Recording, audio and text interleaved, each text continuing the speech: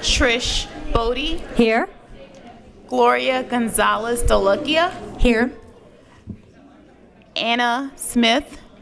Here. Sade Fashikun. Here. Aaron Johnson. Here. Christine Maurer. Here. Alexis Grimes. All right, board members, it is 6:17, and with a quorum of the board present, I call this meeting of Leander ISD Board of Trustees to order. We have a wonderful agenda this evening, starting off, of course, with our students. I'd like to thank those of you who are here in the audience joining us, and for those of you online. Our opening ceremony is where we'll go next. Our Pledge of Allegiance will be done by Cadet Airman Jaron Rosas. He is the son of Holly Temes. Jaron is a freshman at Leander and Glenn High Schools. Currently, Jaron serves as his class leader, and he is also a member of the AFJROTC Color Guard and the competitive armed drill team. After graduation, Jaron plans to attend the Air Force Academy with the long-term goal of becoming a pilot in the Air Force.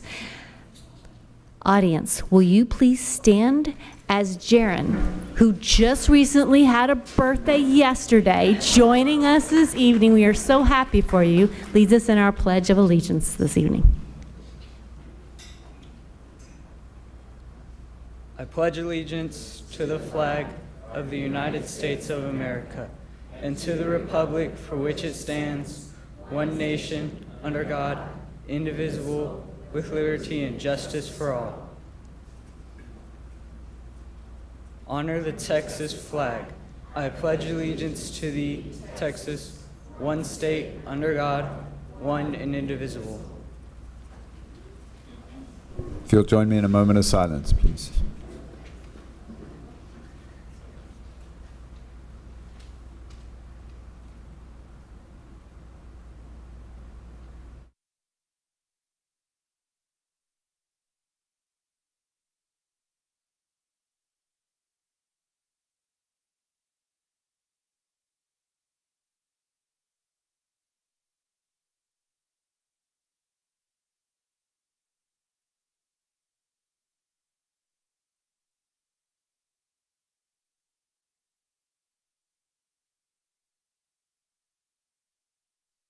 Thank you.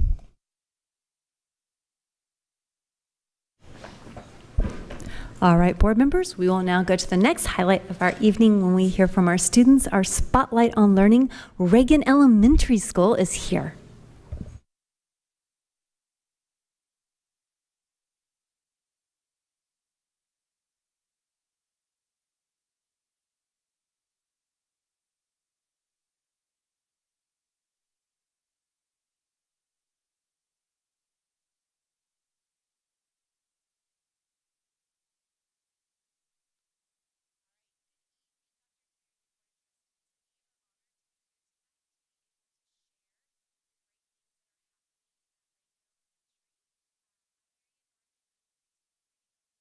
Over here I have Allison Pennington, our assistant principal, and we have some fifth graders from our No Place for Hate team and our student leadership team just to share about the great things that these students have owned and done on our campus, and they're going to also share something impactful that has happened to them at their time at Reagan.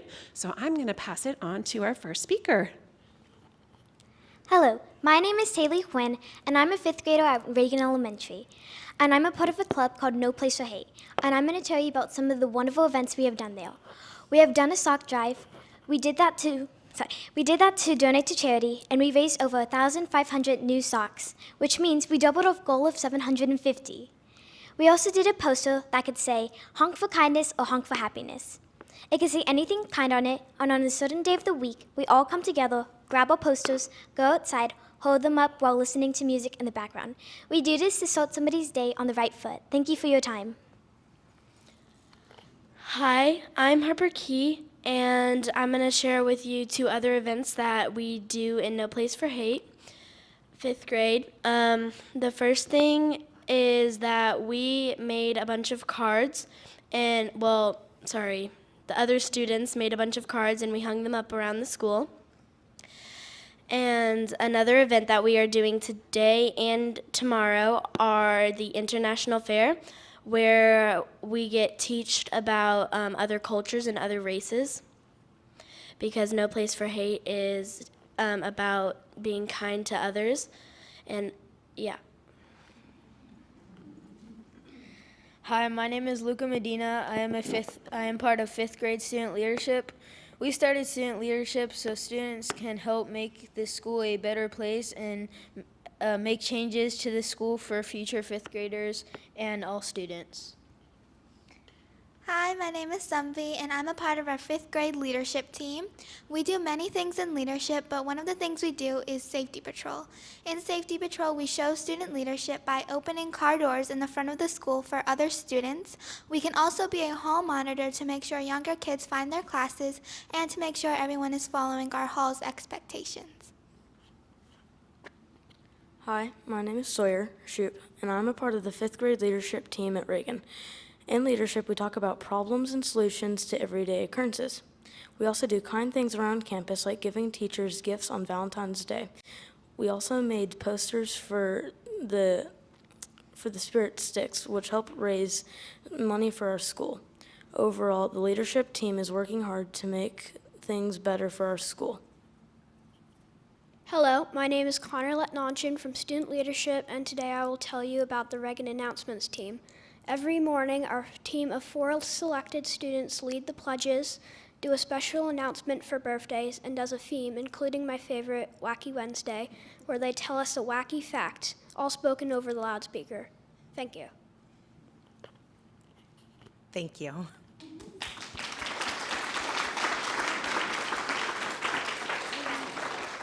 right, so next our students.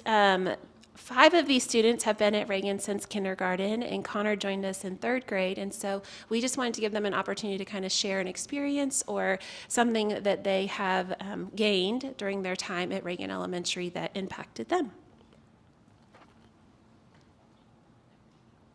Thank you for your time.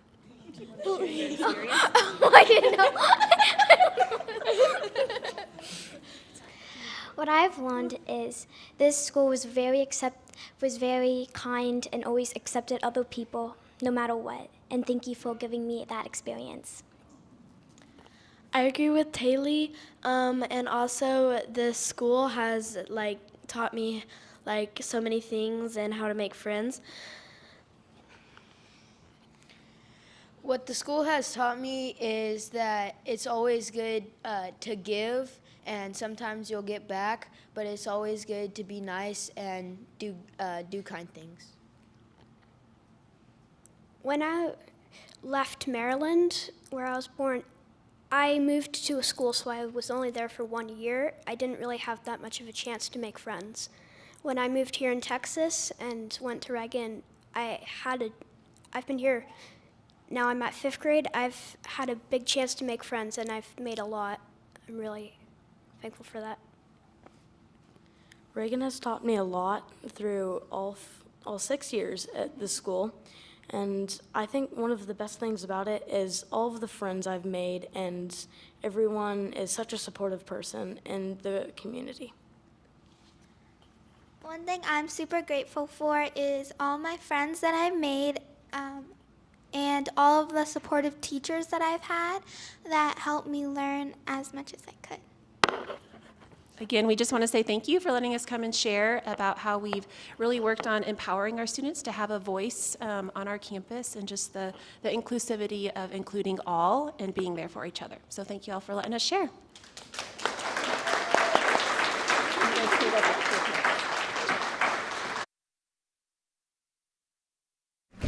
Reagan Elementary, that was a tremendous job. Thank y'all so much for coming and presenting tonight. We really appreciate it. All right, we'll be moving on to the next item on our agenda, communication announcements, our superintendent remarks. Nothing at this time, Madam President. Thank you. All right, we'll be moving on to our board member remarks. First off, let me also tell you a little bit of housekeeping.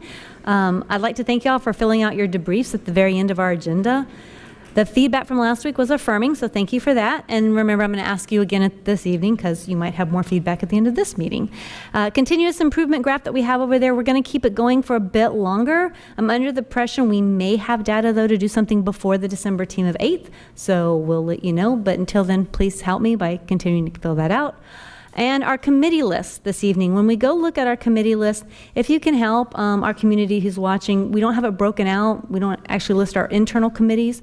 So let's help our community follow along by labeling your update. If you're talking about a committee that was internal or district, just say so. For the internal committee of the Legislative Priority Committee, we have met. We reviewed all the submitted requests for our legislative priorities, as well as we vetted TASB resolutions coming before the board to consider. I will note that the committee has done a tremendous amount of work identifying items that will strategically focus on and target versus the items where we're saying as a district we can successfully, hopefully, collaborate with other organizations or associations to kind of amplify our voice on certain legislative priorities. I anticipate that this will be on our next agenda item for discussion. Your committee is also reaching out to currently elected senators and representatives to invite them to certain events, such as the upcoming State of the District. If you have any other questions or thoughts, send them to me or to Dr. Gehring. The next School Safety and Security Committee, which is a district committee, will be meeting in July. Note that's a formal committee, though. We still do have a school safety team, and they meet and they stay engaged and debrief after events in the spirit of continuous improvement. And then last of my committee updates is the Key 6 meetings. They occurred for Leander and Cedar Park. I really do appreciate the relationships and commitments. Both city council agendas are online, but to spotlight some of the items, the city of Cedar Park at their April 28th meeting recognized Cedar Park High School's Lady Timberwolves as state basketball champions. I'll also point out that the city of Leander has sent certificates to students recognized at the Leaf Star Banquet. And speaking of the Leaf Star Banquet, that was so much fun. I am so glad I was able to support and attend, see our teachers there, cheer them on during that banquet. And if somebody wants to cover more details, they can. I'm going to try to give a brief highlight, which said to say the Star Banquet is about selecting students. Those students get to pick who teachers are that they want to nominate that have changed their life or have changed a moment for them. They're remarkable teachers, and it was such a great evening to be able to spend to hear these students talk about how teachers make a difference. So our teachers in our district are so special, and it was fun to get to celebrate in that way. I'd also like to give a shout out to those who serve on DWIC. I caught the end of the meeting, but it was a packed agenda. I sincerely appreciate all the volunteers who are taking on additional volunteer roles, like serving on a DOI committee, or following up with the intentional feedback on the dress code, the bell adjustment, and dropout prevention. Thank you all, committee members. And then finally, just CTSBA and in different organizations, I've been listening, researching on workforce. We know this board, our teachers in our district are doing amazing things. Our CNS staff, our bus transportation, our IAs, our special education. We have an amazing staff, and we are so thankful for them. And I am looking forward to the partnership I'm seeing, at least with CTSBA, as we continue to talk about ways we're going to advocate not only what we're talking about as a district, but at CTSBA as a region for our workforce. So that'll conclude my remarks. I will start with jumping on the Leaf Banquet. It was amazing. It's been amazing to see. When I started the Leaf Banquet, gosh, I guess that was like 8-9 years ago. The entire intent was an opportunity to celebrate teachers. And it's celebrating students, but at the same time, the students recognizing this is the important educator that helped me get to this point, to whatever point that was. And I know that we all sat at different tables, but we got to hear that story at our table, and then the stories that were shared, and it was pretty phenomenal. The next night, I'm like looking at my calendar trying to remember. I know you and I went to the Danielson Middle School dance performance, and it was the most beautiful experience of community and dance and inclusion. The way that everybody was really brought in, of different abilities and different perspectives of dance. It was really amazing. And what was really amazing, at one point, I'm sitting there and Anna was like, turn around, look at this. And the people were like jam-packed into every nook and cranny. You know, Danielson has that different, that structure of that, I guess, what do we call that room now? The common area. But I mean, for as far as you could see, there were people on top of each other. And it was like, oh, do you have a student in dance? No. And it was like, oh, you have a student at Danielson? No. And it was like, I have a student at Glenn. But I mean, there were other people in the community there that were coming out to celebrate and support. And I just thought that was really phenomenal. Other times just going to end of year banquets and robotics and PTA things. There was also recently, I guess that was last night, our Diversity, Equity, and Inclusion Committee. And being able to meet as a committee and really reflect on the work that's been done and what are our goals and our hopes and dreams for where we go? What do we want to see next? And what does that look like? And how do we bring the community together to create this space for everybody?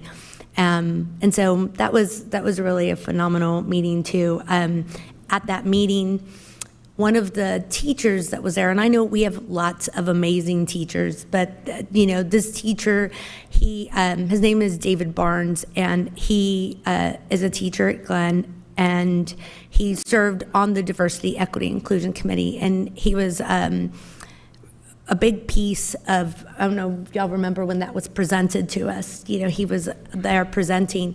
As of today, that is also now Dr. David Barnes. And I just like to be a teacher and to be out teaching every day and to go and make this investment to make yourself better, because you just want to be better and be better for your students and be better for your community. That's huge. So I know he's out of town, I think today, celebrating, walking the stage and doing his graduation. So wherever he is, I just want him to know, really proud. So. All right, just a short one for me. Again, the Leaf Star, it was really great too that they included elementary and middle school this year. It was fabulous. I got to sit with a real sweet family and their teacher, and both siblings had that teacher. So it was really nice to be able to see that he had the boy and now he has the girl, and it's just been great. So it was a really great night. Really enjoyed it. One thing I wanted to mention for the community at large is that there is a blood drive for Representative Busey is hosting a blood drive next Tuesday from noon to 4. So I know that the blood bank has requested, I guess they're low on blood. So if anybody is able to donate, then please do that. That's all I have. I've been busy. I'll narrow it down though. I don't remember the date, but Wiley Middle School held their first marketplace. It's their Mix Inc. student entrepreneurship. It was amazing. Miss Baum has been, what's cool is because we went to our campus visit back in, I don't remember, Angela, way back then. But we got to see the students at the beginning stages of their projects. And she invited me back during Shark Tank. And so I got to see them in the middle part of their progress. And so to see them at the end was pretty amazing what the end product was. But what I loved most about it is a lot of these marketplaces are held after school, which is great, you bring the community in. But this time it was held during school hours, and what I loved about it is students got to get a chance to see what this program really is about and how much fun it is and what real life skills they're bringing. And I got there at 11 and everything was sold out. So, but it was great, great event. I'm super excited to see that program grow at Wiley because the kids in there, the library was the place to be that day. North Elementary is coming along. I got to take a tour of my neighborhood campus, and it was pretty amazing to see. We've seen it start from the ground up. There's walls. It's going to be great. And then in addition to that, they started their new PTA. We had about 35 parents there at their first meeting. It was really, y'all know I get excited about PTA, so to see as many parents and a principal excited about the future, plus teachers were there, it was pretty exciting. And I went with Gloria to the Danielson Dynasty dance recital. It was amazing. But I think what I loved seeing about it, just kind of touching what Gloria said, is we're seeing this common pattern in our fine arts program, inclusion.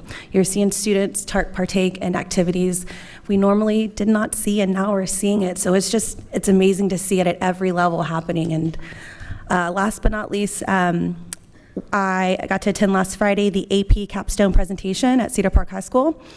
Miss Madrid and Miss Lux over there invited me for some amazing AP research presentations. Those kids, they're amazing. They're going to change the world. But most importantly, my favorite presentation was about white noise. Apparently there's like brown noise, there's pink noise, there's all sorts of noises.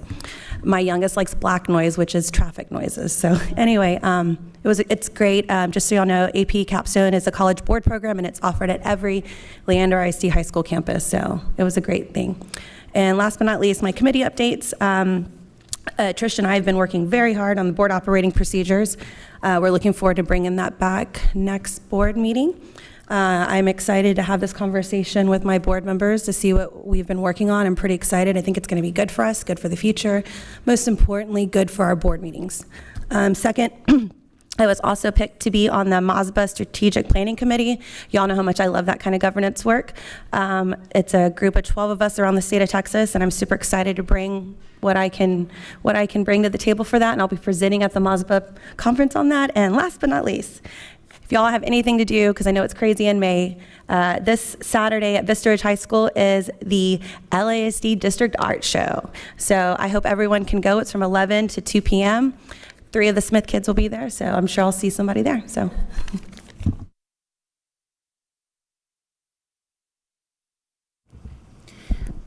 I attended the Leaf Gala, and I did enjoy having some interesting conversations with the middle school student and the teacher. One of the things that we ended up talking about was iStation and how it impacts her learning, and so that was actually quite an interesting discussion that we had about iStation. And let's see.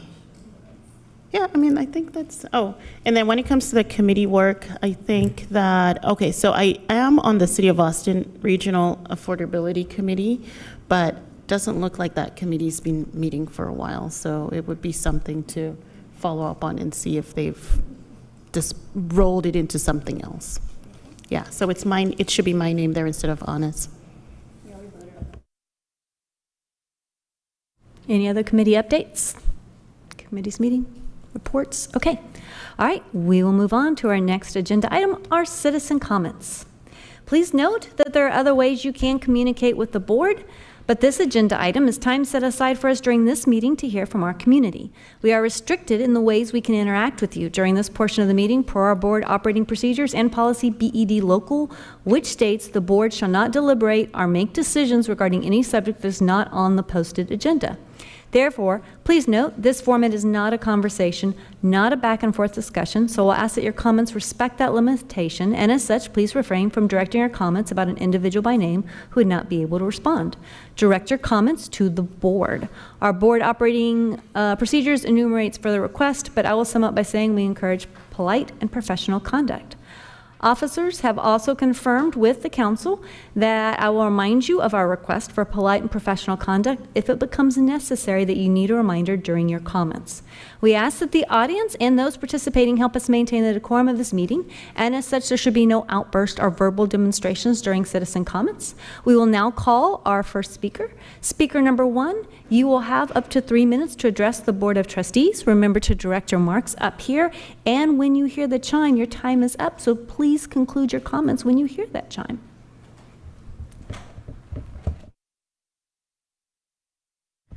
Good evening. Thank you for letting me speak. From humble beginnings, Leander School started with a little log building in 1855. Can you stop for just a second? I'm sorry, we need to get our timer so it doesn't chime in the middle of your comments. Just a second, we'll reset. We're doing 3 minutes. Okay. Right? All right. Thank you, Speaker 1, for your patience. Yeah, no problem.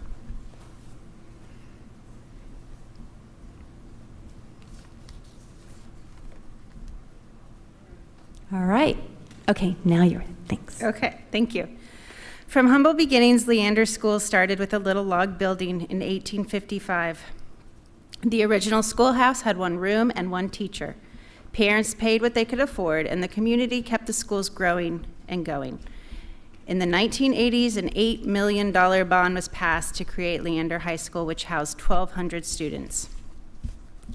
Leander Independent School District is integral to our community. Today, we have over 41,000 students and 45 diverse schools. The district is part of the third largest market sector in our area and employs over 5,300 professionals who improve the lives of our children every day.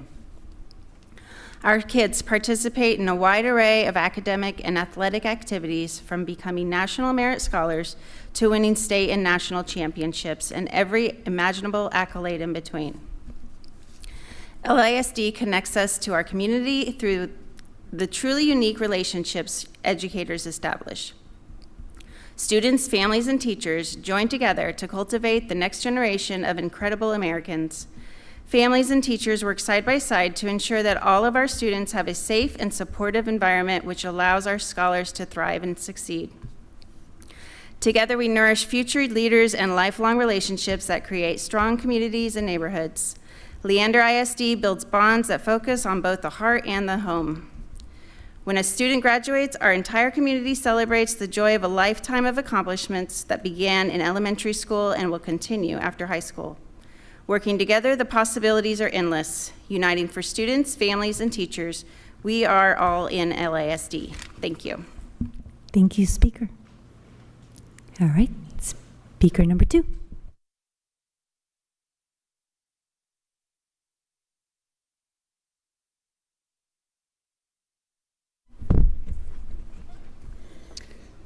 Good evening, Mr. Superintendent, board members. I'm here this evening to speak briefly on a item that's not on the agenda, but I waited to see if it would be added to the agenda. The title of my speech is called Freedom of Expression and Protecting the Kids. The reason why I waited to see if this was going to be on the agenda is kind of ironic, because today is a day, a very special day in our country. Today is the National Day of Prayer, and I wanted to see if I'd be able to speak to that on the agenda. And it's quite noteworthy that it is not on the agenda. And this goes right along with a topic that I speak about often: diversity, equity, and inclusion. What does that mean? Does that mean the people that we agree with, or does it mean everybody? Today we celebrate a very important part of our country's history, and our district doesn't appear to acknowledge it. It's also a very important part of our freedoms. It's related and connected to the First Amendment, the very topic here: freedom of expression, freedom to say what I believe and then not be criticized or chastised about it. The truth is, ladies and gentlemen, I don't hate any of you. I just don't agree. There's nothing wrong with that. I don't hate teachers.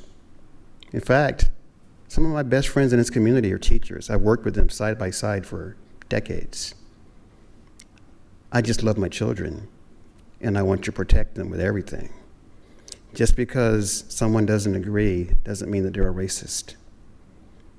Just because we don't agree doesn't mean that we can't get along. In that National Day of Prayer, the Lord, the God that I worship, He calls for me to do something that we find it very hard to do. He calls for me to pray for those people who don't treat me well. And I'm here to say that on this National Day of Prayer, I pray for each one of you. I'm not here to try to destroy you. I'm just here to express my views, be represented just like anybody else who wants to be represented and would like to be respected. Thank you very much for this opportunity to celebrate this national special holiday and to be part of this very special community. I'm not trying to destroy the school system. I'm very invested in it, like you have no idea. Thank you. All right, thank you, speaker number 2. Speaker number 3.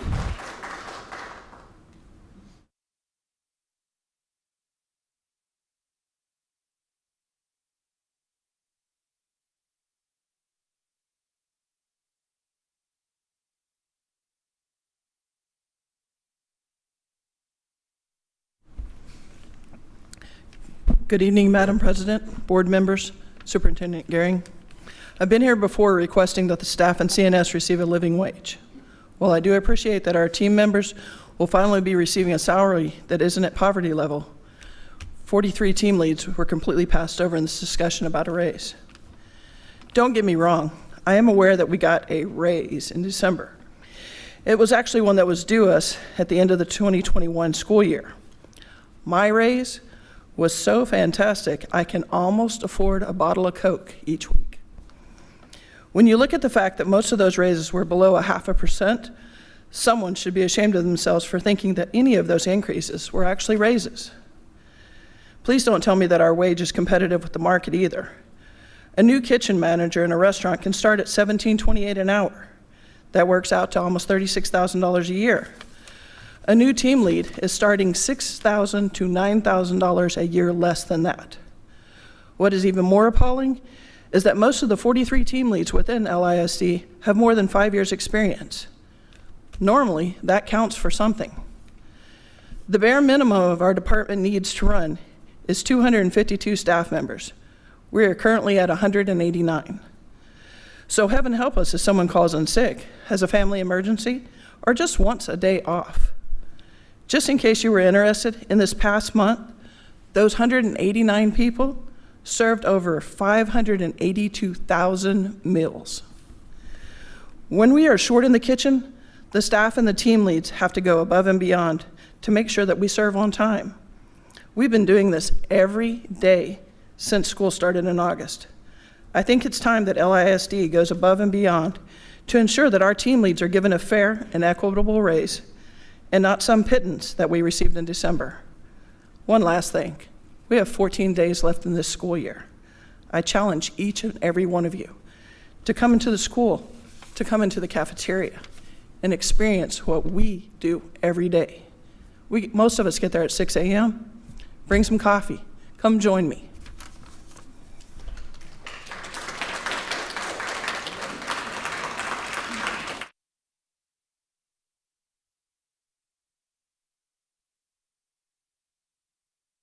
Speaker number 4.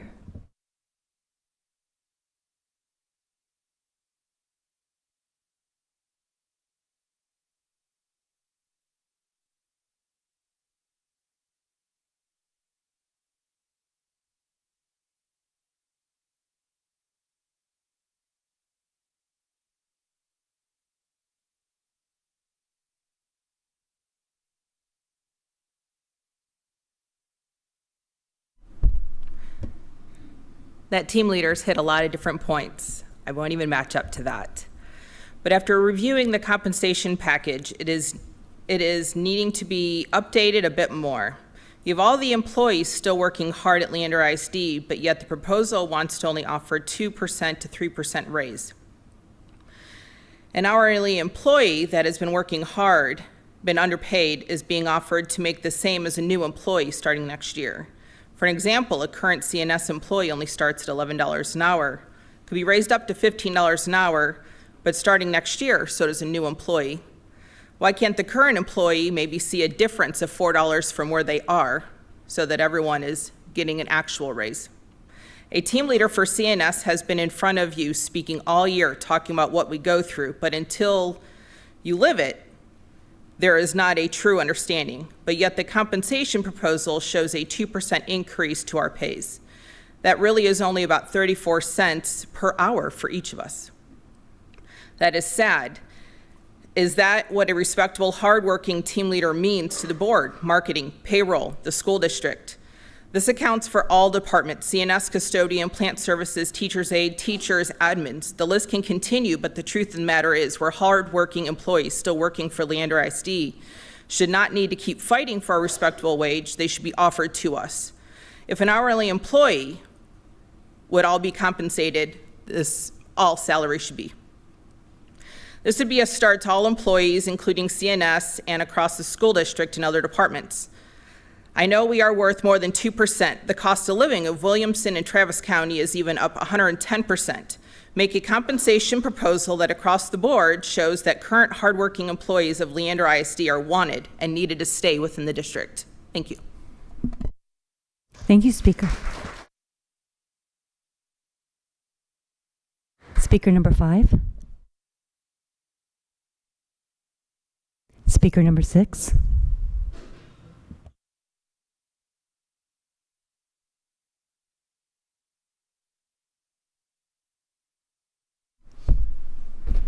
Good evening. A former kindergarten student of mine earned class points and redeemed them with asking to do a read aloud for my class. I was so proud of him. He looked like a leader, a confident reader, and even facilitated a great book discussion with my students. Afterwards, I told him what a great job he did and what a strong reader he was. His response? "That's because of you, Miss V." It floored me, y'all, and in the best possible way ever.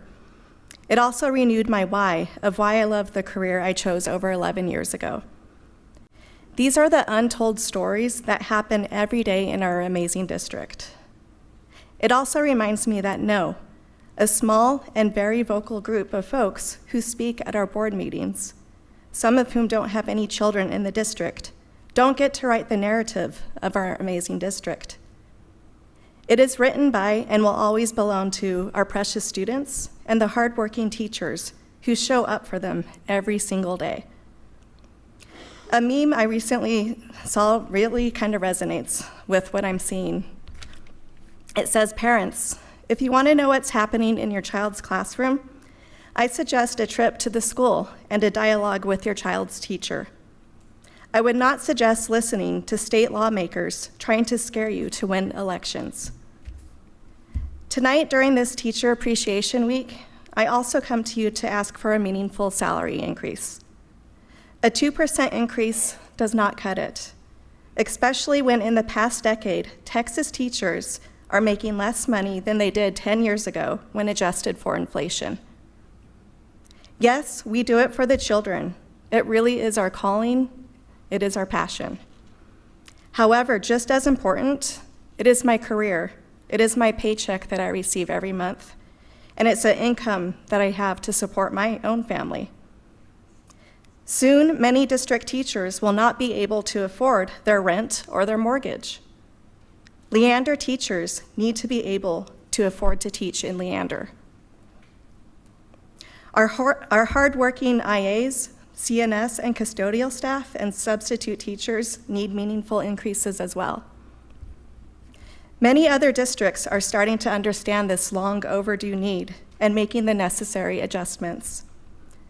To maintain our status as a destination district, we need to be able to retain the top quality teachers and attract new ones. In order to do so, our compensation structure needs to be competitive with other Texas districts. Some examples: Houston ISD is now giving recruitment and retention stipends of all the way up to $10,000. Garland ISD voted to approve a $60,000 starting salary for teachers, 5% midpoint pay raise for teachers, and $2,000 retention stipend.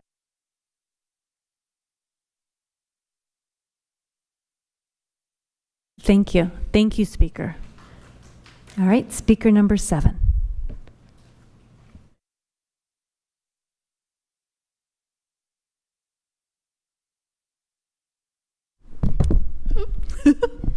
Good evening. Thank you to the board members and Dr. Gearing for allowing me to speak this evening.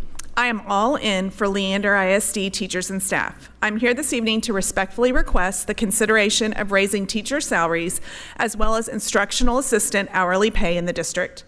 I've had the opportunity to teach in other districts during my teaching career. I've taught in Judson ISD and Round Rock ISD, so I've experienced working in other Texas districts. The reason I share this with you is because I specifically wanted to teach in Leander ISD once my children began attending in 2008. I had other colleagues who I had previously taught with in Round Rock that were sharing the Leander way and proving what a great district this is to work for. They would talk of the warm family atmosphere and the focus on teaching the whole child instead of focusing on only standardized testing. I worry now that with our current salary schedules, we will begin to lose amazing teachers to other districts who are willing to pay more annually. I've seen projections for only offering a 2% raise when neighboring districts are offering anywhere from 5 to 8%. If we are to be a destination district, then we need to pay our teachers what we have earned to keep their expertise in LISD. I also want to speak on behalf of our instructional assistants.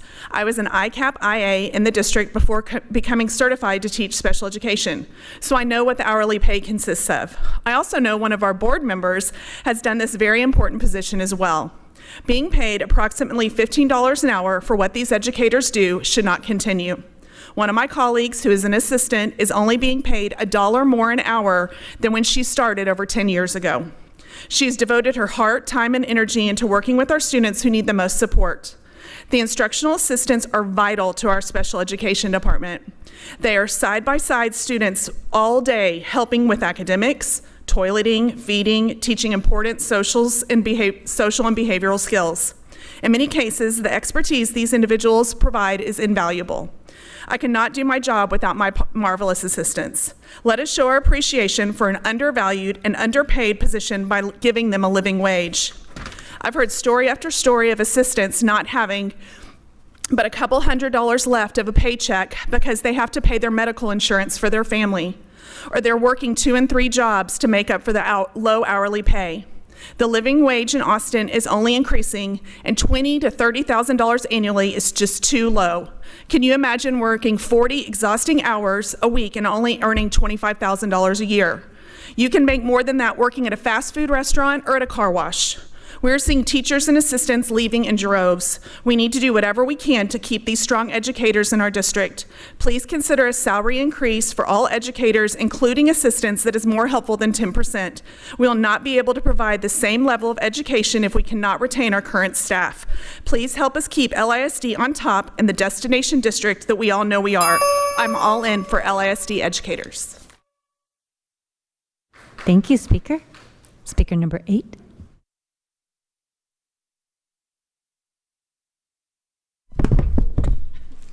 Good evening. I'm finally on top of it today, I guess. Good evening, Dr. Gearing and board members. At the last meeting, I was calling out the non-transparency book review and reconsideration process with the committees. Why does the state of Texas have requirements regarding these harmful elements to kids for school districts to model if our district does what they want to do and fit what the state calls lawless into the policy? When the review is conducted for stamped, the facilitator never asked the committee to consider the objections raised by the community members who stood against these harmful elements of these books.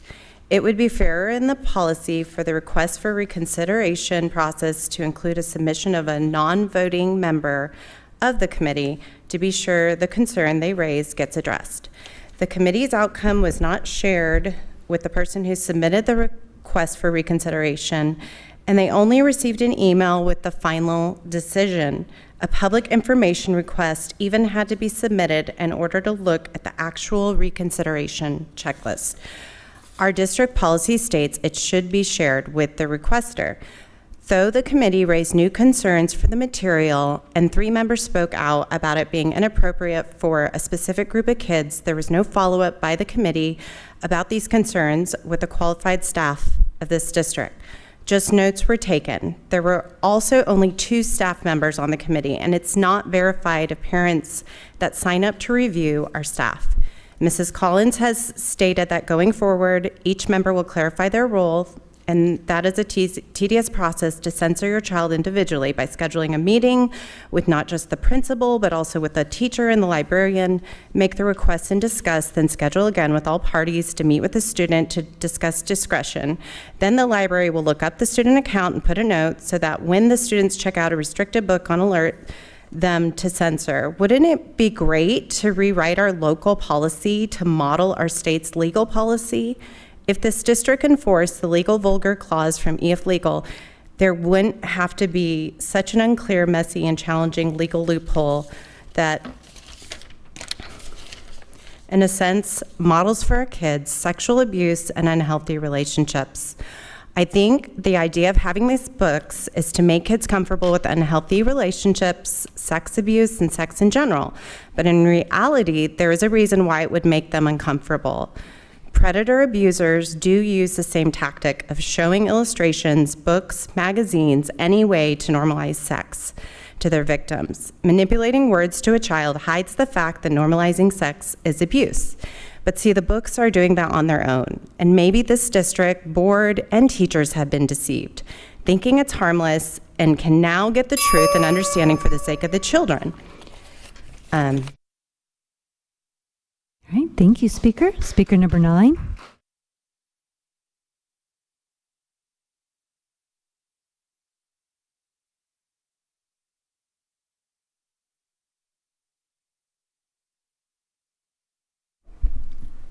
Good evening. My name is Tom Crawford, and I'm an LISD parent that is all in for LISD and public education. I'd like to start with the 60-second history lesson and Thomas Jefferson.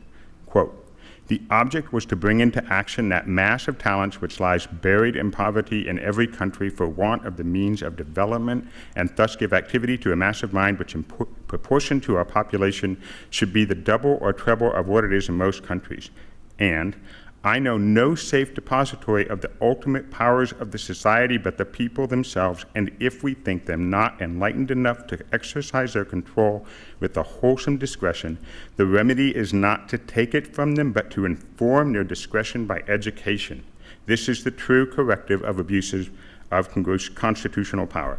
It is easy to see that he believed that public education for all people, such that they could be informed and versed in critical thinking, was to the long-term benefit of the country as a whole, and he was correct. It is a perfect idea responsible for so many of the accomplishments in this country. That idea rests on another perfect idea, that all people are created equal. The challenge, of course, is that even perfect ideas can still be complex and challenging to execute. People of good faith may disagree in the nuance of that process. That doesn't mean that we discard the idea, but rather that we work even harder in partnership to improve our execution of the idea. If we, as did the Founding Fathers, believe in public education and that all people are created equal, then public education cannot be a cookie-cutter experience because we are not cookie-cutter people. There are students here in LISD educated and inspired by fine arts and auto shop, history and athletics, English and Spanish, DEI and FFA, STEM and special education, and all the other creative curricula and opportunities developed and supported by the amazing teachers and professionals here in LISD. I truly believe that teachers are focused on the education and inspiration of their students, and that there is no other reasonable explanation why someone would choose to enter a profession as demanding, underappreciated, and undercompensated. I can speak from experience, as my daughter is an LISD graduate who, upon graduating college next year, will be joining the ranks of teaching professionals in spite of the incessant efforts to denigrate and even eliminate public education and the careers of teachers and staff that provide learning and opportunity for all students in LISD. And that is why I am all in for LISD. Thank you, Speaker. Speaker number 10.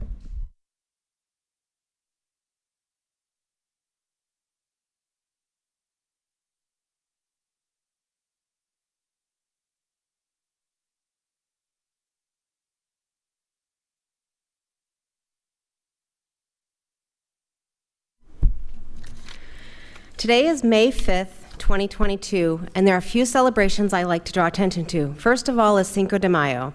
Cinco de Mayo is often confused with Mexican Independence Day, but it actually commemorates a significant battle during the Franco-Mexican War that took place in a town called Puebla. The Mexican army, who were considered the underdogs, ended up overtaking the French and came out victorious. Celebrations began in 1863. Today is also the National Day of Prayer, which began when President Harry S. Truman proclaimed a National Day of Prayer to be observed on July 4th, 1952. Each year since that date, Americans have observed the day in their own way. The observance moved to the first Thursday in May by President Ronald Reagan and has been proclaimed each year since. This afternoon, I took the opportunity to go to the Cedar Park Police Station to celebrate with other community members, leaders, and pastors in our community.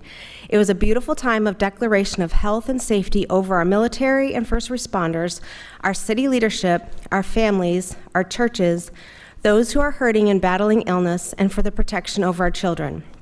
It was an encouraging time as those who spoke, sang, and prayed asked Jesus for healing, protection, blessing, guidance, awareness, obedience, and strength over our entire community. One very special highlight was the prayer for the restoration of unity over our cities.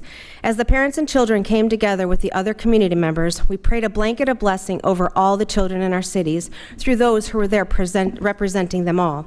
For those of you unable to be at one of these events that took place across our nation today, I want you all to be encouraged that you don't lose heart, that your children are deeply loved, concern over their well-being is prevalent, and that there were many across our nation who declared goodness and protection over your children.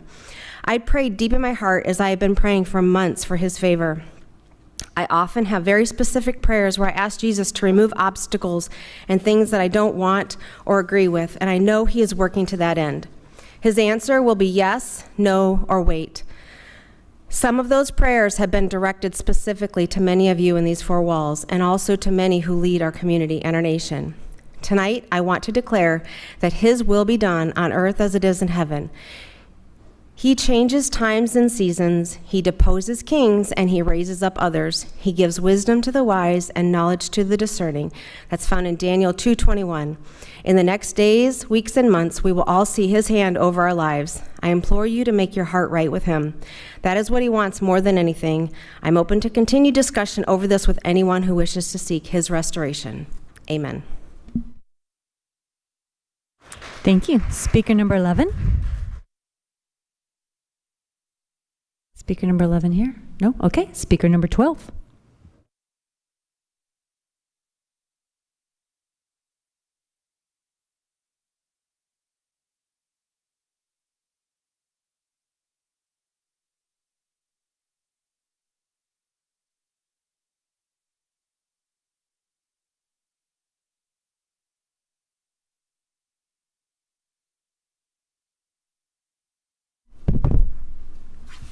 Hi, I'm Mrs. Pogson, and for once I had a 1.5-minute speech. I have 3 minutes. Nice. As expected, I'm speaking about books again. Why? Because you fail to acknowledge the harms imposed on the children you claim to serve. You are complacent in your mandate to protect the students in this district, and you are putting the community at risk of costly legal repercussions. And if that's not enough, you allow the infiltration of these harmful books to replace academic rigor. I did a cursory average of Lexile ratings of the books in the ELA choice book reading list. And it was cursory, and I admit there were some blanks in some of the lists that I have, so I'll go back and try to get more accurate information. But this is just in general the average of the Lexile for the book clubs. English 1 fall, 9th graders choose from a list of books that average out to a 4th grade reading level. English 1 spring, a 6th grade level. English 2 fall, a 6th grade level. English 2 spring, a 4th grade level. I'm guessing that's the graphic novel section, because they always tend to be way down in reading level. English 3, our 11th graders are reading at a 3rd grade level for both semesters. English 4, both semesters are 5th grade level.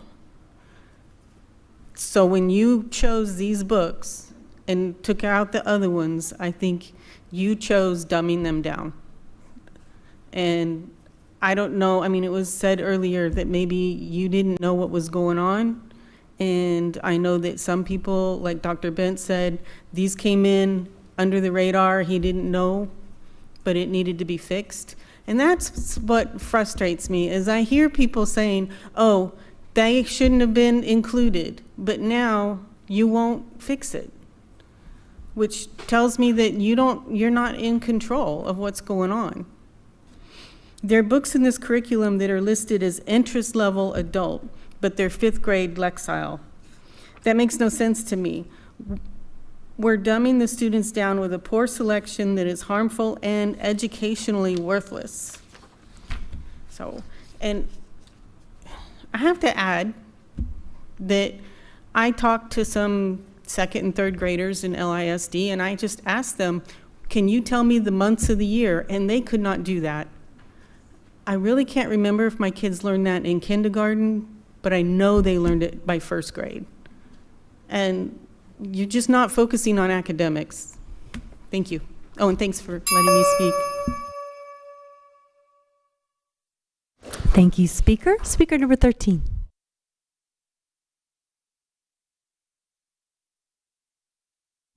Hello.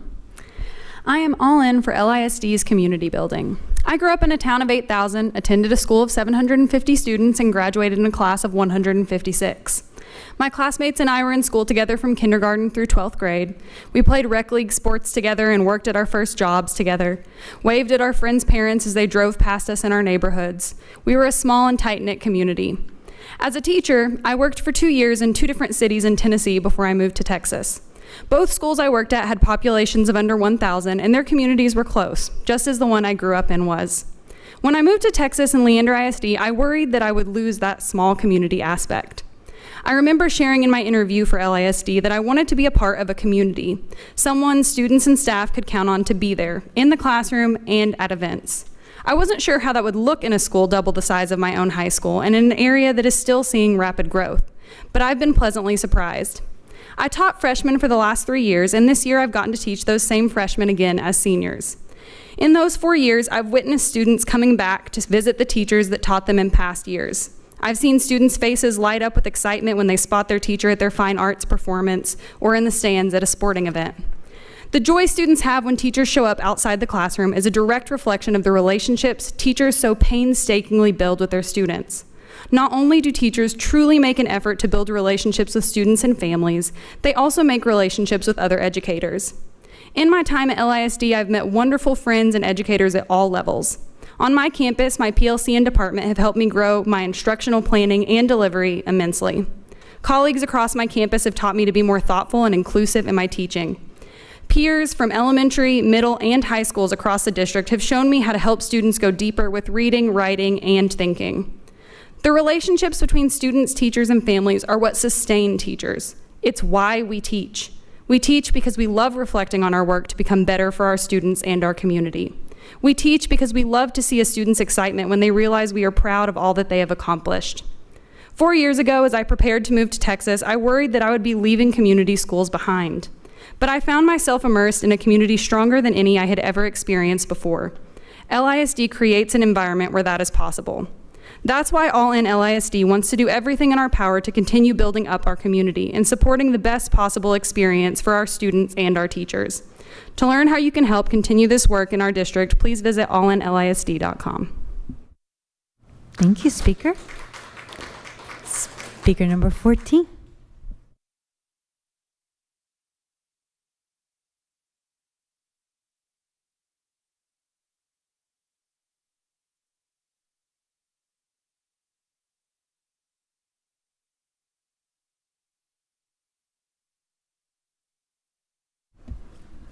I've always loved The Wizard of Oz, and one of my favorite characters is Glinda, the Good Witch of the North. I loved her portrayal in all versions, from the original Wizard of Oz to The Wiz to Wicked. One quote from The Wiz that I love is, "Home is a place that we all must find, child. It's not just a place where you eat or sleep.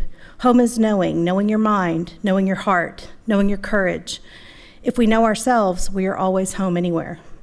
I wholeheartedly agree that people need to know themselves to find their home and their peace. I don't know who needs to hear this, but kids, your sexuality is not your identity. Your gender is not your identity. Sex and gender is not the total of who you are.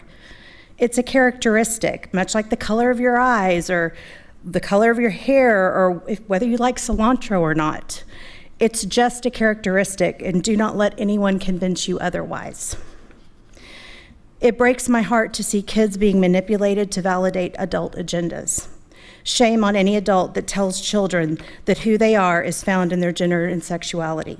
Your identity is found in who you are as a human being, your heart, mind, and spirit. Are you shy? Are you kind? Are you loyal, funny, quick-witted, science-minded, artistic, athletic?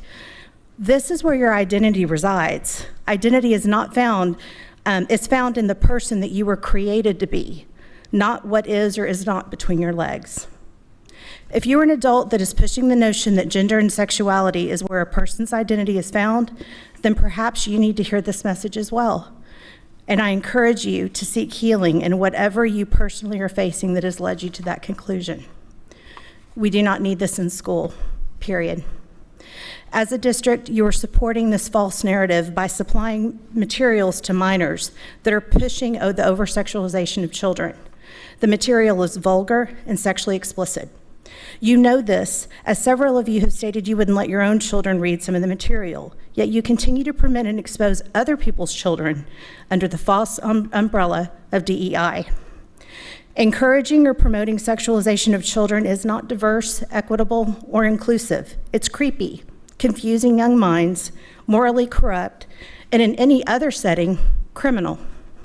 So I ask you, the administration, are you a good witch or a bad witch? Just as Glinda told Dorothy in The Wizard of Oz, you've always had the power, my dear.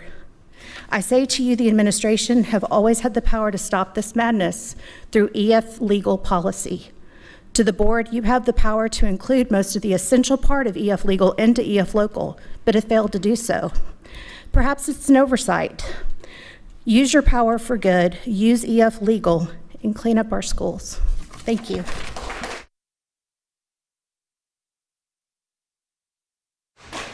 Thank you. Speaker number 15.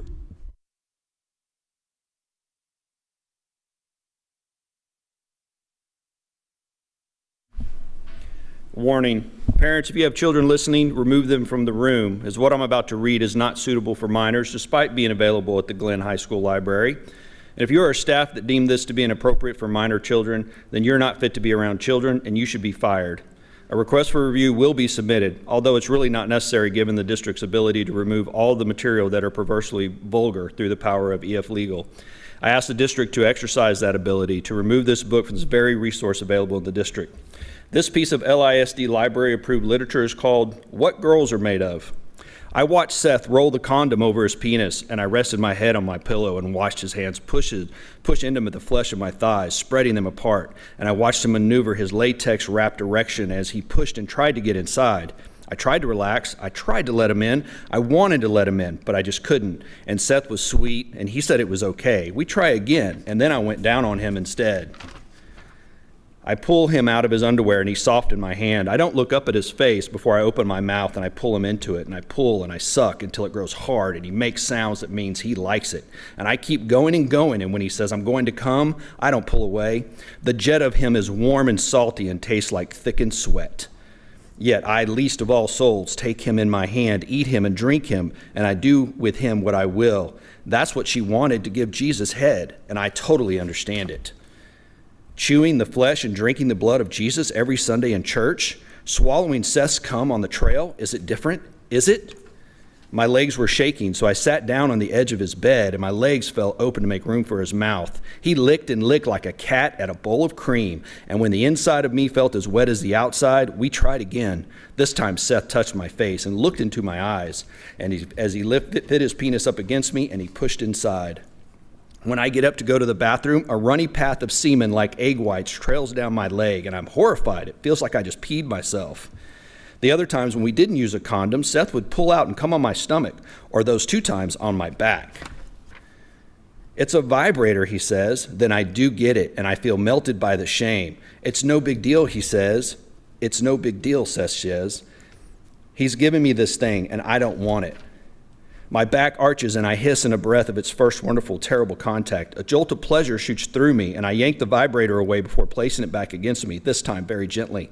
It almost hurts, the hum, the buzz, the stroke of it, so different from the jet of warm water that pours from the shower head, so different from the press of my own hand, so different from the wet lapping of Seth's tongue. It's the way he looks just after he comes, his face softened and sweeter than normal. It's the way his fingers look glazed like a donut after they've been inside me. It's everything. He is everything. Is this the best you can do, LSD? It's time to clean house.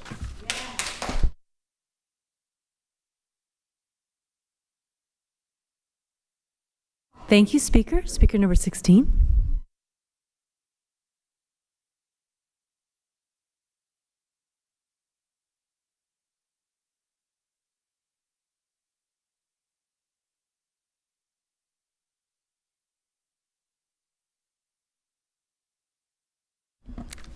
That's going to be a hard one to follow. There seems to be some confusion as to whether or not LISD teaches CRT, with members that support it claiming there's no CRT in K through 12, while they also whined about Texas passing HB 3979 and subsequently SB 3 that banned CRT from our classrooms. HB 3979 became effective September 1st and effective December 1st, SB 3, which further refined the language to effectively ban the Marxist ideology of CRT. Texas ED Code 28.0022 states, a teacher, administrator, or other employee of a state agency, school district, or open enrollment charter may not require or make part of a course inculcation in the concept that one race or sex is inherently superior to another race or sex. An individual, by virtue of the individual's race or sex, is inherently racist, sexist, or oppressive. An individual's moral character, standing, or worth is necessarily determined by the individual's race or sex. An individual, by virtue of the individual's race or sex, bears responsibility, blame, or guilt for actions committed by other members of the same race or sex. At this point, there's really no reason for anyone in this room to not be aware of what is allowed in classrooms and what is not. Obviously, we have a problem with that. God bless Texas. On November 8th, my son received an assignment on the controversial commercial by Gillette. We believe the best men can be, insinuating toxic masculinity, men are oppressors, men are notoriously guilty of sexual harassment, fighting, bullying, I could go on. October 15th, my son had an assignment on James Baldwin's My Dungeon Shook. Quotes, he was defeated long before he died because at the bottom of his heart, he really believed what white people said about him. There is no reason for you to try to become like white people. The really terrible thing, old buddy, is that you must accept them.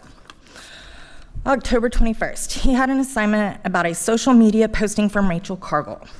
Yes, systemic racism is real, and lots of white people who seem blessed are dealing with their own childhood traumas and abuses. Your post makes it seem like white people collectively have perfect lives and black people are collectively suffering. The assignment includes a comment, a deep desire for white Americans to tokenize successful black people as a means to bury the realities of systemic racism. The curriculum that my son has been subjected to throughout the entire school year overwhelmingly tries to teach him that young white men like himself are toxic, racist oppressors in clear violation of ED Code 28.0022. I do not see one assignment that suggests women may possess oppressive traits or anyone of another skin color could have negative traits. The Texas Educators Code of Ethics Standard 1.7 states, an educator shall comply with state regulations, school board policies, and other state and federal laws. So since your curriculum specialist didn't think it was a good idea to clean up the curriculum to put LISD in compliance with SB 3, you have opened the door for parents like me to file complaints directly with TEA and the State Board of Educators certification that can potentially lead to them losing their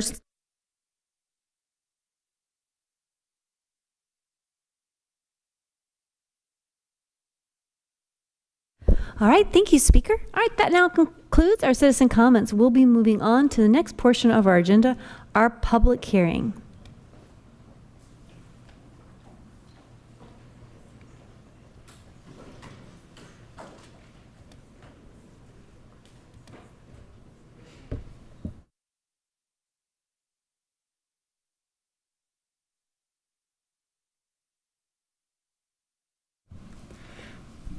Good evening, Madam President, Board of Trustees, and Dr. Gehring.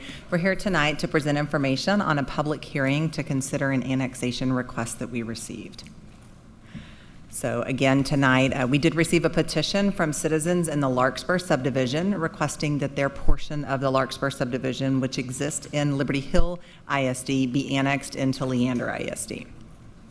So I am not going to read all of this to you, but this is what Education Code 13.051 outlines, is that when we receive this petition, we must hold a public hearing, and then the board will either adopt a resolution or disapprove the resolution based on your discussion as a board and your findings.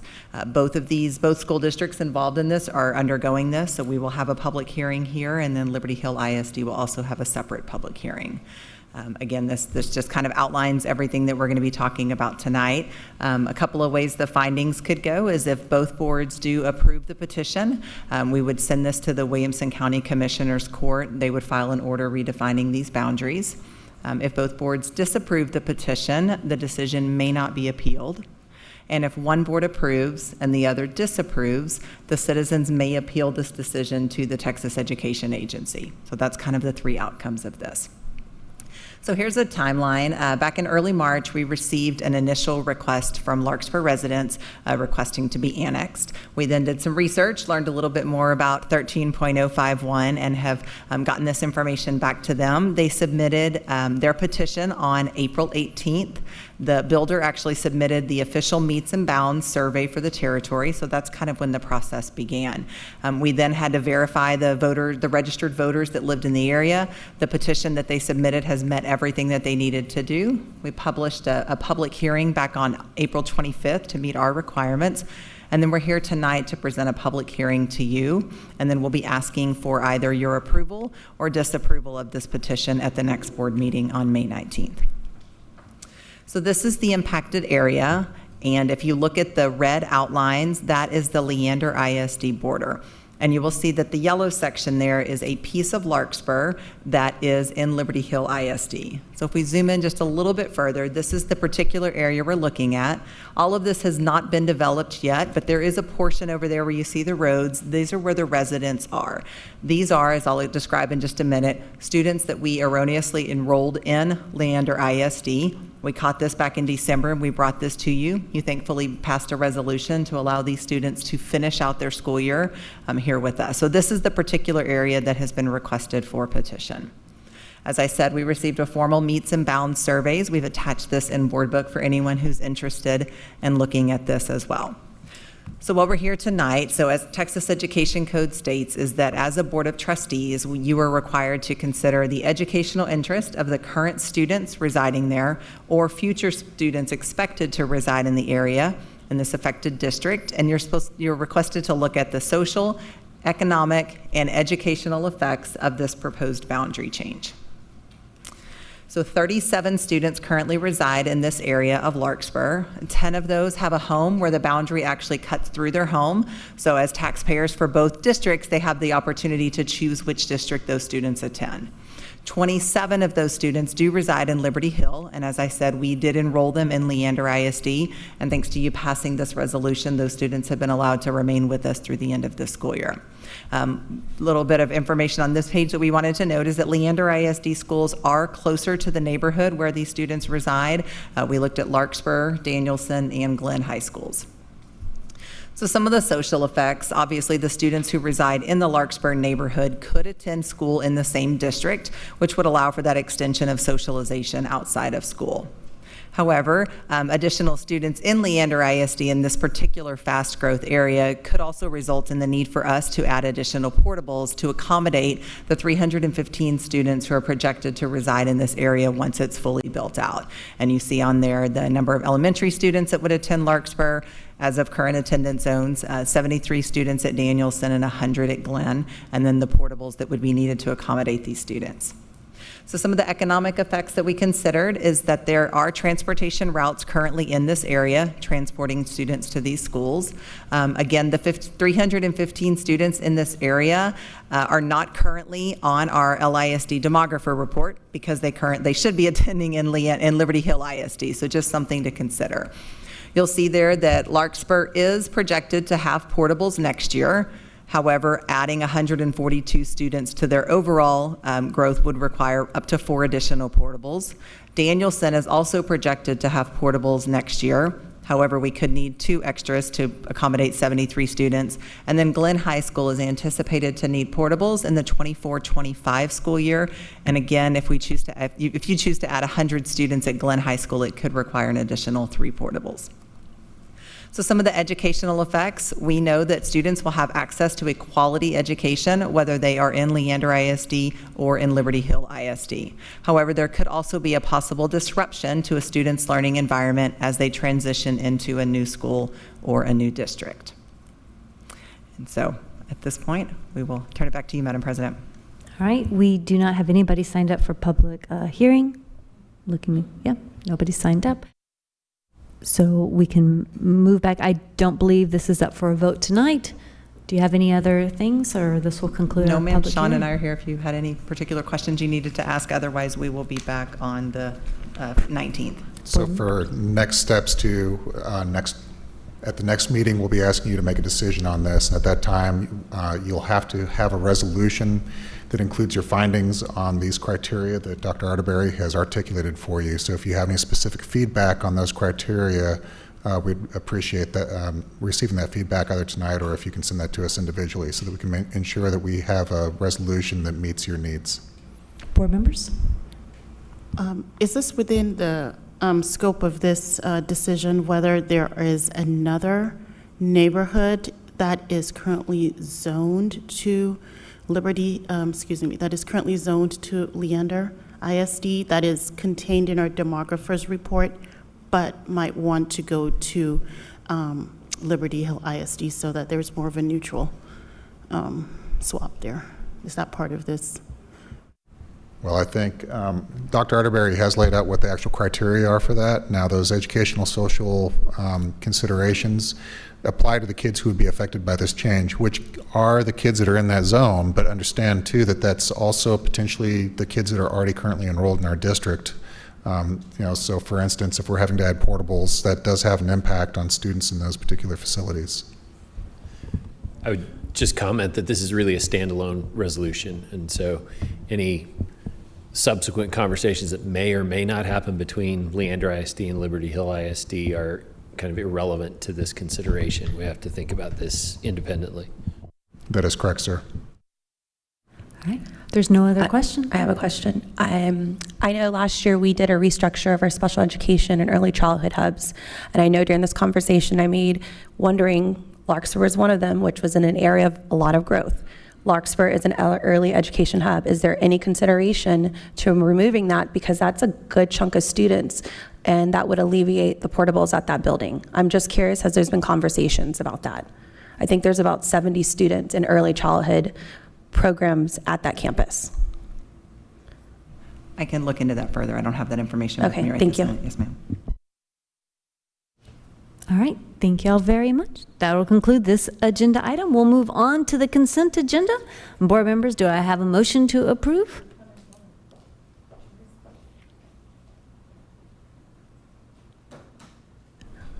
I move to allow, wait, is that it, right? The consent? Is that it? I move the consent agenda items be approved as presented. I second. I have a motion from Gloria, second from Christy. All those in favor, please raise your hand. 6 ayes, no nays, motion carries. We'll move on to the superintendent's report. Thank you, Madam President. I had the great good fortune today of being the guest at a presentation at Rutledge Elementary School of these young people. And this was a presentation about stuttering. And I was intrigued when they invited me, but I was more intrigued when I arrived and listened to them and then heard the bigger story. So in a little bit, I'm going to share that with you. But I just want to give a big shout out to our speech language pathologist there at Rutledge Elementary, Erin Rindernacht. She is a phenomenal young lady doing incredible work with our kids, and I'll share that with you in a little bit. But I had to share this picture of them to start our presentation. Enrollment, every week it seems like I've been telling you that we're drifting up in enrollment, and so now in natural variation we're drifting slightly down in enrollment this time in these last 2 weeks. Just to put that in context, 62 kids on the 42,000 that we have is just a little over 0.1%, so just a natural variation in what we do at this time of the year. So we're still in good shape. We still continue to watch those numbers very carefully. Attendance, of course, is critically important to us, and we're watching these numbers very carefully because these are directly tied to our revenue stream. And you can see those numbers are still not where we would like them to be, which is nearer the 96% mark where we're budgeted. And so we continue to watch that very carefully. We're in a very tricky environment, of course, with encouraging folks to come to school. Lots of interest in illness around in the community right now.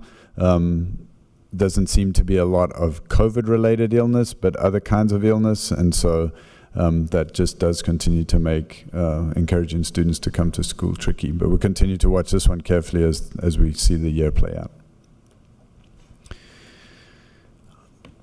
this is Teacher Appreciation Week, and so as I travel the district, it's just so heartwarming to see what all of our community is doing for our teachers and how they're putting out the love for our teachers. These shirts, these two kids were the best.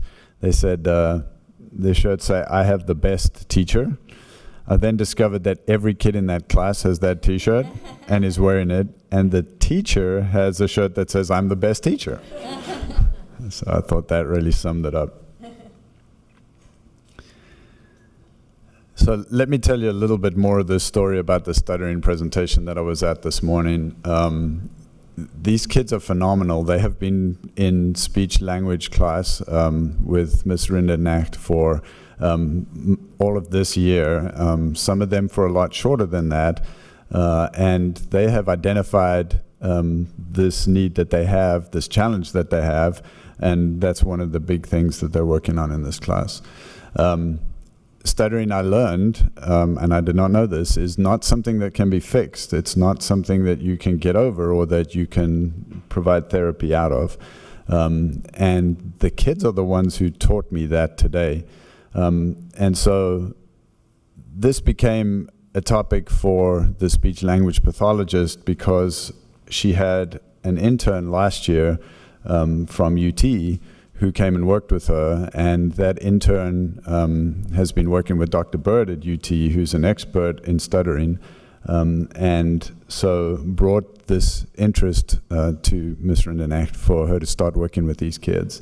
And the full circle and organic nature of how this program is developed at this campus is, I think, an indication of the empowerment that we give our staff across the district to learn new things and then to implement them at their campus with their groups of kids. So the teacher is empowered to do this work and was empowered by an intern student, a graduate student from a partnership that we have with the local university. And so I love the narrative of how this whole piece is developed. So not only that, but now she's making connections with teacher at 4 Points Middle School and the students that teacher is working with, who has connections with students and teachers at Vandergrift High School, and they're developing almost a systemic approach to how we're treating stuttering in our district. And so it's fascinating to just watch how empowered our staff are to make sure that they're doing what's right for kids. And in turn, then, how she has turned around and empowered these students to take ownership of their learning about a challenge that they face and how they overcome that challenge. And then what's really powerful for me is that they could articulate exactly what are we learning in the speech therapy class. And so they talked to me about self-disclosure statements. And not only that they knew what that was and they could articulate that language. Remember, these are a mixed group of first, second, third, and fourth graders. But that they could articulate that was a really difficult thing to do. But once they did it, it really made a huge difference in their approach with their friends, with their teachers, and how they were interacting on their campus. They taught us stuttering facts because they have become stuttering experts, and they were more than happy to share that with us and teach us all about this challenge that they faced. And then what really hit it for me is they said, the reason we're doing this is because we know that we have to learn how to be confident communicators. And that just leaned, for me, directly into our graduate profile and the work that we've been doing in strategic plan. And so in one small session, because of an invitation, I saw full circle come around through empowerment of our staff, of our students, leaning into the graduate profile and the strategic plan. And this is happening across the district, and I'm just bringing you one story of what that looks like, but it really is powerful in our district right now. I then had a chance to sit at Aiken Elementary School and had the great good fortune of having a first grade student practice her student-led conference that she was about to do with her parents on me. And so I got the checklist, and she sat with me and walked me through her portfolio of learning. And what I loved about the portfolio is it focused on her writing and on the growth of her writing over time. And she could clearly articulate to me, look, this is where I started, and look at my handwriting, and look at the ideas that I expressed, and then look at how much better I got over the year. And by the end of the year, this is the book that I produced that has now a watercolor painted cover and looks much more like a published article than anything else. And so a really great, powerful experience of student empowerment in tracking my own progress and my own learning, and being able to articulate that to an authentic audience, which is my parents, and really give them an insight into what does my learning look like in my classroom.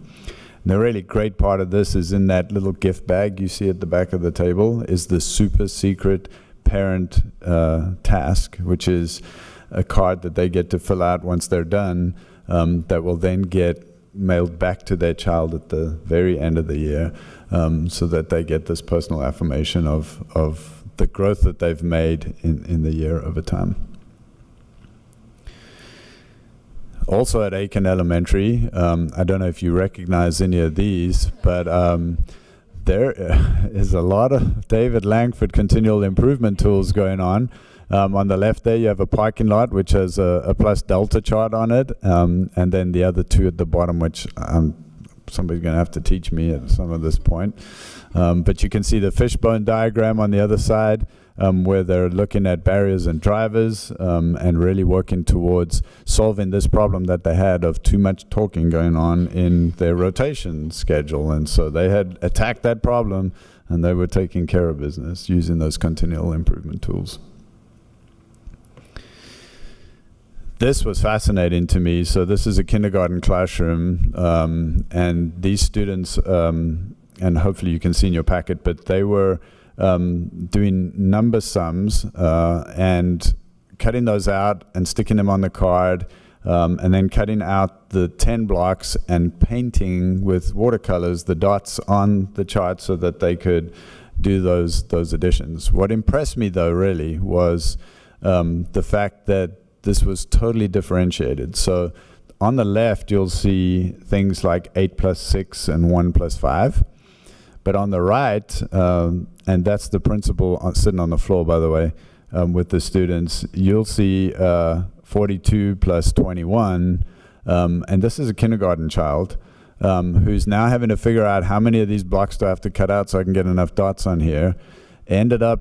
I spent quite a bit of time in this classroom, and that kid never painted any dots because he'd figured out that if he just cut the right number of squares, then he could just count the squares, he didn't have to paint the dots. And so he was talking to me all about the 10s and the 1s and the place value. Obviously has very sound numeracy, and so the differentiation happening in this classroom immediately, they all look like they're doing the same thing, but they're really not at all. So it's really fantastic. I loved especially at how messy this learning is, and the teacher had no problem with messy. There was a lot of conversation going on, a lot of movement going on, kids all over asking and figuring out from each other how were they going to accomplish this task. So really fantastic learning on. And then naturally by themselves, without the teacher asking, those who were done started walking around and crawling under the desks and picking up all the little pieces of paper and cleaning up their space because they have pride in that classroom. So fantastic life lessons that are going on at the same time that we're differentiating numeracy skills in kindergarten. As you mentioned, Anna, we had a great visit at Carol Ann North Elementary in the Bryson subdivision. The school will be opening in August. And so it's great to see the inside of the building taking shape. It's fun to walk, inside Carol Ann North Elementary and then back in Aiken Elementary. Those are the exact same building. Every time we make little tweaks as we've gone through the continual improvement model. In this particular one, there are actually not that many changes, and that's partly because we've built so many of this particular model now that we really have it almost refined to where there's not that many changes happening anymore. But I hope you can see in that top right picture the absolute joy on Laura Maginal's face as she imagines what's going to be happening on that campus, the learning for the kids of the Bryson community as we open that campus in the fall. So super fun. So then I went on a little mission to find joy in LISD. And so I'm going to share with you some of that joy, and it's just so fun. So this was Pta Reflections, the ceremony they had on a couple of Saturdays ago to present all of the young artists in our community with their awards. But just to see the joy on the adults' face in being able to share our young artists' success, and the fact that PTA is so strong in our community, and that our community is such a strong supporter of the arts and academics in our district is fantastic. There's just nothing here that I need to say. It's what I love about this picture is not only the joy in the young man, but the joy in the young lady in the peach shirt behind him who is supporting. And it just really is pure joy. And that's what learning is all about in Leander ISD. I don't know, they're just happy. Leaf is doing a great job at supporting all of our teachers and all of our campuses, and we're so appreciative for the partnership that we have with them, and we can look forward to finalizing their MOU over the next couple of months as we continue to develop that partnership over time. I love this because the joy here is not in winning, and if you look at the expressions on these girls' faces, it's really about that moment and that connection that they have with each other. And there's just something special in the expression on their faces. And we're about to hit graduation season, and as I was browsing through these pictures, it was so fun to watch. What I'd forgotten is that this was May of 21, but I went back and looked at the May of 20 pictures when we did graduation at Capstone, but where the parents were the ones graduating them and we were sitting under the tent. And that feels like eons ago, already 2 years ago. That's really looking forward to the graduation ceremonies coming up. We'll be indoors this time, so it's going to be really, really exciting as we hit the end of May. All right, and with that, I'll be happy to answer any questions that you have. Board members, any questions? All right, that concludes that agenda item. We'll be moving on now to our discussion action item, student experience, discussion of Bright Bites survey results.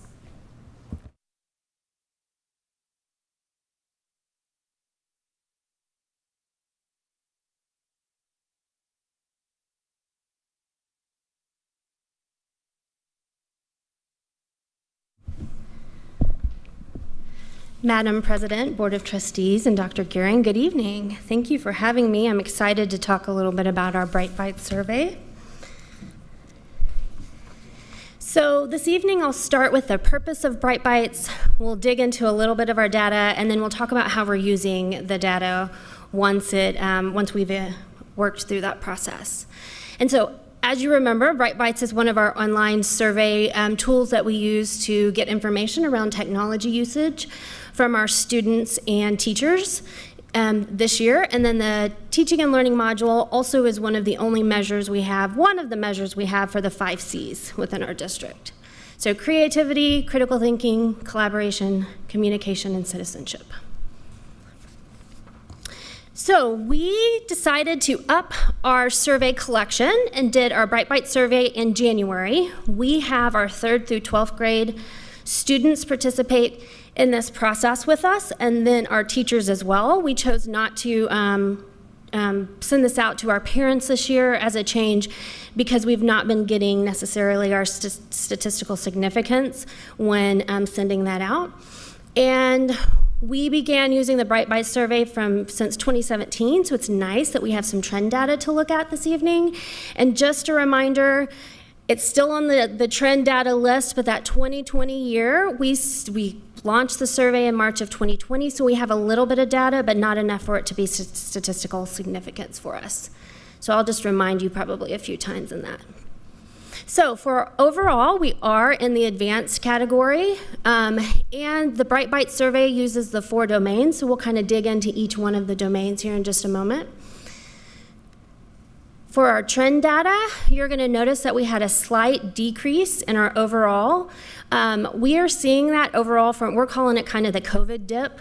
From the 2 years of COVID, we had a quick spike when we went to lots of technology integration within our system, and we're seeing it kind of dip just a little bit. You're going to see that across the board in all of our domains. So what my team has done is we're really comparing that 2019 to the 2022 to help us see, are we on a trend upward? The good things about Bright Bites is we get to compare ourselves to other schools within Texas and across the country that are using Bright Bites. So when you see the all technology row, that is the average scores for all the districts across the United States that are using Bright Bites.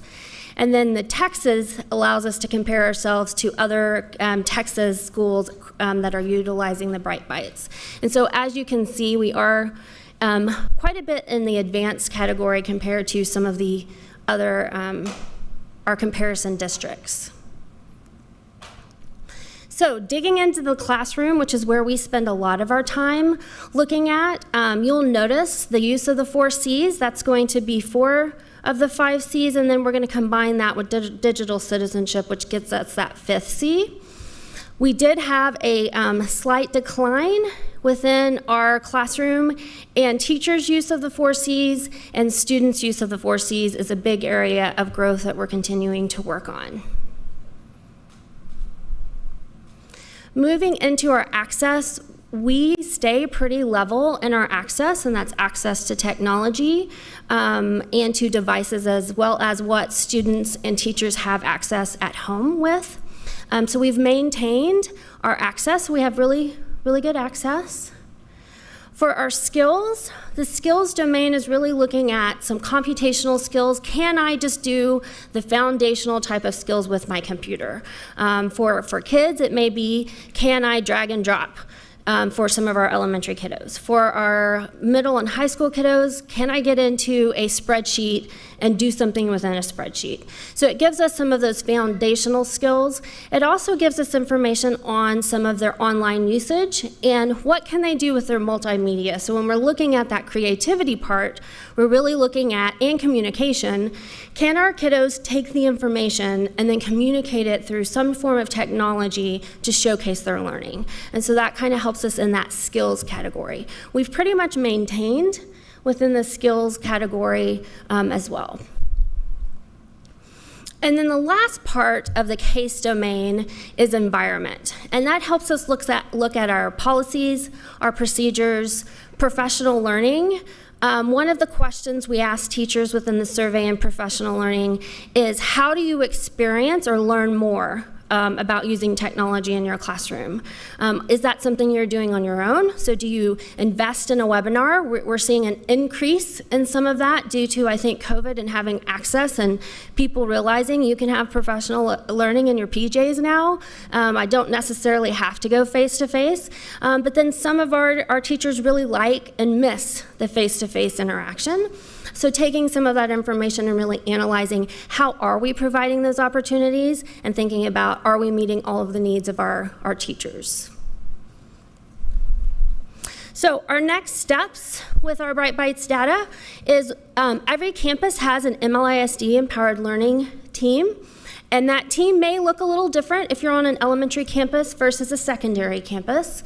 But that team really works together to think about, how are we using our technology devices? We see we have lots of access, but we have lots of areas of improvement for having kids create, to think critically, to communicate, to use those devices not just for the acquisition of knowledge, but how we portray ourselves through our learning. And so we utilize that steering committee to help guide the vision of the district. And so that includes a relationship with our so ITS, Information Technology Services, people from our teaching and learning team, as well as campus support. So we have a team that meets 3 to 4 times a year and really digs into this data to say, where are we really making improvement and where are the areas we want to continue to increase and help as we're growing.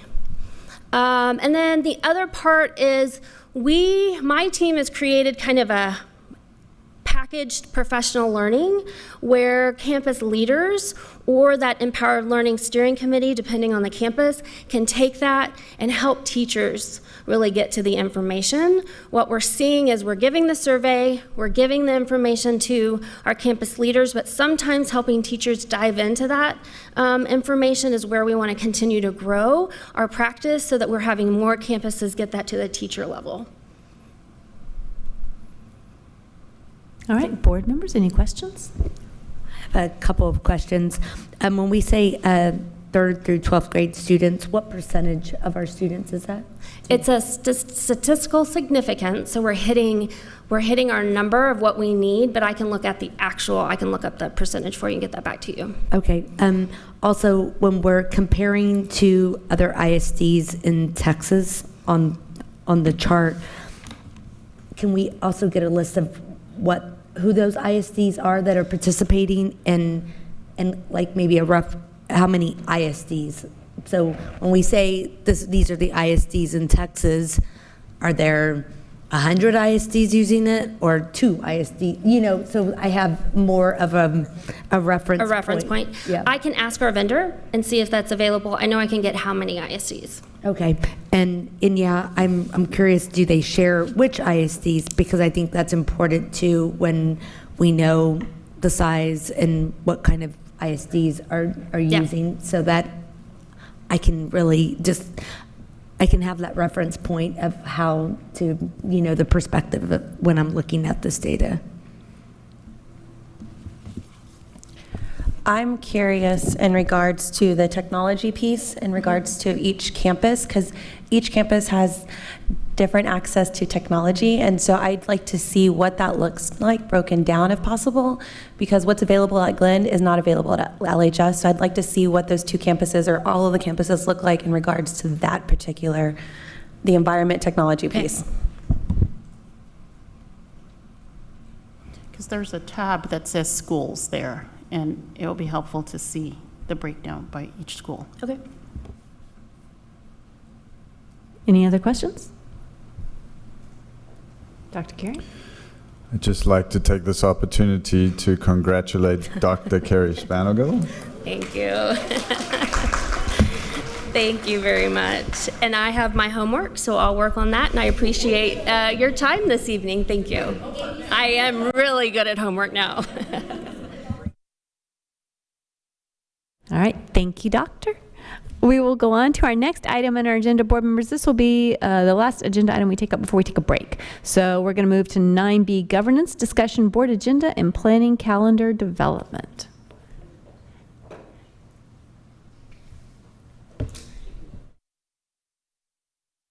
Yes, ma'am, I do. And hot dogs, right? We're so excited, right? All right. Good evening, Madam President, Board of Trustees.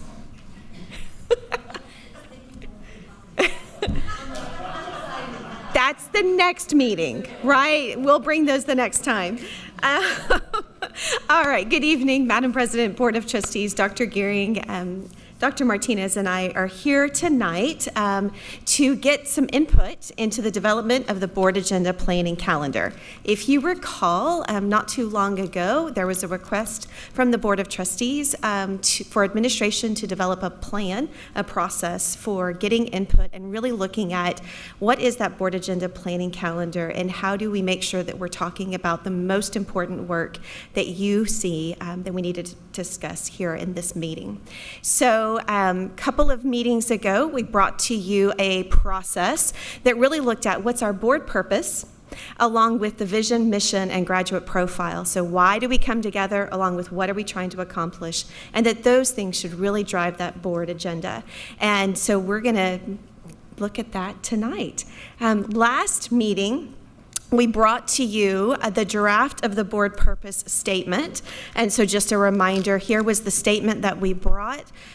Based on some feedback, we did go ahead and add a little italicized part at the end. This is not for discussion tonight, just putting it out there for consideration, right? So we heard definitely this notion of where is the student success in there. And so as we were debriefing following that, that was a spot where we felt like maybe it could fit in.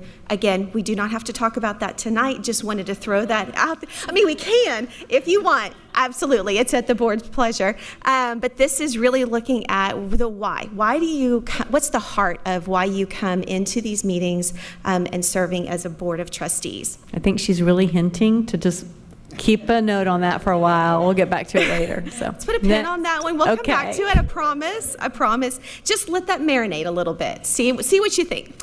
And then also just a reminder, what are we trying to accomplish? So we've gone through months and months of really defining what is this bold vision of what we want to create here in our district, looking at that vision, mission, looking at the graduate profile, and really how we're going to accomplish that is defined in the strategic plan. So again, thinking about the why do we come together and what are we trying to accomplish? So we're going to walk you through a little process tonight, and this is the framework for it. So if your purpose as a board is to unleash the potential for each and every learner in our system by listening and engaging with the community in order to advocate for each student's needs while continuously improving, enhancing, and optimizing the system for student success.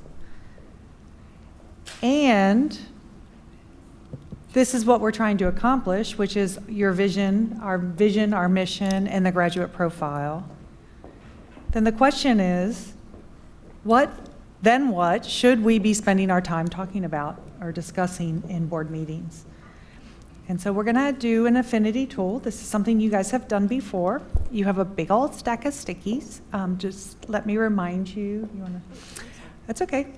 Just to remind you that we'll start with an individual brainstorm for this question. What should we spend our time discussing in the board meeting?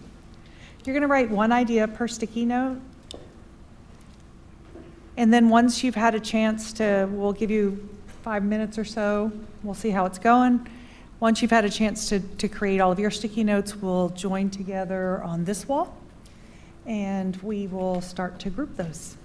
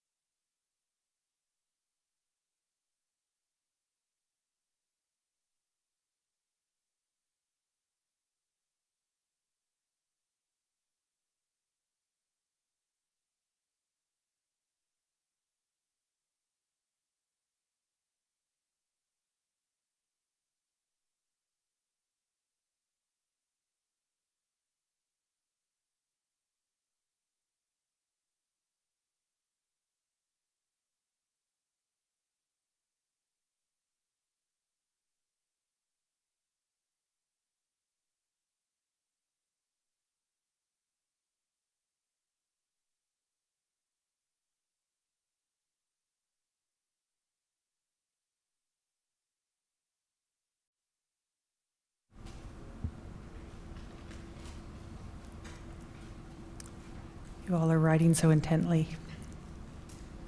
It's lovely to watch. If you could take about a minute to try to finish up. And actually, once you've gotten your stack of stickies, we can just head over to this wall here and you can start placing them on the wall. We'll get them all up and then we'll ask you all to start grouping them.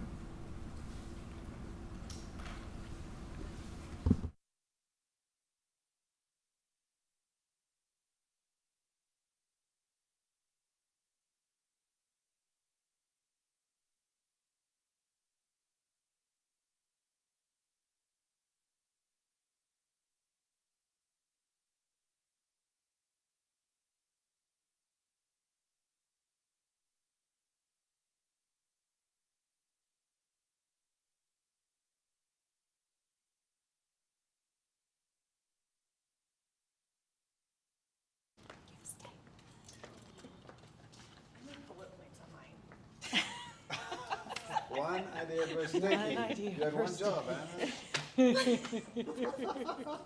Are the bullets related to See, one? Look, they're all She kind wrote of. an essay.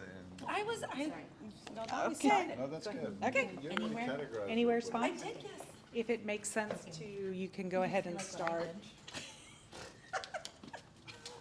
You can start grouping them as you put them up, or you can place them all up. Look, I did one. Only because they told us to stop. We were bad teachers. I have a lot to say. Never.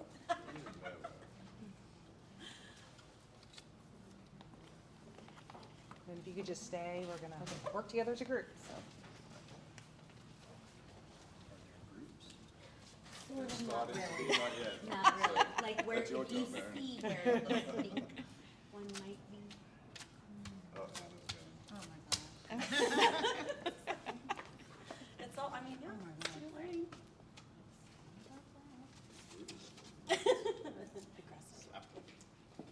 That's how passionate I am about it.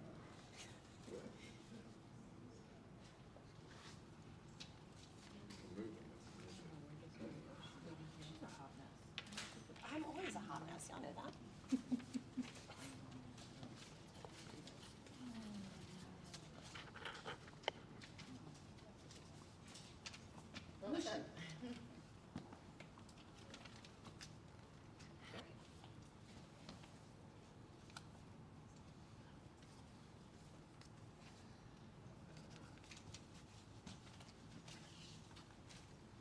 See a lot of student learning.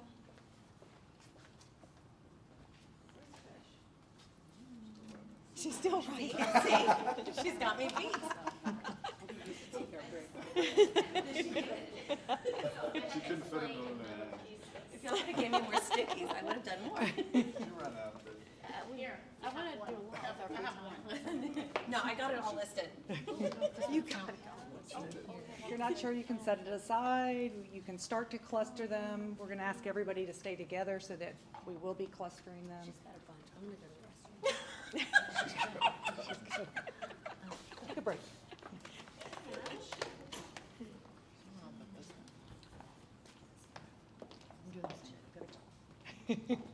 Good time for a break. Yeah, that's a good idea, actually. Maybe we should take a break and come back and discuss well, the ideas there. Those are some good ones.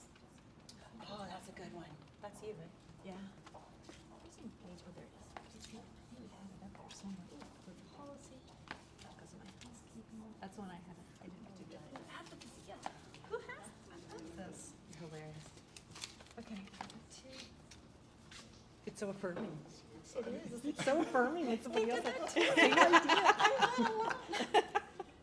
yeah, I did that one. Where's that? That one's right. No, wait.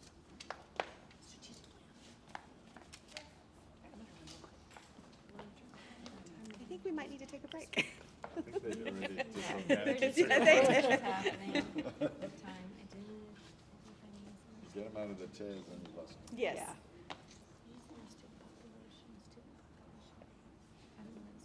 Student population needs. Let me see, what are you looking for? Student population needs. Imagine. What does that mean? Like, when we talk about meeting the needs of our students, well, let's identify. Started off the chain. Let's identify. We keep saying, let's do it. Oh, this one's deficient. Part two, unleash the potential in the system. Start spacing these out just a little bit more so we can unpack some of this that's going on. And then focus on the system.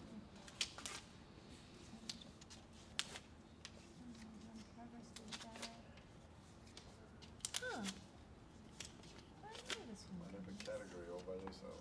And that's fine too. Okay, yeah. Yeah, yeah. Although they have a little bit systemic, this is a little different. Did somebody else do unleash potential? Look at that.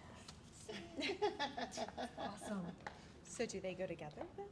I don't know. No, no, different? I Yeah. can't read. Yeah. Okay. Unleash potential means different things to different people. Yes. At different times. Learning can mean different things to different people. So this is a little much right now. It's too much. So It's we separate. probably need to be thinking about like, what are some of these this things? is a This one's separate feeling, thing. okay, so that we're all feeling good about this one. And the outliers on that side, Sarah, do you want to see if I there's? think there's a line here. So this is focus on system, the programs, choices, academics, offerings, access, quality. There's a lot on there. Would that be under this? We do have an equitable access and we have, This area, or? This and Budget? this connected, is that part of, I don't know if, it feels like they belong here, but This makes me think of like the David Langford, right? That you keep looking at if you have an issue that's going on, look at your system, because sometimes your system's getting these results, so look at what you need to fix in that system, so that's what I was thinking. okay, that's great. Do we feel like that's all one? Or is it, does this go with that kind of? That one with the system? I don't know. It's just a thought. Yes. It also has the student outcomes though. Yeah, I almost feel like the one over there, board policy and evaluation, homework stuff goes over here too, a little bit with where we talk about monitoring goals or board priorities, maybe a little bit of team building. I don't know, those seem like they're closer. Yeah, like cousins. They're cousins, but we can have separate categories and they can still be cousins. I think that's fine. Are they first cousins or second cousins? I don't know. That's a different conversation. So now we have the task of finding labels, which it looks like you guys have done a really great job kind of categorizing these. Is this a standalone? It kind of connects these two. It Yeah, was here. It talks about like, it wasn't mine, but This I is kind like of. Does it but it kind of connects to sound like the processes. system? I feel like it's more over there, That's why I because kind of put it it's in the more in the middle. results, outcomes, goals, priorities. And there's enough here to take. Yeah. And there's enough in that. Yeah, for things well, not to not get lost. surprisingly, that one's kind of important. Yeah, I Right. think that's. Well, I think that shows a lot, that is our priority. As it's pretty obvious to see it on the wall, that is our priority, student The big old outcomes. hot dot is what it is. Exactly. Giant hot dog going here. So what do we want to call this category? Student outcomes? Student Growth, experience. student progress. Yeah. Student outcomes, student successes, I don't know, because it's. Or student slop, student I called learning it- outcomes and process I slop. called it growth just because, I mean, progress can be interpreted a couple of different Right. ways, and progress sometimes has an objective standard or something. Growth is simply from one time to the next time, right? Or like student measures too, right?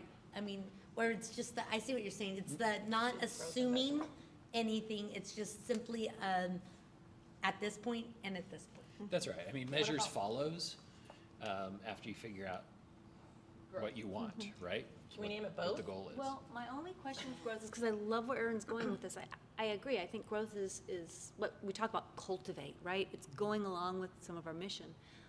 I do think had a conversation with somebody earlier about growth can sometimes be assumed that it's straight up linear, and sometimes there's more dynamics going on. So you may grow here, you may grow here, and I would hate to lose some of those nuances when we define like that. So I don't know how do we have that dynamic? And growth is fine if we all understand that there'd be this dynamic. It might not be a linear. There might be some nuances. I think dynamic means over time. That's implicit when we say dynamic. I think what you're also saying is it's multi-dimensional. Yes. Yeah, that's a good way to right? say that. Right. And I think that's all true. I think it doesn't lend itself to one number or two numbers even of before and an after unless you start looking at it in multiple dimensions. I agree. So when I look at this, I see that you want to talk about how students are doing. Right. And the impact that the system's having on students. So what we call it is less important than a sort of shared understanding. Exactly. And so that I think there also is a component of the unleash here, which is regular student growth, the past rates of student growth, maybe not adequate to meet our expectations, right? We want to unleash. We want to remove the constraints or the limits, right? Our classical expectations for how fast students can grow or progress need to be challenged. How can we, what do we need to do to challenge those and remove barriers so that students can go faster than we've classically imagined they could or let them go? I would push back a little on that. That's not kind of at all like what I'm thinking in that perspective, because I'm not trying to, I think everyone's gonna like develop and grow, and like you said, it's multi-dimensional. And so I'm not looking at how fast can we do that. I think it's much more nuanced than that in like depth, and I like the multi-dimensions, but I feel like when we say how fast can you do it, that scares me a little then, I mean, I don't see it like a race in that. There are special programs. That's what I'm thinking about in general. Every child is at every different level. And I worry, like, how do you differentiate that? Because you're going to set a family up where one child can, we're going to excel, but then one child is going to feel like they're left behind. That's kind of where I worry.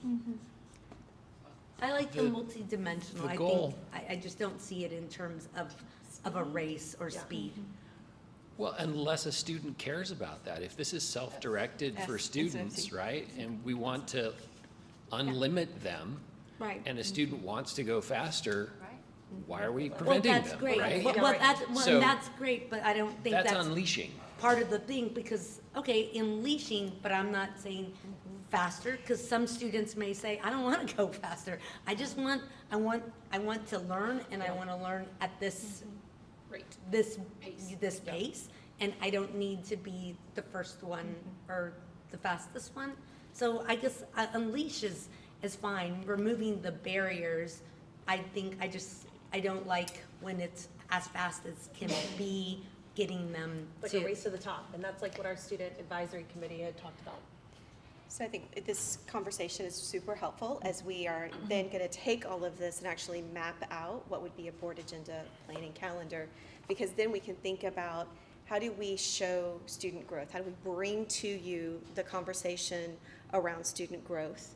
But then also what I'm hearing is we've got to dig into this unleashing potential, right? And so what does that actually look like, and how could we bring examples of that that are going to be multidimensional, right? And it's going to look different, but how do we bring examples to highlight how are we breaking down barriers and unleashing potential for students, right? So I think a lot of times we talk about 1 year's growth, and so this could be a situation where there's not only showing, say, 1 year's growth, but maybe some people have 2 years growth in some area, or a year and a half, or something. So it could be different categories of growth, but maybe the the goal is at least that 1 year's growth. And then if people are going, exceeding that, then we can show that as well, or maybe exceed 1 year.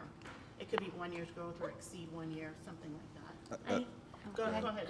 No, I think it's more about, to me, my perspective, it's more about the individual learning and the individual learning of each student rather than how much did you learn? Did you learn this point by this year and did you learn this much faster the next year? I think it's just, it's more about the individual and that individual that wants to be challenged and do this, or the individual that, hey, this is where I'm at and this is what success looks like for me, and just meeting every student and helping them to be as successful as possible individually for them. I do think, actually, Erin, Gloria, and Sade, we're all, I feel like we're circulating around the, what actually we hear the State Board of Education talking about right now is they're looking at reviewing the TEKS, right? Because some of the conversations are like, all right, really, how are we able to like scaffold the information? How are teachers really able to teach this in a classroom? And so I think some of the conversation I'm hearing at that level, and I'm hearing us talk about, is perhaps it is this more about getting your skill set. How do we master the skills and then move on? And how do we empower each student to get there, right? So I think the conversations are really good.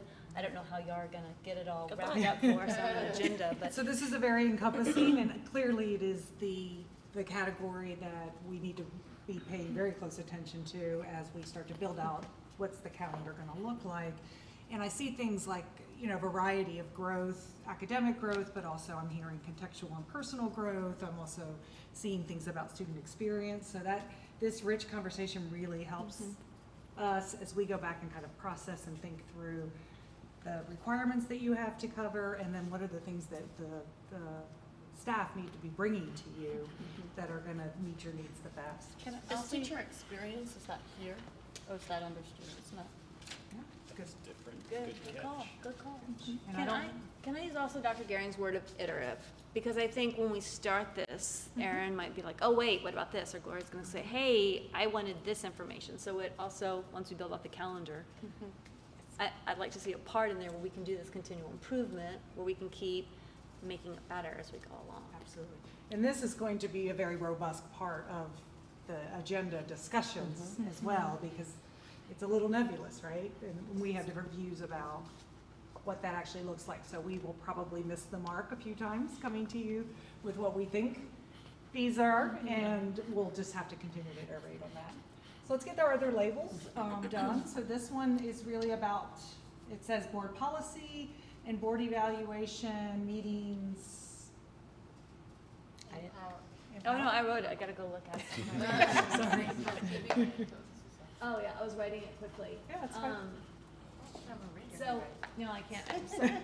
So it was the different stages of evaluation. So we evaluate, and I don't remember because we were talking, so I started writing quickly. But we do several layers of board evaluation, which is that we also do it like at our meeting. We say, how's the meeting running? But then we also do like board development. What are the trainings we need that are better? Right? It's that governance function. So that feels like, is that the same as policy? I feel like that's different. So that's why I was saying. Maybe over here? Yeah, I think that's what I was saying. I think that goes over here with your team of 8 stuff. That's very helpful. So, but policy is something that we need a heading for. That's going to be one of the things That's where the board lies. That's what gives us a direction. Yes. So. It's the vehicle for everything else. It is important, yes. So then we have 2 here that are together, and they both say advocacy, To leverage our work with organizations, associations, our leaders in the community, and then also advocacy for what's my next one? Oh yeah, to address the needs of students. So it's like advocacy to our community, what's going on, but also like to focus on the students. Yeah. So can I ask a clarifying question? So as we try to map out what that draft calendar could look like, is that like legislative priorities would fall into that? I think that would be a lot of it. A lot of it, okay. Is it?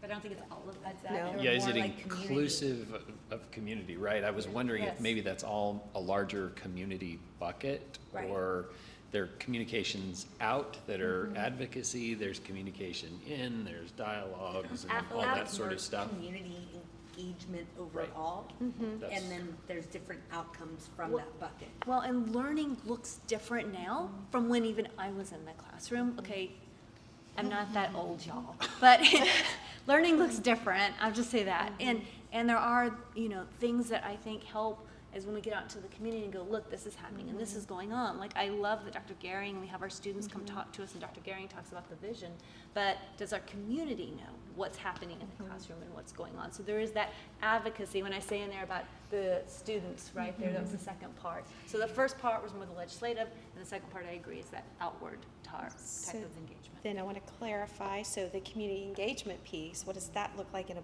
board meeting? I think a good example would be Elaine doing her presentation on the whole recapture finance thing and the new videos. Those have helped a lot of people, you know, understand how complicated school finance is. I think the surveys too that we get back, I think updating the board members when we're doing our board cafes. And guys, we've had 4 board cafes and calling each other going, yeah, that works, or no, it doesn't. Here's what else we need to do. But as part of the community, there is also 2 pieces. There is hearing from students and also hearing from teachers. Yeah. So are we good keeping these all together and calling this community engagement? I'm not sure. Do I'm we need struggling to- with the question you asked. Right. I know what it looks like, but you're saying, what does it mean for this board agenda? Right. Correct. And Because this calendar. This And is so- going to drive a Right. board agenda calendar, Right. right? That planning calendar. So we just want to make sure we hit the mark, which is why I'm wanting to ask the clarifying So, question.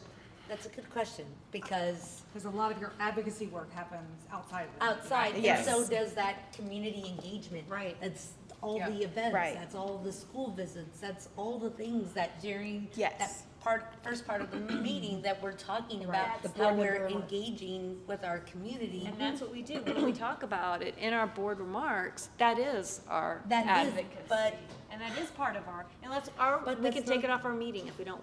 No, it's just, I'm trying to think, it's a piece of it, I'm trying to, what does that look like though in our agenda? So I like where you were going with this as far as legislative priorities, especially since we've been working as a committee and doing TASB resolutions, and with the legislation session coming up, I think each year will change, but I do like the idea of keeping the advocacy piece where that legislative committee comes in and Colby comes in, giving them updates. What if we have one of our bills to get filed, what can we do to educate the community? This is when the hearing is, this is what we're coming out. I think that is what I'm kind of thinking of. Yes. But I don't know what that would look like in an off year, because I think it varies, like what you're Well, saying. You like- have still the interim session going True, on. true. And you still are coordinating with other associations. In my mind, it sounds more like communication broadly, Okay? Yeah. right? Some of it's community focused, some of it's legislative, some of it's educational. I would just call it communication broadly. It's going to include a bunch of different stuff at different times. But what does that look like in an agenda still? Well, again, it's going to be a list of bullets, things that fall into this bucket, right? And they're going to come up at different times in the calendar. And so we may need to spend a little time detailing what those things are. Okay. But I think, to me, it kind of all sounds like communication. Even community engagement is kind of a subset of communication. Advocacy is a component of this larger bucket of communication.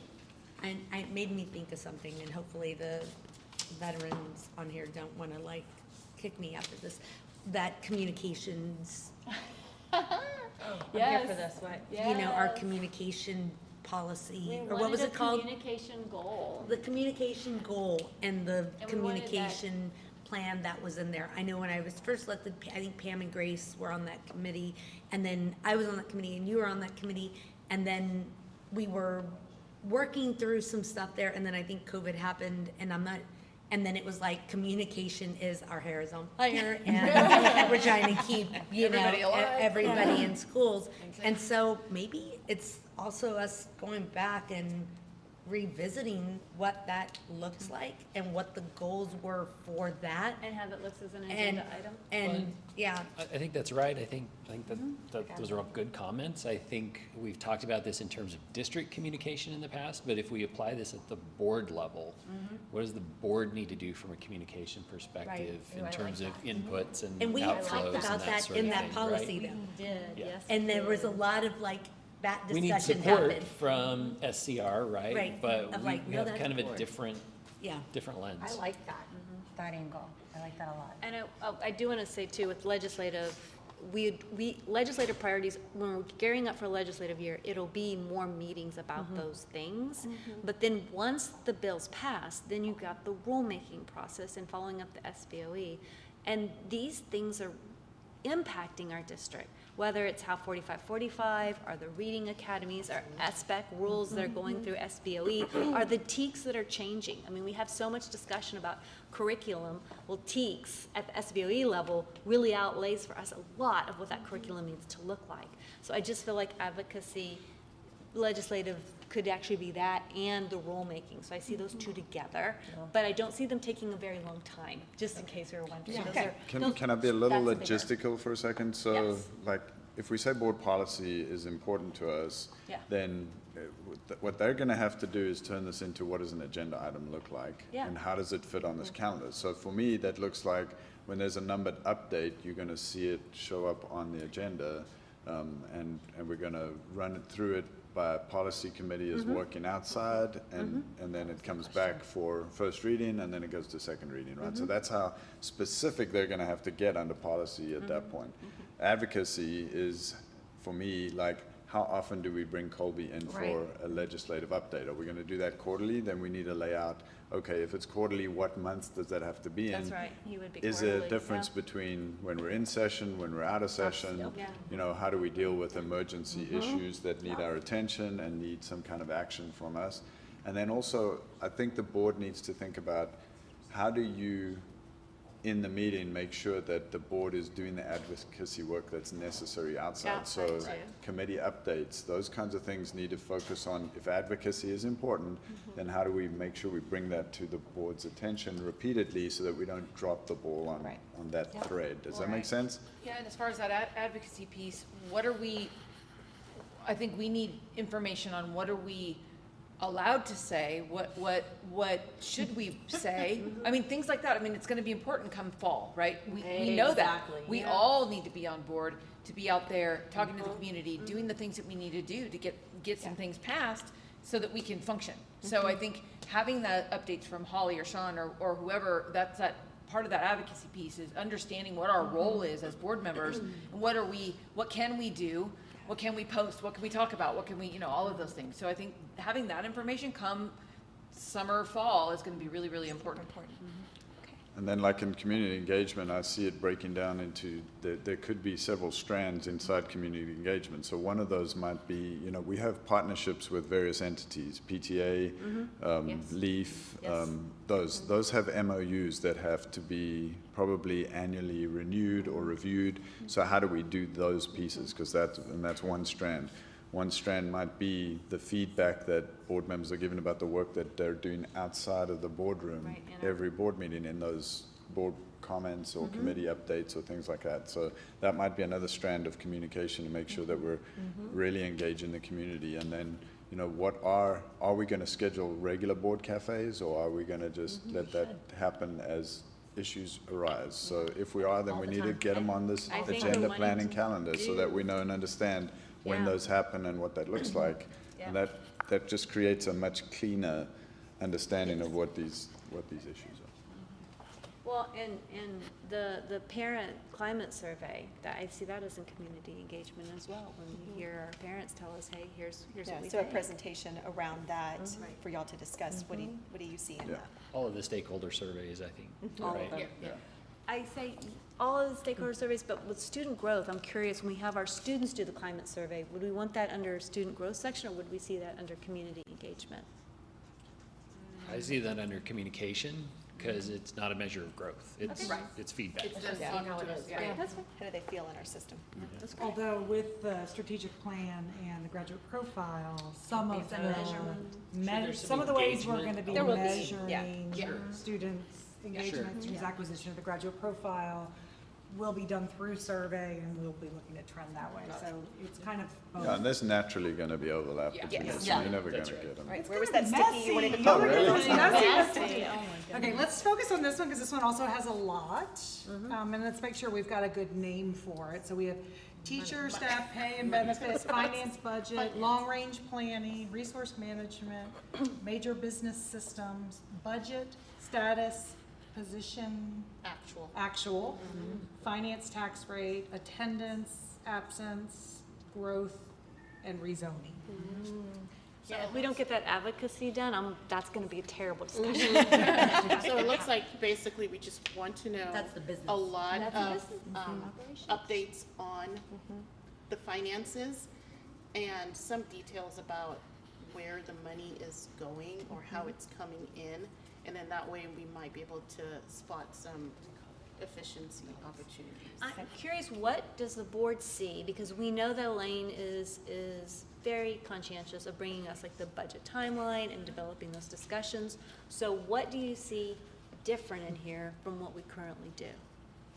In that area, I don't. It doesn't have to be different either. Yeah, So- okay. I do though, I have I don't some. see it just as finance, I see it more as like, that's just business. These I two mean, right there's some here. finance there, but not all of it. Operations. It's operations. That's what we need. Yeah. So, I haven't looked at one of those. Maybe if she zooms into certain areas, like from time to time, we can say, just zoom into this, give us a breakdown of some of that, the costs, for example, and then we can, it's just a. I think on things something like bigger that, like here. yeah, I don't know. I think it's more. High level. It's more of a high level unless it's specifically something that we're talking about this school or this program or things like that.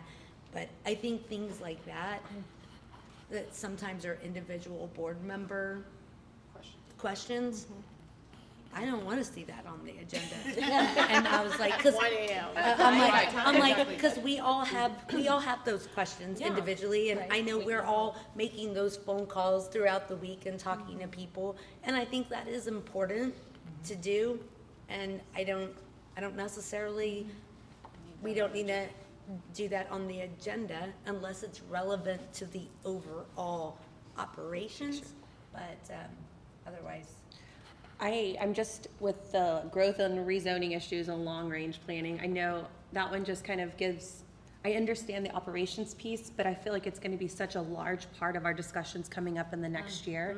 I honestly feel like it might need its own category because this is going to affect our entire district for the next 8 to 10 years. Like, it is going to be, it is a massive undertaking, and I think if we're going to make it work, then I really do believe we're going to have multiple conversations as a board and the public to ensure that what the plans we take are going to be sustainable for the next 10 years. Like, I feel very strongly about that. Yep. And that's not something that goes away. It's not, And right. we'll spend a lot of time this year, but in the next year, the next I year. just feel like it's so important to have those discussions in the public with the entire board, so it's not representative of just 3 board members. So I feel very strongly about that, guys. And I'm curious about how do we see the long-range planning going over here with kind of like our strategic planning? Yes. Because should those be like very close together? Like, that's what's driving. Like not even because it's like civil. This is in the strategic plan. Yes, it is. Right, so. Hopefully all of this is. They all are.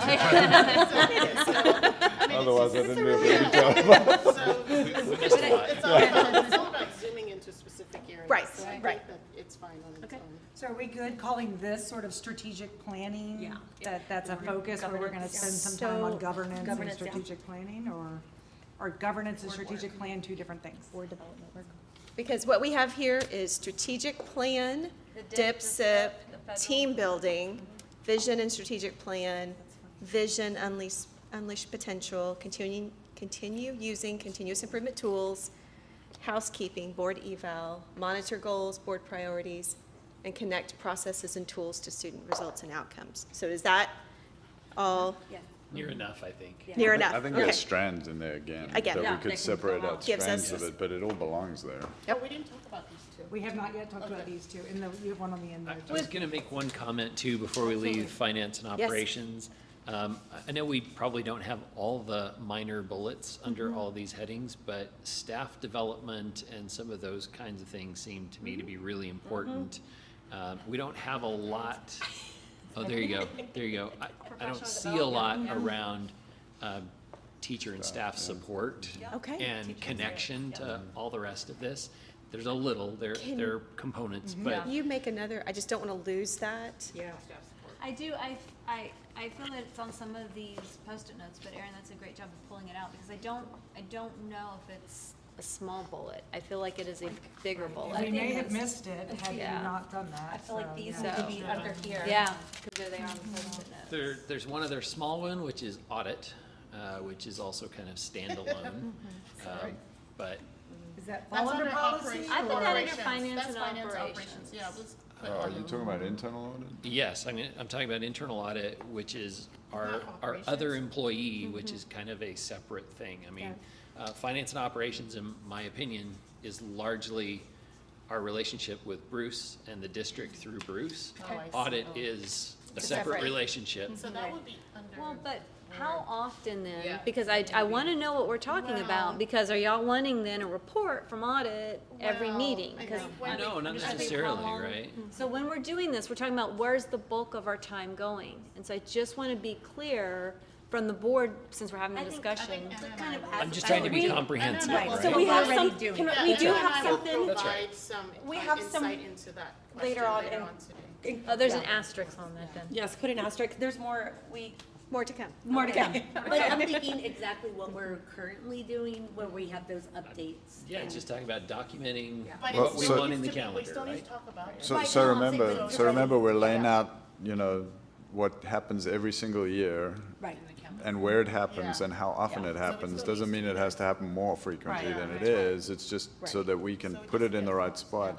So that when Lou pulls that In this discussion. calendar Yes, up and not starts sometime a year. populating the agenda, she's putting the right things in there But to how- form the groundwork. Here's my question though, is does the board need to, like, okay, we set the tax rate. Do I need to put tax rate on here? Does the board, we have updates from We have all curriculum. those. We have So all that's those. what I'm saying is like, I feel like audit's one of those too, so I just want to make sure I understand.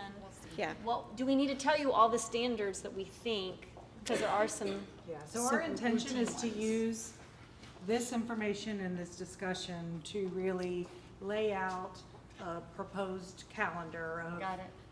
That represents your priorities tied to your purpose Right. as to how you think you should be spending your time.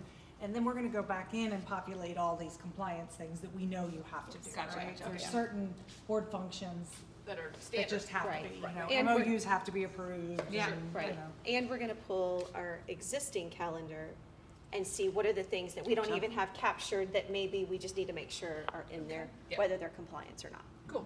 And it But may be that also- some of those things become non-board agenda items. Right. But because. What can we take Could off be a to part make of space for these important things? Because Right. you have told us loud and clear that this needs to be a focus, right? And so how do we make sure that we create that space and time to really have the conversations that you want to have so that you can do the advocacy work, right? So I'm Helping a lot. I'm not sure how the board feels. I'd like your thoughts on this. And I'm fine however we want to label it. Student growth, multidimensional, all the things we're talking about, or what's going on in our system, or what things are we doing in our system.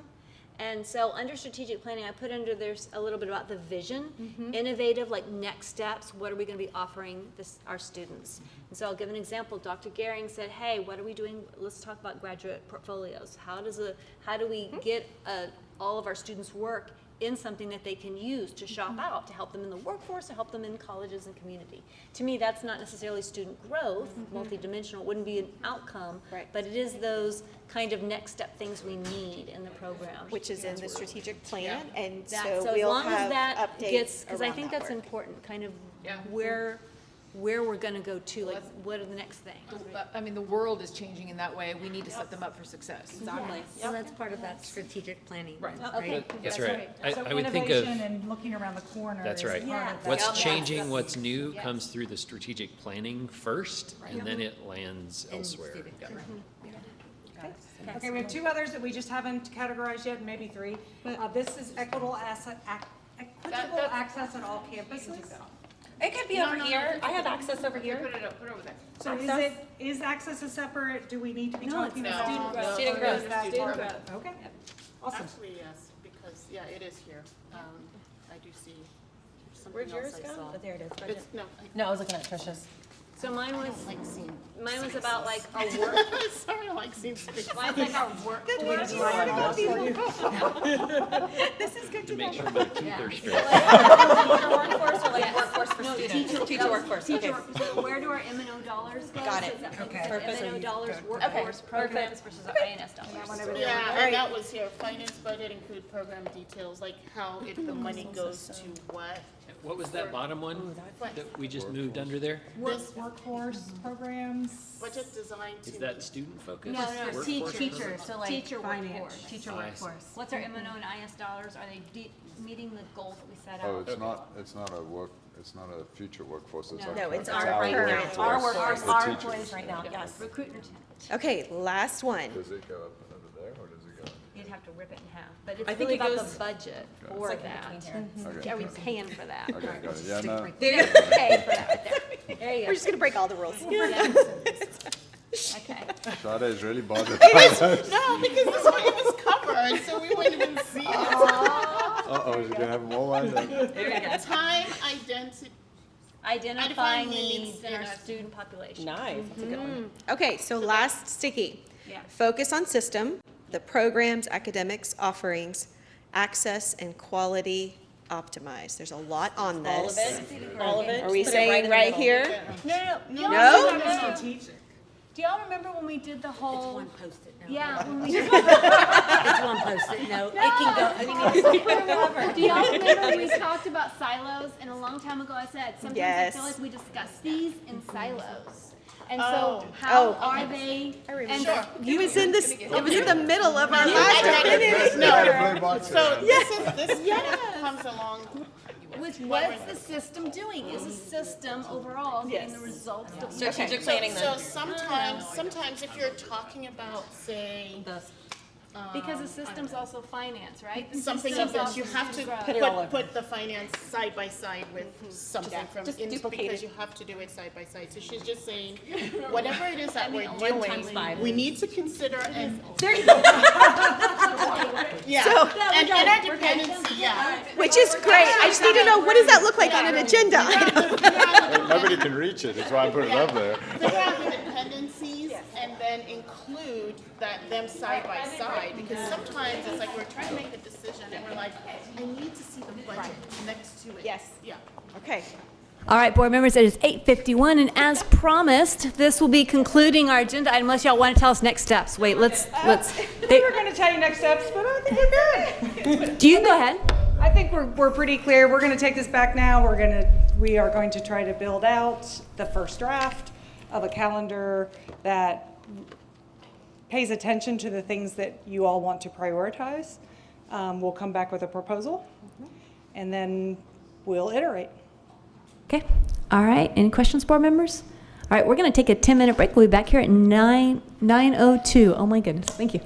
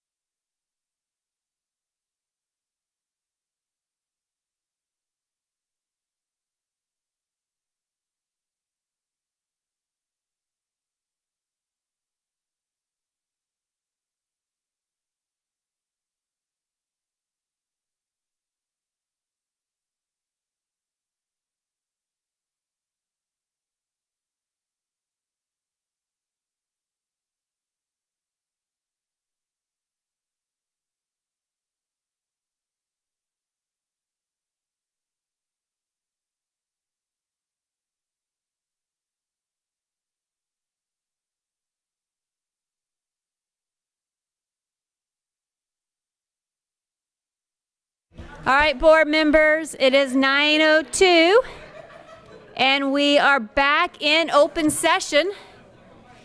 I do believe we have some good discussion for this item. I will also remind the board members that we have closed tonight, and I'm guessing it's probably about an hour and a half worth of discussion when we get to closed. So, without further ado, we will go to our operations item. I'm stalling a bit so that the other two board members can hear us talk. Okay. Laura Lynn, will you let them know that we are starting? Thank you. Okay, we will move on to item 9C1. Consider approval to call a public meeting for the purposes of adopting the 2022-2023 budget and discussion of the proposed 2022 tax rate. Discussion, I'm pulling them all together is what I was told to do. Is that correct? Discussion of the 2022 certified estimated property values and returns to recapture. Consider approval of amended 2022-2023 budget assumption and parameters, and discussion of the 2022-2023 total compensation plan. So we're going to open it all up, and it's up to y'all. I'm turning this over to Bruce to guide us through how we're taking each of these items. So we're going to turn it to Elaine first, just to do the housekeeping item of setting the meeting. Yes. Thank you, Lone Ranger.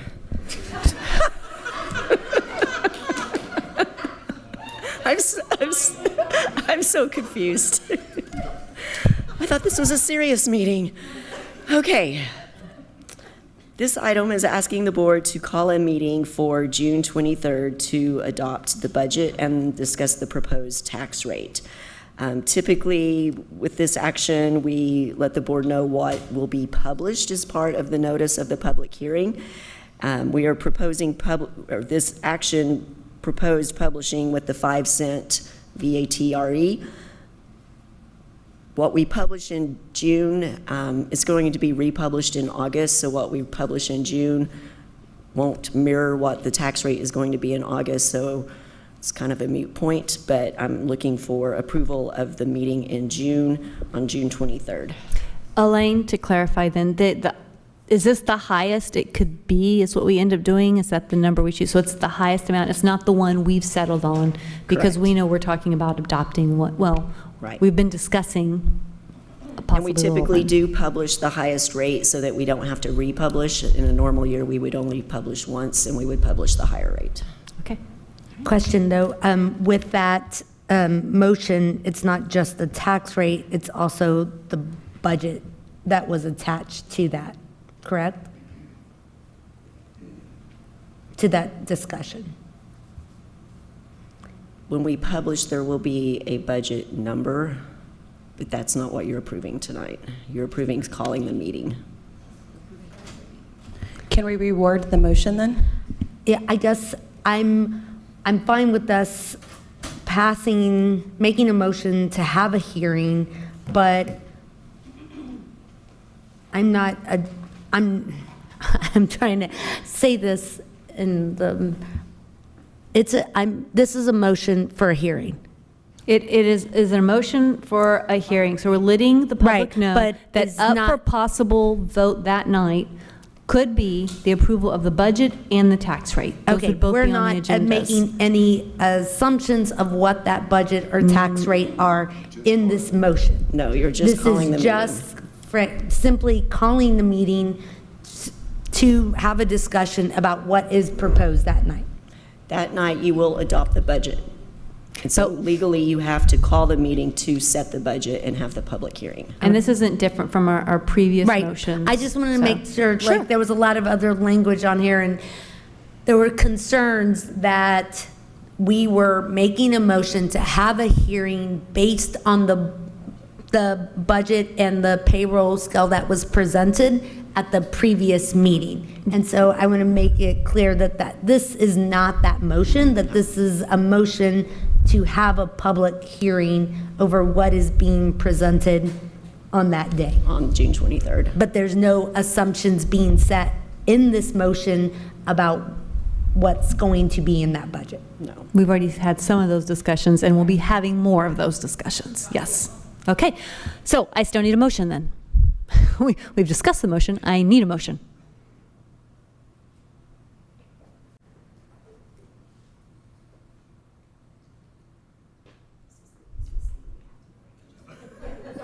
I'm right here. I lost the page. Hold on. I move that a meeting of the Board of Trustees is called for 6:15 p.m. on June 23rd, 2022 for the purpose of discussing and adopting the 2022-23 budget and discussion of the 2022 proposed tax rate and authorize the administration to publish a tax rate of 1.3196 I need my glasses, for purposes of the notice of public hearing. I second. I have a motion from Gloria, second from Christine. Any other discussion? All those in favor, please raise your hand. 6 ayes, no nays, motion carries. Now we're moving on to the rest of our agenda items, 9C2 through 9C4. All right, thank you, board members. As you know from our discussions, we really have a gnarly Texas-sized problem, and hence the hat. And then somebody pointed out to me that it's a black hat, and that says something. So, So anyway, so what we're going to start with is, of course, what every good Texan does when they try to solve a gnarly Texas-sized problem is we talk about football. So I need you to pay attention and look carefully at what's going on here. So we have wide receiver on either side. You can see what their routes look like. Hook route on the bottom side, slant route there on the top side. We have a wide receiver inside also doing his thing. And then we've got a tight end on the other side who's going to come back past the referee into the middle of the field. But I really want you to pay attention to this guy right here, who happens to be very good, Anna. He's the quarterback. And what I want you to so make sure you understand what these routes are, right, and where they are. But what I want you to think about is the perspective of the quarterback at this instant in time as they're setting up for this, okay?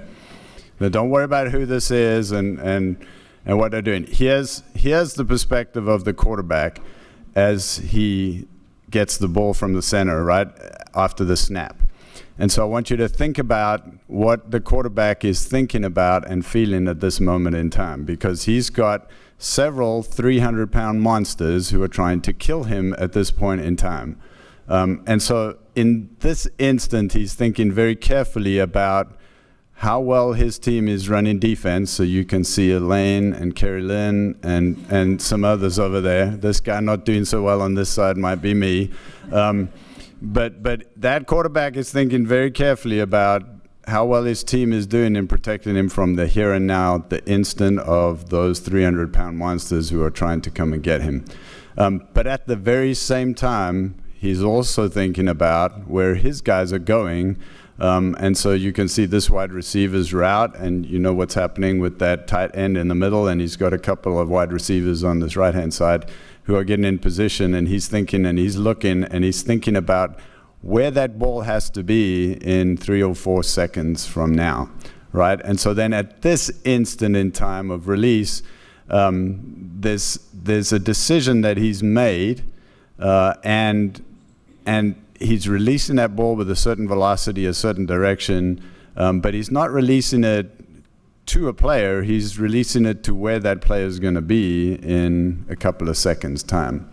And this is the job of the board, is the quarterback, right now, in this very gnarly Texas-sized problem that we have with the budget. So you've got to be paying attention right now to the 300-pound monsters who have got free, by the way, right here, and are about to take the board out, and at the same time, you're paying attention to what do we have to do to make sure that our entire system is where it needs to be in the future. And so that's what we're going to talk about a little bit for the next several minutes. Brene Brown's a great Texan, and so I thought I'd bring her into the conversation here. I think we have to make sure that we have a strong back. We have to stand firm with what we believe, and we've talked a lot lately about what we believe and what the most important things are, and I think there's a testament right there on the wall of what the most important things are to us as a governance team. But we have to pay attention to the fact that we are leading an organization of people, of human beings, and we have to have a soft front. We have to have an emotional connection. We have to build strong relationships. We have to pay attention to the realities of what does it mean when we make decisions for the people in our system. So we have to do that at the same time. And I think the only way that we can do that is if we really have a wild heart. We have to think about innovative ways to do this differently and to figure out how we can get it all done. And so you've had lots of conversations around this topic. You've heard from the experts, and you're going to hear from them again in more detail. But I wanted to go back and in layman's terms just try to make sure that we all have a shared, clear understanding of the position that we find ourselves in and what that looks like. So if you don't mind, I'd like to go to another Texas analogy of feed buckets. And so we have two feed buckets in our system. We have an M&O budget and we have an INS budget.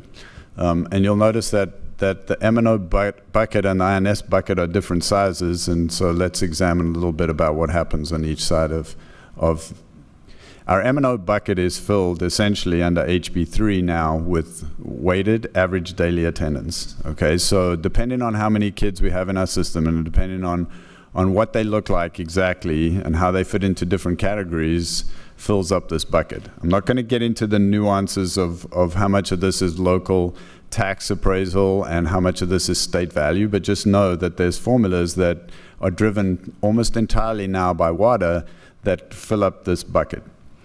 On the INS side, we have our appraisal value multiplied by the tax rate that the board sets on that side, and that fills that bucket to a certain level.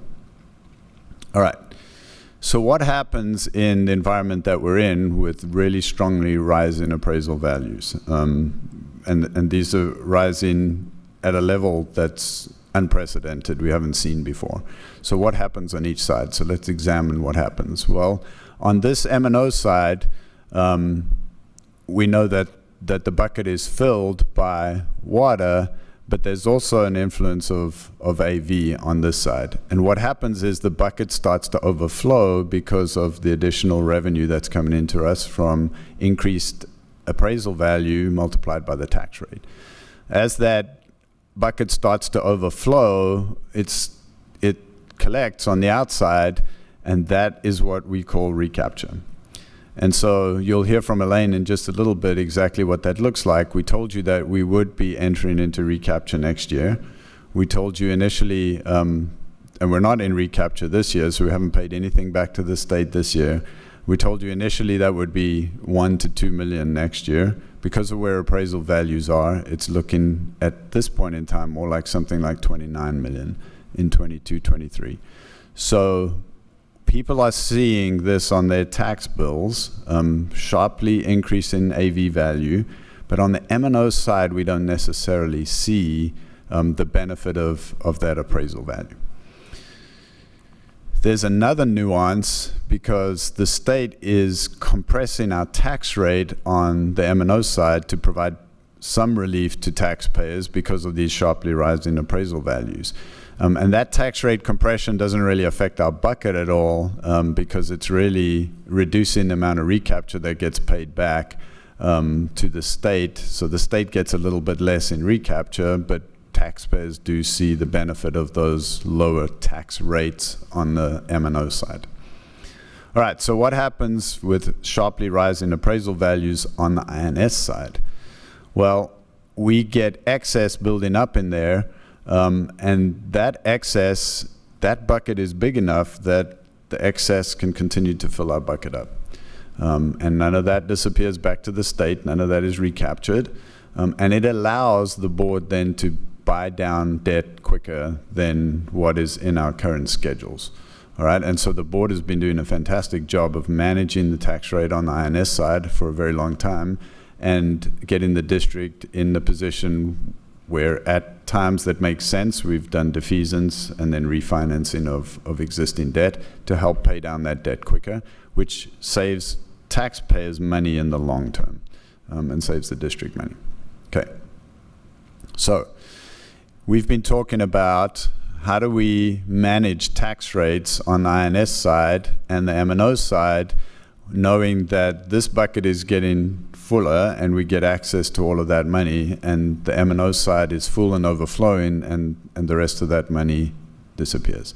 And so we've talked about doing a VATRE for 5 cents, and what that does is lowers the tax rate on the INS side by that 5 cents, and then raises the tax rate on the M&O side by that 5 cents. So what does that look like?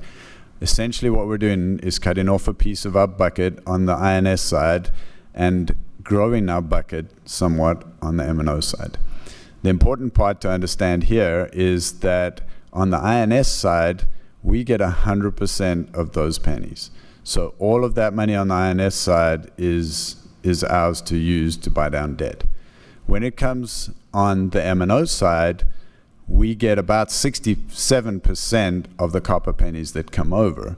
And so some of those pennies overflow and are recaptured by the state, just like the other revenue that we're getting on the M&O side. So we've talked up until now about moving 5 cents, reducing the INS tax rate by 5 cents, and increasing the M&O tax rate by 5 cents, which grows that M&O bucket. We could do more than 5 cents, and that's something that we've been talking about, and we showed you some scenarios of what that looks like for various different numbers of pennies that we could bring over.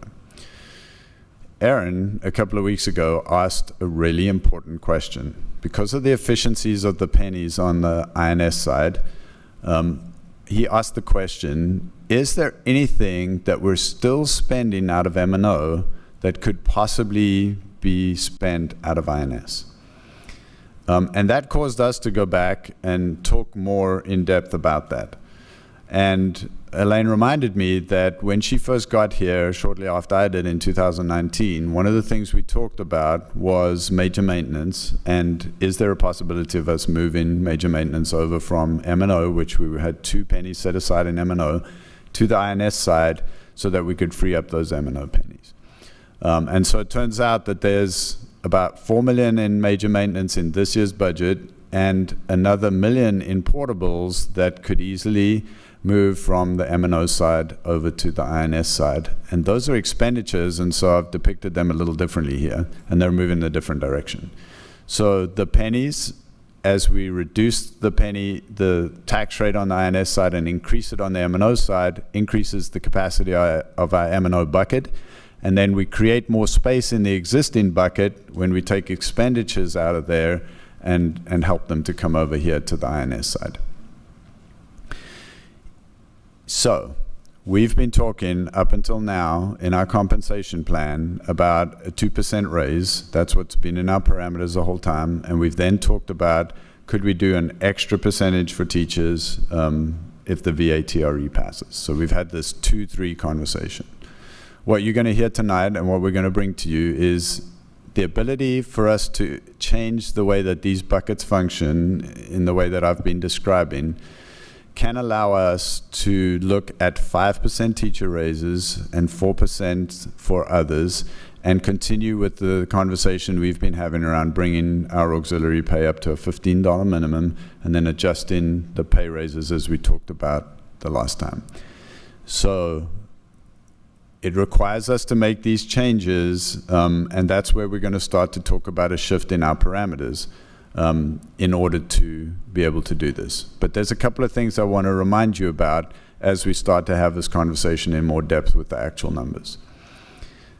This year, we brought to you initially about $7.3 million in expenditure reductions. The board had conversations about those and asked us to see, was there any way that we could not make any reductions to campus-facing or student-facing items? And so we went away and reduced that $7.3 million cut down to $3.5 million. And that's what's sitting in the budget right now. So just want to remind you of that. Second, I want to remind you that we've been talking this whole time about a total of about $21 million in reductions of expenditures over the next 3 years. We had started talking about 7 and 7 and 7. As we've progressed through the conversations, we've now landed on the 3.5 million we're doing this year. Next year, we have 5 million in reductions built into the model, and in 24, 25, $7 million in reductions. I want to remind you that that is absolutely essential, even if we change the shape of our buckets, if we want to maintain fund balance at the level that's in board policy right now. And so you'll see as we go through the numbers, as Elaine explains in a little bit, what I mean by that. But that fund balance number in board policy is currently 3 months of operating, and we have to pay very careful attention to it, because even in this environment of doing a VATRE and doing these different things, you are going to see a downward trend in fund balance. We have a fund balance that can deal with that right now, but you can't change that trend at the last minute. You have to pay attention to where you are in the process, and at some point in time, if you keep going down in that fund balance trend, you hit that 3 months of operating. If you don't stop or change something, you'll blow right through that, and that's going to be a problem. Major maintenance and the portables is this 5 million in expenditures that could move from the M&O side over to the INS side. We can only do that because we currently have bond savings on the INS side. We'd have to set aside enough in bond savings to manage that piece. So we would set aside actually more like 15 million, because we have to make sure that we can do it every year, because once we move it out of M&O, we can't bring it back easily. And we cannot, at some point in future, we're going to have to put a line item in our future bond authorizations that take major maintenance and portables into account. At that time, we'll also have to look carefully at how much we're going to put in there to make sure that we're dealing with the whole of that 10-year plan and making sure that we can deal with major maintenance over time. So just want you to be aware of that. The consequence of some of these decisions is that you can see we've eaten and taken pieces out of this INS bucket.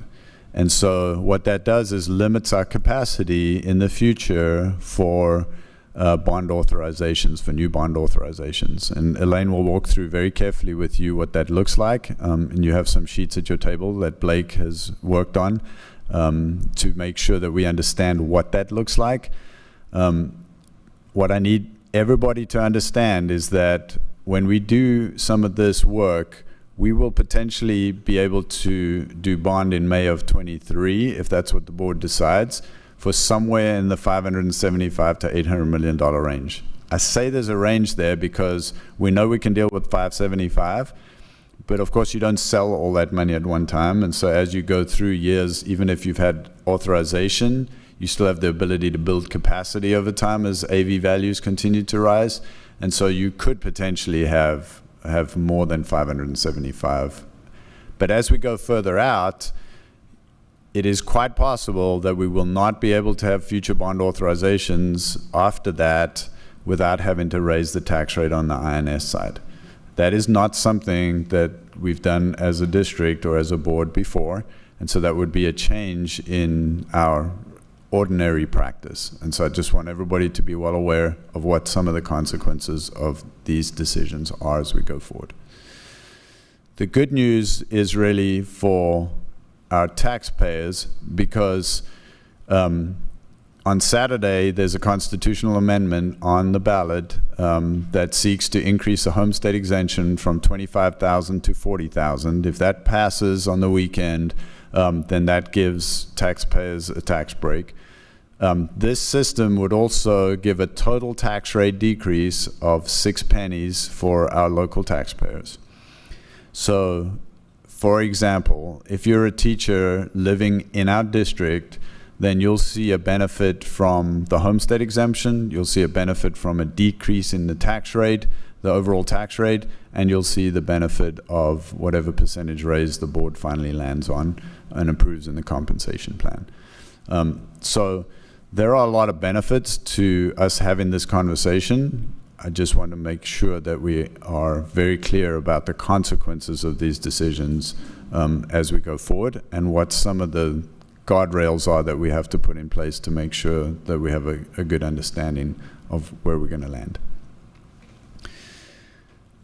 All of this hinges completely and 100% around the VATRE passing in November. If that VATRE fails, then the M&O tax rate will revert back down to the original, the INS tax rate will stay where it was set, and we'll end up with about a $40.4 million deficit in the 22-23 school year. That will either mean the board will have to do a RIF right there and then, which means a reduction in force, or we'll have to eat that deficit out of fund balance, and that means that in the 23-24 planning budget cycle, that would be the number that we'd be trying to reduce on the expenditure side to make sure that we can not spend down our fund balance. All right, so with that, I'm going to ask you to save your questions. I'm going to invite Carrie Lynn to come up. She's going to walk through some of the research that their department has been doing on pay scales and what other districts are doing around us, and try to lay out what these options look like for us in reality. And then once Carrie Lynn is done, we'll bring Elaine and she'll take a deep dive into the numbers so that we can have a robust conversation about what might happen next. So thank you. Before Elaine goes up, after Carrie Lynn, can we ask questions at that point about pay scale, or do you want to wait till the very, very end? So I'm really at the board's pleasure. If Okay. you tell me that you want to ask me questions now, you can. No, I I was just just- try to do I a was little trying to- deflect here, but I'm going to happy write my questions, and Yep. I think I'd rather address like these questions here and then the next set later, if that works. Well, let's see how you feel after Carrie Lynn's gone, and then we'll go from there.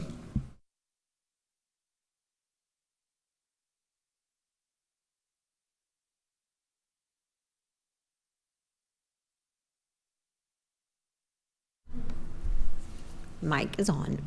Good evening, Board of Trustees, Madam President, and Dr. Gehring. We're going to wait just a moment for the presentation, and looks like he's getting that up, and we will move forward. We good? All right. Okay, so we are going to get started. A lot has changed in the last couple of weeks with our local districts around us. And so we have pivoted a little bit to our recommendation, so we want to bring that forward to you for your review tonight. So I'm going to turn it over to Bo. We're going to, again, tag team this presentation and walk you through where we've landed. Madam President, Board of Trustees, Dr. Gehring, good evening. It has been an interesting 2 weeks catching you up on what's happened, even in just the last week. This slide usually looks like a straight line of numbers for across the board. What we've seen with all of our neighboring districts is some segmentation in the way they are doing there across the board and applying investments to their compensation. So we have the second column there, which is the local districts' teacher increase projections. Some of them are projections, some of them have already gone to the boards for approval. A middle column there for administrator increase projections and a staff increase projections. The last column being the minimum floor pay, which used to be we're thinking about, and now it's dialed in pretty solid at a $15 minimum floor pay. I will say Round Rock's meeting at this moment on the bottom line, which now looks like a 5%, 3% for proposal to their amendment. So we'll see how that vote goes tonight. Looking at this very familiar slide, we always present the 2% as a beginning assumption for the year, but what looks different here is several of these districts have already decided what their increase is going to be. Round Rock and Lake Travis have published these scales at 5%, and Lake Travis saying 7%, looks a little bit more like $5,110 across the group. Pflugerville's 0 year has been announced, but the rest of the scale is calculated. Austin is still sitting at 2% with plus 1,000 to their employees. No movement there, but there's some conversation about going a little higher. And we are waiting on Eanes and Georgetown this month.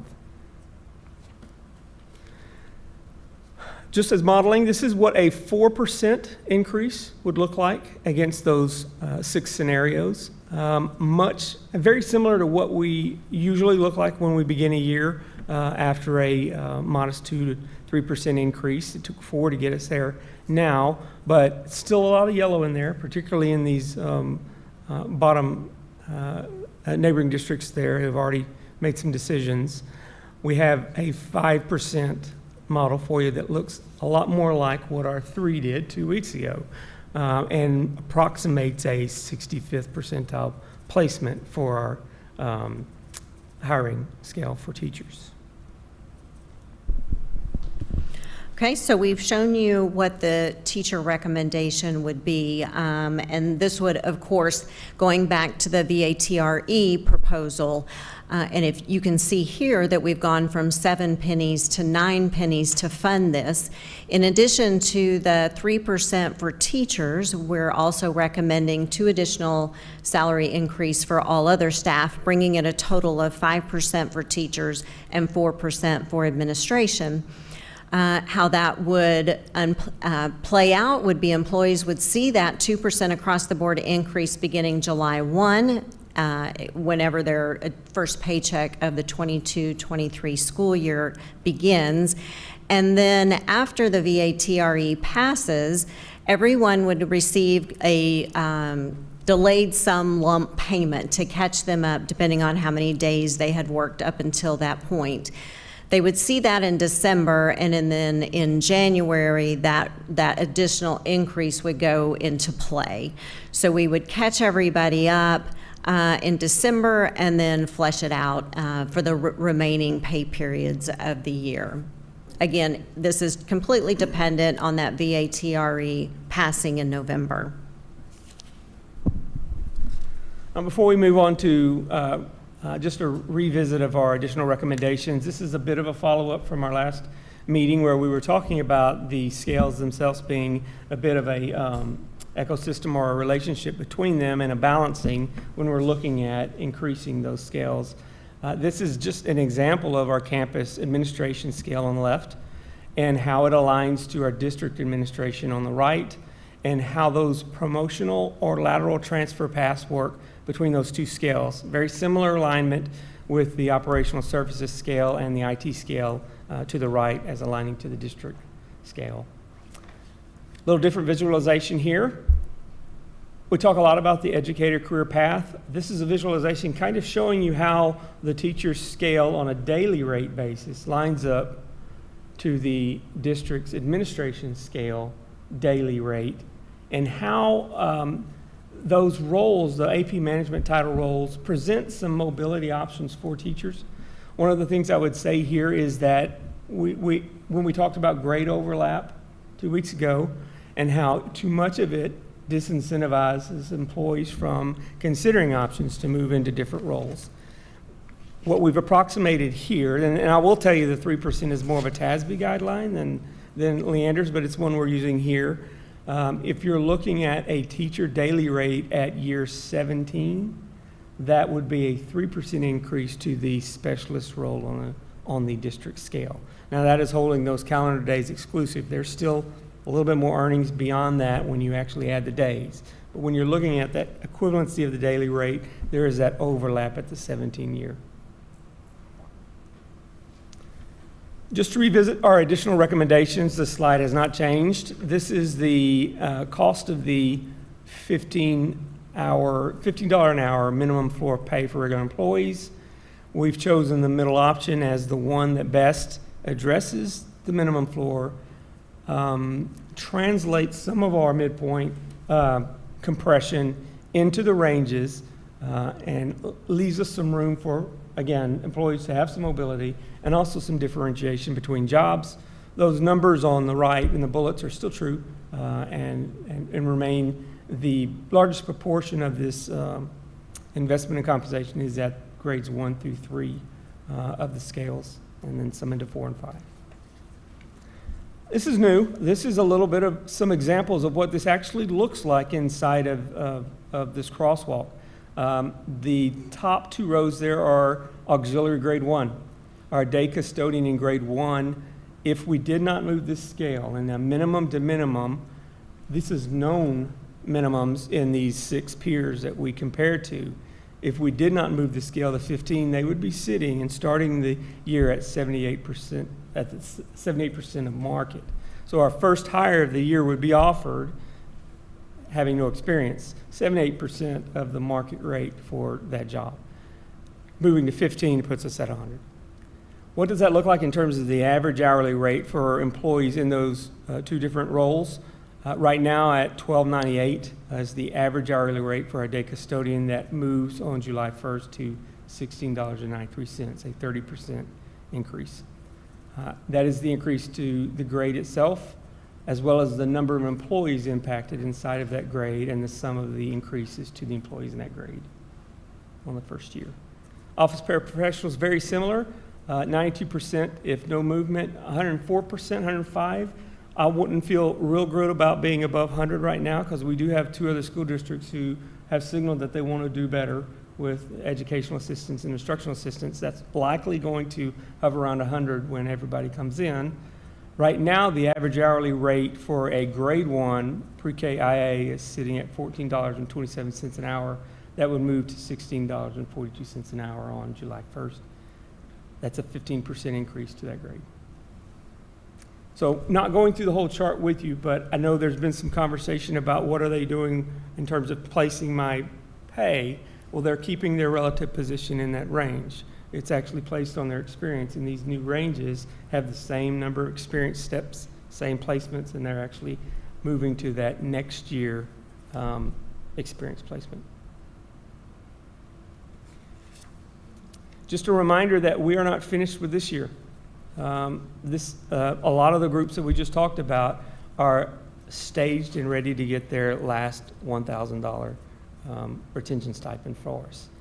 And we have about 180 on the CNS side and 157 on the auxiliary side. All right, so right here you have the summary of what this proposal costs. We're looking at, for the 2%, 11,000, wouldn't that be nice?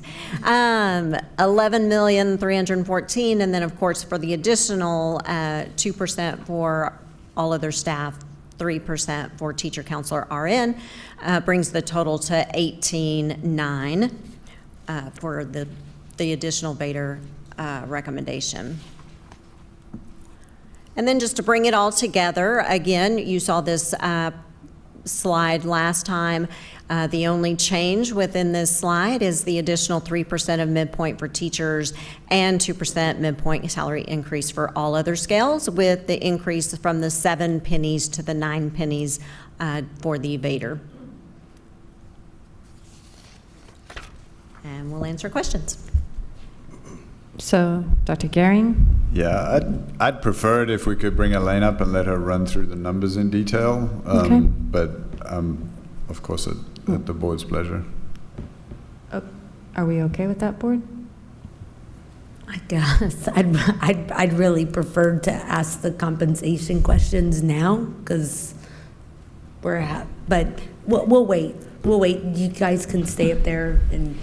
Yeah, if y'all cannot leave, because I think, don't go. I feel like we've gone through these numbers individually already, and so I think a lot of us are ready with our questions and eager, so but I will be patient and wait. Thank you. And I know you've gotten a lot of questions. I can just guess from board members, and so thank y'all so much. Also remind board members, the compensation discussion is not being voted on tonight. Remember, it was told to our community, this will be on our next agenda for vote, but of course, discussions continue. All right, Elaine got up and left.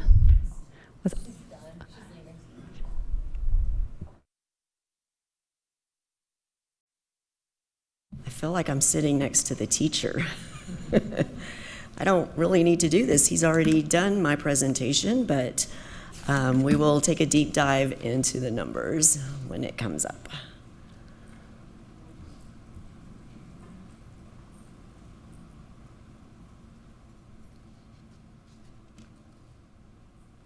They're asking which presentation? Does that one? Okay. This is the good one. So this is an odd graphic, but this has been budget season, trying to keep the train on the tracks, and one wrong move dumps us off the bridge. So this has been a fun budget to try to navigate. So I want to recap what has happened over this spring, because it seems to get muddy every time we meet. There's new information and something has changed. So remember, this started back in December of 21 when we started looking at the budget assumptions and the parameter. And at that time, the proposed assumptions resulted in a $35.7 million deficit for the upcoming year. And that grew to that Texas-sized problem of a $61 million deficit in 2 years following. The board did approve those assumptions in January, and a 4% deficit parameter, meaning the board would be comfortable with a deficit no more than 4% of estimated revenues. And the reason we approved these assumptions and parameter in January is so that we have a guideline and a map to build the budget from. In March, we came back and reviewed those assumptions, and the board approved reducing the contribution to major maintenance by $1 million, and approved authorizing or approved building the revenues on 5 additional pennies on the M&O side, as Dr. Gearing illustrated earlier. We identified $3.5 million in reductions, and at that point we had information that values were expected to grow at 29%. Last month, Carrie Lynn and Bo brought you a compensation plan that did show 2% for all employees, with an additional 1% for teachers, nurses, and counselors, and the 15-hour minimum wage. And then after that conversation, lots of requests to look at more options for larger salary increases, and area districts began announcing their pay increases. And then we also, at the end of April, did receive our certified preliminary values, and they're right at 30% as a net taxable increase, taking into account the new homestead exemption. And I will point out here, both appraisal districts have reserved quite a bit of value for protest, a higher value than they've done in prior years. So in July, we should see these values change. So this is the problem that started this whole budget season, and I don't want us to lose sight of this, because this problem has not gone away. First, I want to point out, for beginning fund balance for next year, I'm using what our current fund balance is. So this assumes that the 21-22 year is a break even, no deficit. So this paints the best possible situation. As you know, we're looking at a deficit for the current year between $4 and $9 million. So if we just start with the fund balance that we know we have right now, $181 million, and we take that $35 million projected deficit, that brought our fund balance down to $145 million. Board policy says that we have to have 3 months in operating expenditures in fund balance. And the important thing here is, when that fund balance falls below 3 months, the superintendent shall, this isn't can, this is shall, prepare a plan to get us back to that fund balance requirement. Well, that plan is going to mean making expenditure cuts. If you'll look across 2 years following next year, if we did not make any changes, those deficits take our fund balance down to $34.7 million. Our target of 3 months would be $114 million.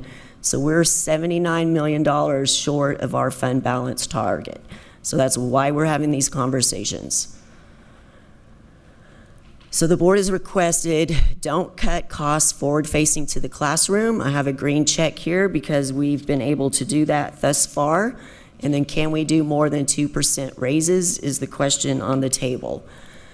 So Carrie Lynn and Bo just did a great job of showing you a 5 and 4% scenario, but I wanted to let you know that we did look at other scenarios as well. We didn't just grab one, and so you saw that based on area districts, the 5% gets us in a better shape. We did look at a 4 across the board. We also looked at a 5 and 4, or 5 and 3, the 5 and 4, and then a 6 and 4. We're not recommending the 5 and 3 because of the disparity of the 2% between the scales. And we're not recommending the 6 and 4, again, because of disparity and the cost of the proposal. Remember, this deficit has not gone away. It all hinges on the Vader. So the 5 and 4 is possible if we amend the assumptions, and Dr. Gearing alluded to what that would look like. So how do we get to a 5 and 4 model? So remember, the goal here is we have to create more capacity in the budget. So we either do like Austin and cut a bunch of positions so that we can give the remaining people more of a raise, or we look for additional revenues. Or, as Dr. Gearing illustrated, we look for costs that we can move out of the general fund. So we would amend the adopted assumptions. Again, it requires at least 9 pennies in a Vader. It would require moving the funding that we have for major maintenance and portables to the bond savings from 2017. This would be a permanent transfer. As he mentioned, it's hard to bring this back to the general fund when you add salary costs increases. So we could use the remaining 17 bond savings until new bonds are authorized that include all maintenance projects. This does maximize the use of those I&S pennies because they're not subject to recapture.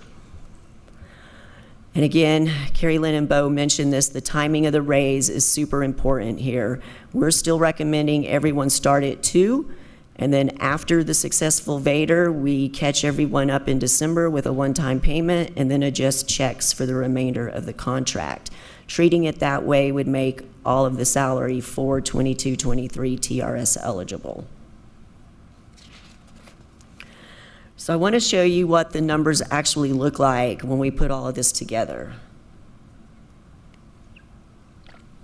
The current assumptions call for 5 cents on a VATRE. And what I want to show you here is where we are and what increasing the pay to a 5% scenario looks like. So you haven't really seen a lot of numbers as far as where we are on the current budget. But without any VATR pennies right now, we're at a deficit of 32.8 million. So we were at 35.7, we've made a little bit of headway. If we increase pay by 5 and 4%, that adds 7.6 million. So now that deficit is 40.4 million for the current year. And then you can see it grows to 60 million. So we're back to where we were. If we add 5 pennies, which is the current assumption, then for next year that generates just over 20 million. So the adjusted deficit for 22-23 is 20 million. Our parameter would provide for 15.9 million. So I would still, with 5 pennies, have to find another 4.2 million to cut in the next 2 weeks. That is not going to happen. And you can see following through the next years, we would have to cut 15 million and 21 million to achieve a 4% budget parameter. Now I want to point out that the numbers at the top, that's the recapture without any pennies. So that's 25 million. When we add pennies for 5, the recapture you can see at the bottom grows to 29. So remember, this is 3 golden and 2 copper. When you take that into fund balance then, so if we have that $20 million deficit, again, starting with the current fund balance that we have, you can see by the end of 24-25, again, we have exceeded our 3 months of fund balance. So between now and 24-25, we would have to get fund balance back up by $25 million. So all that to say, 5 cents does not give us enough to make the increased pay option. So what does 9 pennies do? So again, we're starting with that very same $32.8 million deficit, adding 7.6. So the deficit stays the same across the board. Nothing's changed here. What changes is when you go for 9 pennies, you have additional revenue. So where we were looking at 20 million, 9 pennies generates 30 million. If we move the portables and major maintenance, that's 5 million. Now our deficit for 22-23 is $5 million. That's the lowest deficit I've seen in this district since I've been here. It meets our budget parameter. If we go through the same thing for the following year, 9 pennies generates just over 31 million. We had 5 million built in for major maintenance, so that would come out. So now the adjusted deficit is just over 16 million. Our parameter is 16.7. So we wouldn't have to cut anything in the following year. We would have to cut in 24-25, we would have to cut 5.8 million if the board approved a 4% parameter in that year. So the 5 and 4% option is doable, but what you have to commit to is not funding major maintenance out of the general fund and 9 pennies in a VATRE. Then when you compare that to fund balance, you can see there's no negatives. So fund balance is still within the 3 months, but we're only above that by 22 million. So if this trajectory continues, we're gonna have to start making changes. We know we have a legislative session in between these 3 years. A lot can change, but the 9 cents keeps us fiscally responsible at this point. So our recommendation, if you want to give a higher pay raise than the 2 with the 1% contingency, is approve the amended assumptions, which is up for a vote this evening. Adopt a comp plan in 2 weeks that would start everyone with a 2% raise and move the hourly rate to $15 an hour. The comp plan would include that contingent language so that employees end up with a 5 or 4% increase overall. Reminder that the board adopts the budget on June 23rd. The revenue budget would reflect 9 pennies in a VATRE. The board adopts the actual tax rate on by August 22nd, but you would need to commit to saying that you would go for at least 9 pennies at that time. The payroll budget would be adopted with these costs. It would meet the 4% parameter. At this point, it gives 6 cents of tax rate reduction to the community. But if the VATR fails, we come back and we amend revenues because those are no longer in our grips. So I want to show you what the proposed budget potentially looks like for adoption next month. This is going to come really quick. So you can see that $32.8 million deficit. We would build the payroll budget. If the board approves the 5 and 4 scenario, we would build the budget including that cost. So that would take the deficit to 40 million.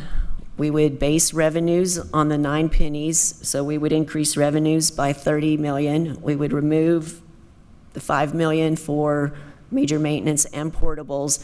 So in June, you would be adopting a budget with a negative 5 million.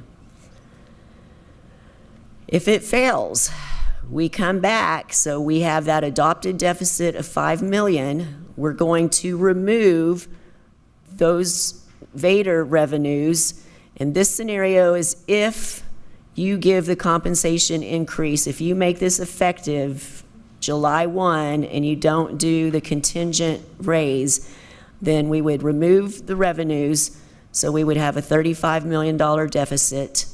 Our parameter is 16, so we would be 19 million above that, and that is where we would start making cuts immediately and start working towards the future. Now I want to mention here, we were in a webinar yesterday on VATRs, and there is a high possibility that the state will push for more compression in the next session, and when they do that, they prevent you from having a VTAR that year.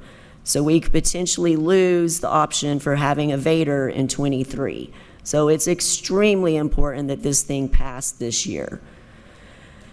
If we wait with the compensation and do it contingent on the VATR, then the amended budget looks like this. You still remove the revenues, but I can reduce the revenue budget because, the payroll budget, because those contingent 3% and 2% raises would not be given, and so the deficit would be 27 million, which is 11 million above the 4% parameter.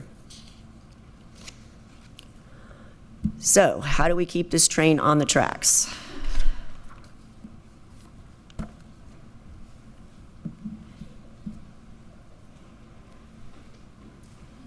All right, so now it's time for questions. And board members, I see pens and writing furiously. I love that. Remember to share mics with each other because lights are lighting up. So board members.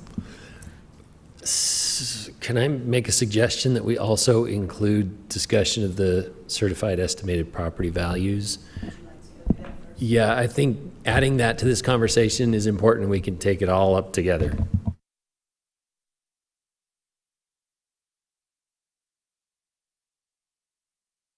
Did I open that up already on the agenda, or did I need to pull it up? Okay. All right, so yeah, we did. That's 9C2, discussion of 2022 certified estimated property values. Yep. So I'm trying something new. This is the first presentation I've ever done with only charts, no words. So, getting out of my box.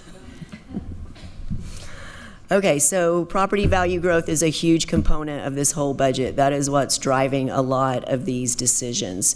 So we typically do bring you what value growth looks like after we get our April certified estimates. And because we are moving into recapture, a couple of slides on that information. So this first one is just a look at our historical property value. So in the blue bar, you are seeing local values. These are freeze adjusted, so this is what we're collecting taxes on. And the gray bar is representing state values.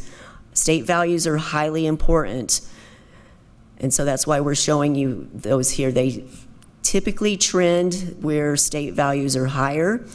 But you also notice in the middle of the chart, or to the right side, there's a black bar. Throughout these charts, you're going to see this black bar, and what it represents is pre-House Bill 3 and post-House Bill 3, so that you can see where the changes really are. So if you look to the left of the bar, you'll notice across the top, the red line is our tax rate. So our tax rate was at $1.51 for many, many years, and then House Bill 3 came in, and your tax rate compresses, so you can see the drop in the M&O over the last few years, strictly related to property value growth. And so right now you can see $1.32 is the estimate. That's with no Vader pennies. That's just if we do the compression, that's where our tax rate would be. This is a great slide. This shows the average market value of a home and the average taxable value. Someone got happy with the blue line here. Never in a million years would I have come to you in January and said, hey, this is what things are going to look like. You would have looked at me and said I was crazy. But if you go back 10 years ago, the average taxable value of a home in the district was $221,000. Today, it's $391,000. But more importantly, if you look at 22-23, that blue bar, there's about a $200,000 gap between taxable and market. So what's important here is taxable is currently capped at a 10% increase each year. So if market value does not grow or shrink, it's going to take us nearly 6 years for taxable value to catch up with market value, unless the law changes. So that's the current structure. So you can see before this year, market was slightly higher than taxable, but this year it's gotten completely out of whack. This is a demonstration of just tax-based growth and our total revenues. And really what we're just trying to show you is, so the blue area is the INS tax revenue, the green is the M&O tax revenue. This is not our total revenues, this doesn't have state. But you can see the red is a very small sliver on this chart. So it feels big when you say it's 29 million, but in the grand scheme of the whole thing, that is the perspective. All right, so this one I have some explaining. In here, the red line and the dots are local property value. So you will see towards the right, it shoots up. Again, you have the black bar separating before House Bill 3 and after. The green bar is representing M&O tax revenue, and then the orange bar is state aid, and then blue is INS. So let's just look at blue right now because INS is independent of state aid. So you can see as the red line has trended up, INS has grown steadily, but it's shooting up in 22-23 because of that acceleration in the red line. Now let's look at the green and the orange. So you can see before House Bill 3, the green bar was right on with the property value increase. And you can see the orange bars were staying the same and going down slightly because M&O taxes were funding more and more. Now after House Bill 3, the green bar is not at the same level as the property value growth. And if you look at 22-23, the orange bar has gotten very small. All we are getting next year from the state is the available school fund. That is the guaranteed state aid for all districts. So even Austin, with as much recapture as they pay, they get a little bit of available school fund. Our foundation school fund is gone. So you don't see any of that in the orange. And so green is making up all of the revenues for M&O in 22-23.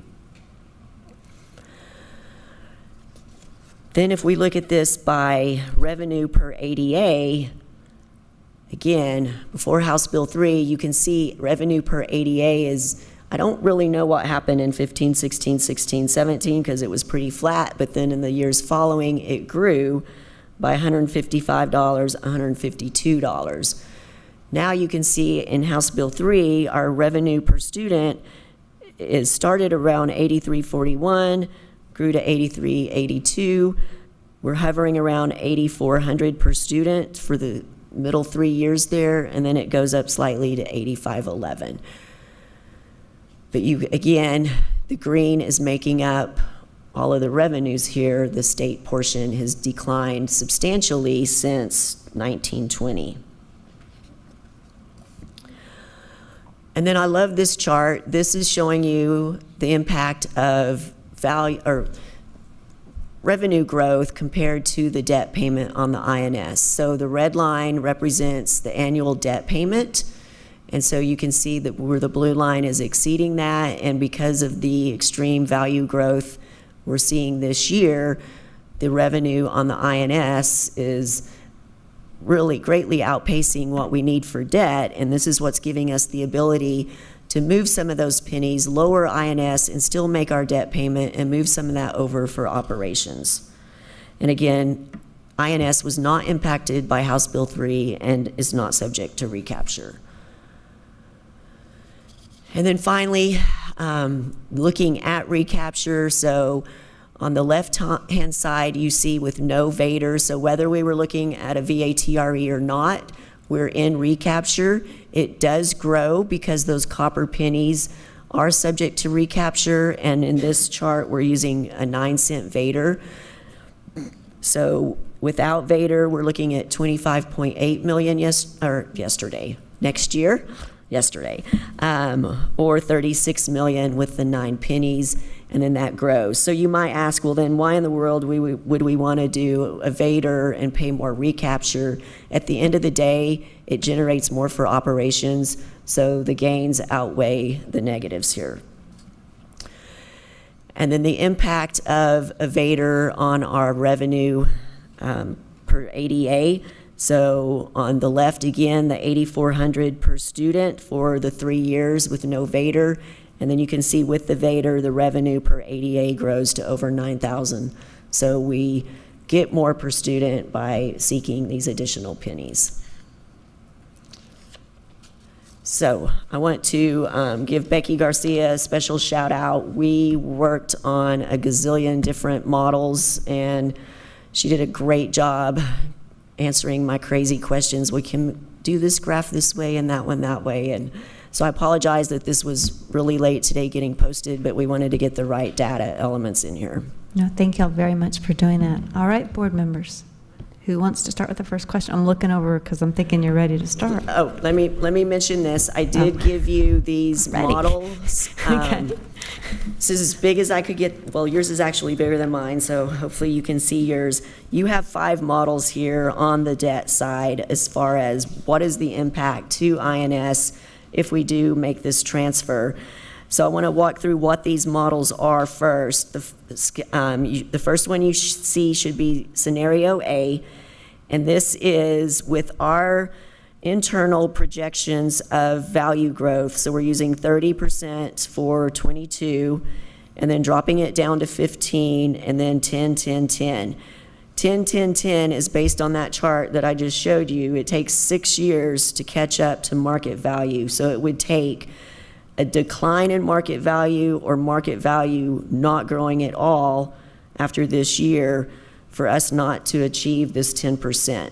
So in this first model with those growth scenarios, you'll see in column 17 the INS rate that is required to service existing debt and issue all of the current authorization, so about $200 million of current authorization. And then from the long-range planning group, a build-out of what looks to be needed as facilities, and so that ended up being about $1.222 billion. So with all of those structured in here, and this is a plain vanilla bond issuance, there's no special structuring, there's no defeasances built in past what we've already done. So you can see the tax rate in, I'm not sure I'm going to have these lines right. There's a couple of years towards the bottom where the tax rate would need to go above 33 cents, but that we could structure differently to avoid that jump above 33. The second scenario is same growth assumptions, but keeping the tax rate at 33 cents, and you'll see 2 years where we're short of what we would need to service debt by 6.8 million and 9 million. Again, we have excess in the early years that we could use for that, for defeasance or structuring these different. So this is not modeling to do anything fancy, it's just plain vanilla. And then we have 3 scenarios that a trustee asked for with different growth, and so the third page is a growth of 30%, then a loss of 5%, and then 0%. You cannot do that and issue 1.2 million, so, or billion. So that one is not doable. So you would not be able to issue all of that additional debt in the future. The next one is growth scenarios of 30, 15, 5, and 5. You can do this, but you are going to need to raise the INS rate above 33 cents if you issue 1.2 billion on top of the 200 million.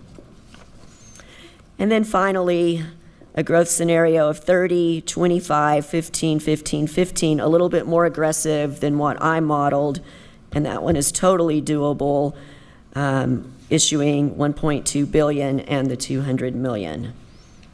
And it gives you a lower tax rate needed than 33 cents for all years.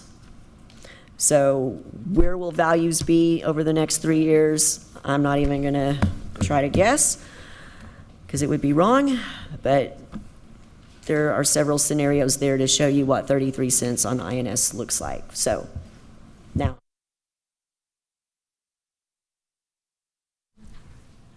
And board members, as we continue our conversations, these assumptions are what they're kind of saying we have to say we're good with for them to build out their scenarios, or we have to say what else we want to see in our assumptions.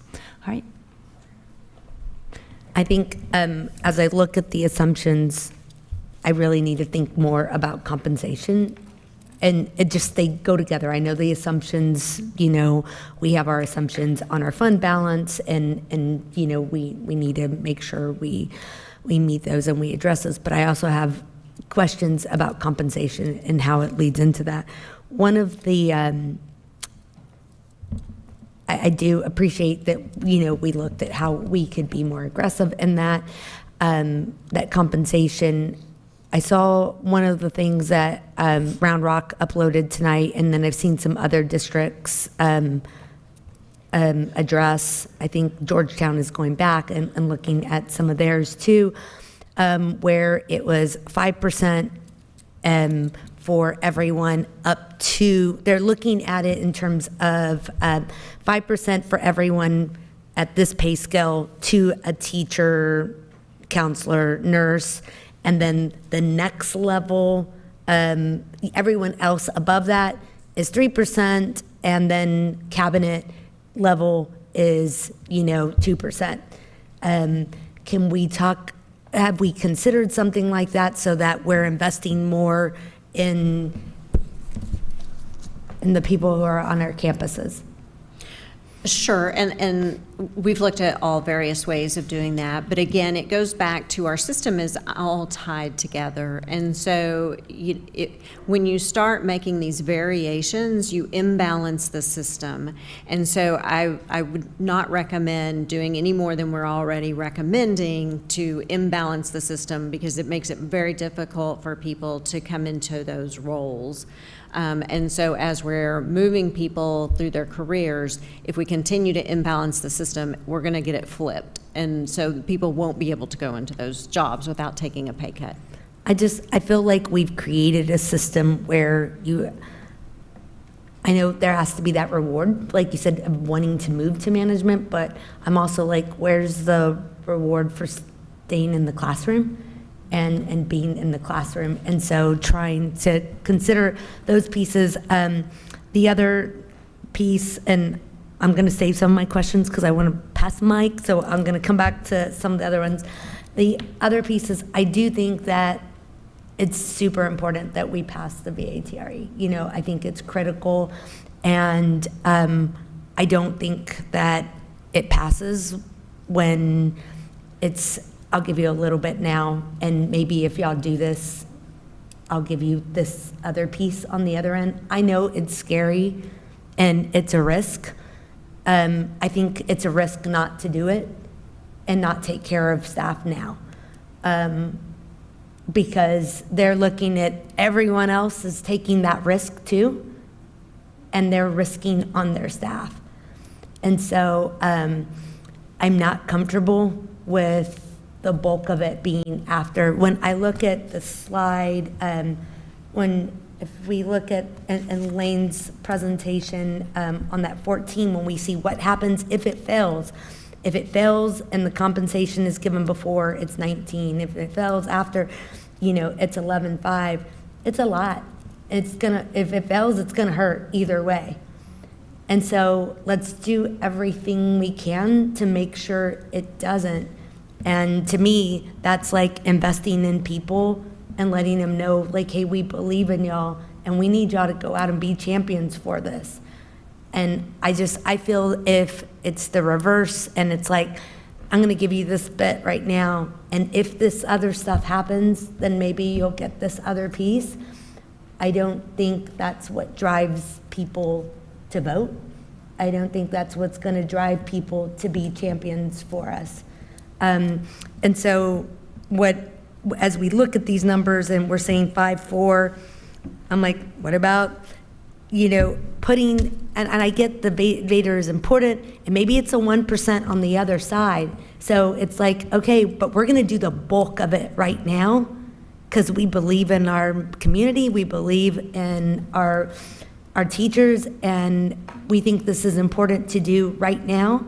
And then we're gonna put 1% of that on the other side. And if we look at it this way, if it fails, it's gonna hurt.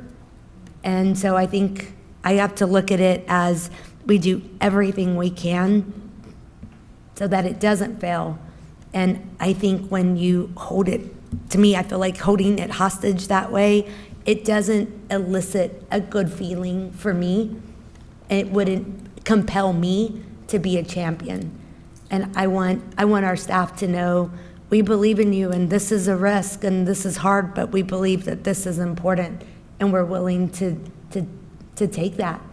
And so that's that's my piece on that. And then I have other questions and skills, but I'm gonna hold them. I think we all have lots of those. Just to piggyback, I guess, on the primary topic that Gloria raised, and maybe a comment first and then a question. I don't know the guts of all of our neighboring districts' details and decisions, but we're seeing a lot of people make choices and decisions that you could argue are not fiscally responsible, in the sense that we don't already have the money to fund these things beyond maybe the first year.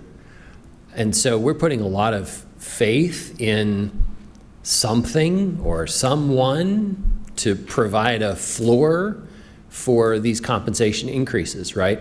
There are lots of things that we could spend 1 year on, and we could deplete fund balance, and we wouldn't worry about it if it was a good choice.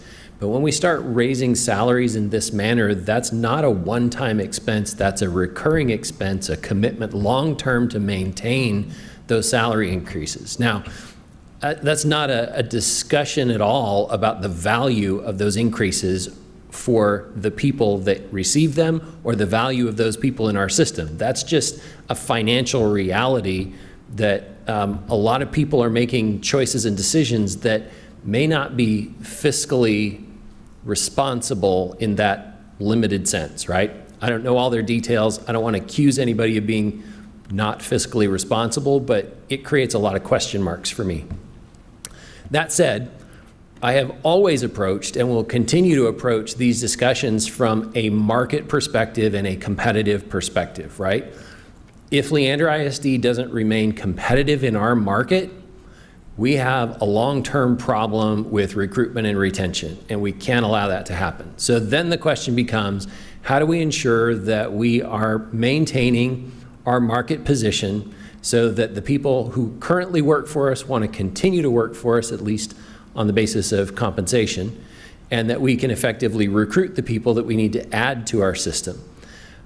So I guess the presentation, slides 5 and 6 in particular, which show us that competitive position for our teaching positions, are compelling for me.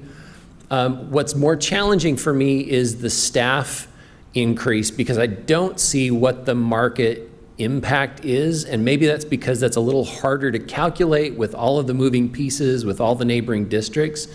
But I guess my complicated run-up to this relatively simple question is, what's the impact for our non-teaching staff from a market perspective?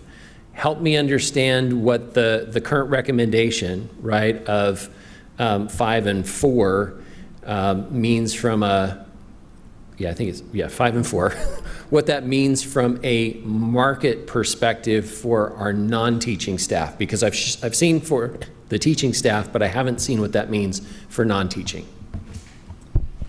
Sure, I can take that. Good question. So let's talk about the staff in two groups. The group that we're establishing a minimum floor on, those are very large increases. A 4% to that group is not as much over that 15-min floor amount that you would think. It's that other group that I think you're talking about, correct? Yeah, that's right. Okay. I guess really there are 3 groups, right? Yes. There's those that are affected by the hourly rate, then there are the teaching positions, and then there are the other staff, right? Mm-hmm. So when we first spoke, a 2% for that administrative group would have kept that group competitive.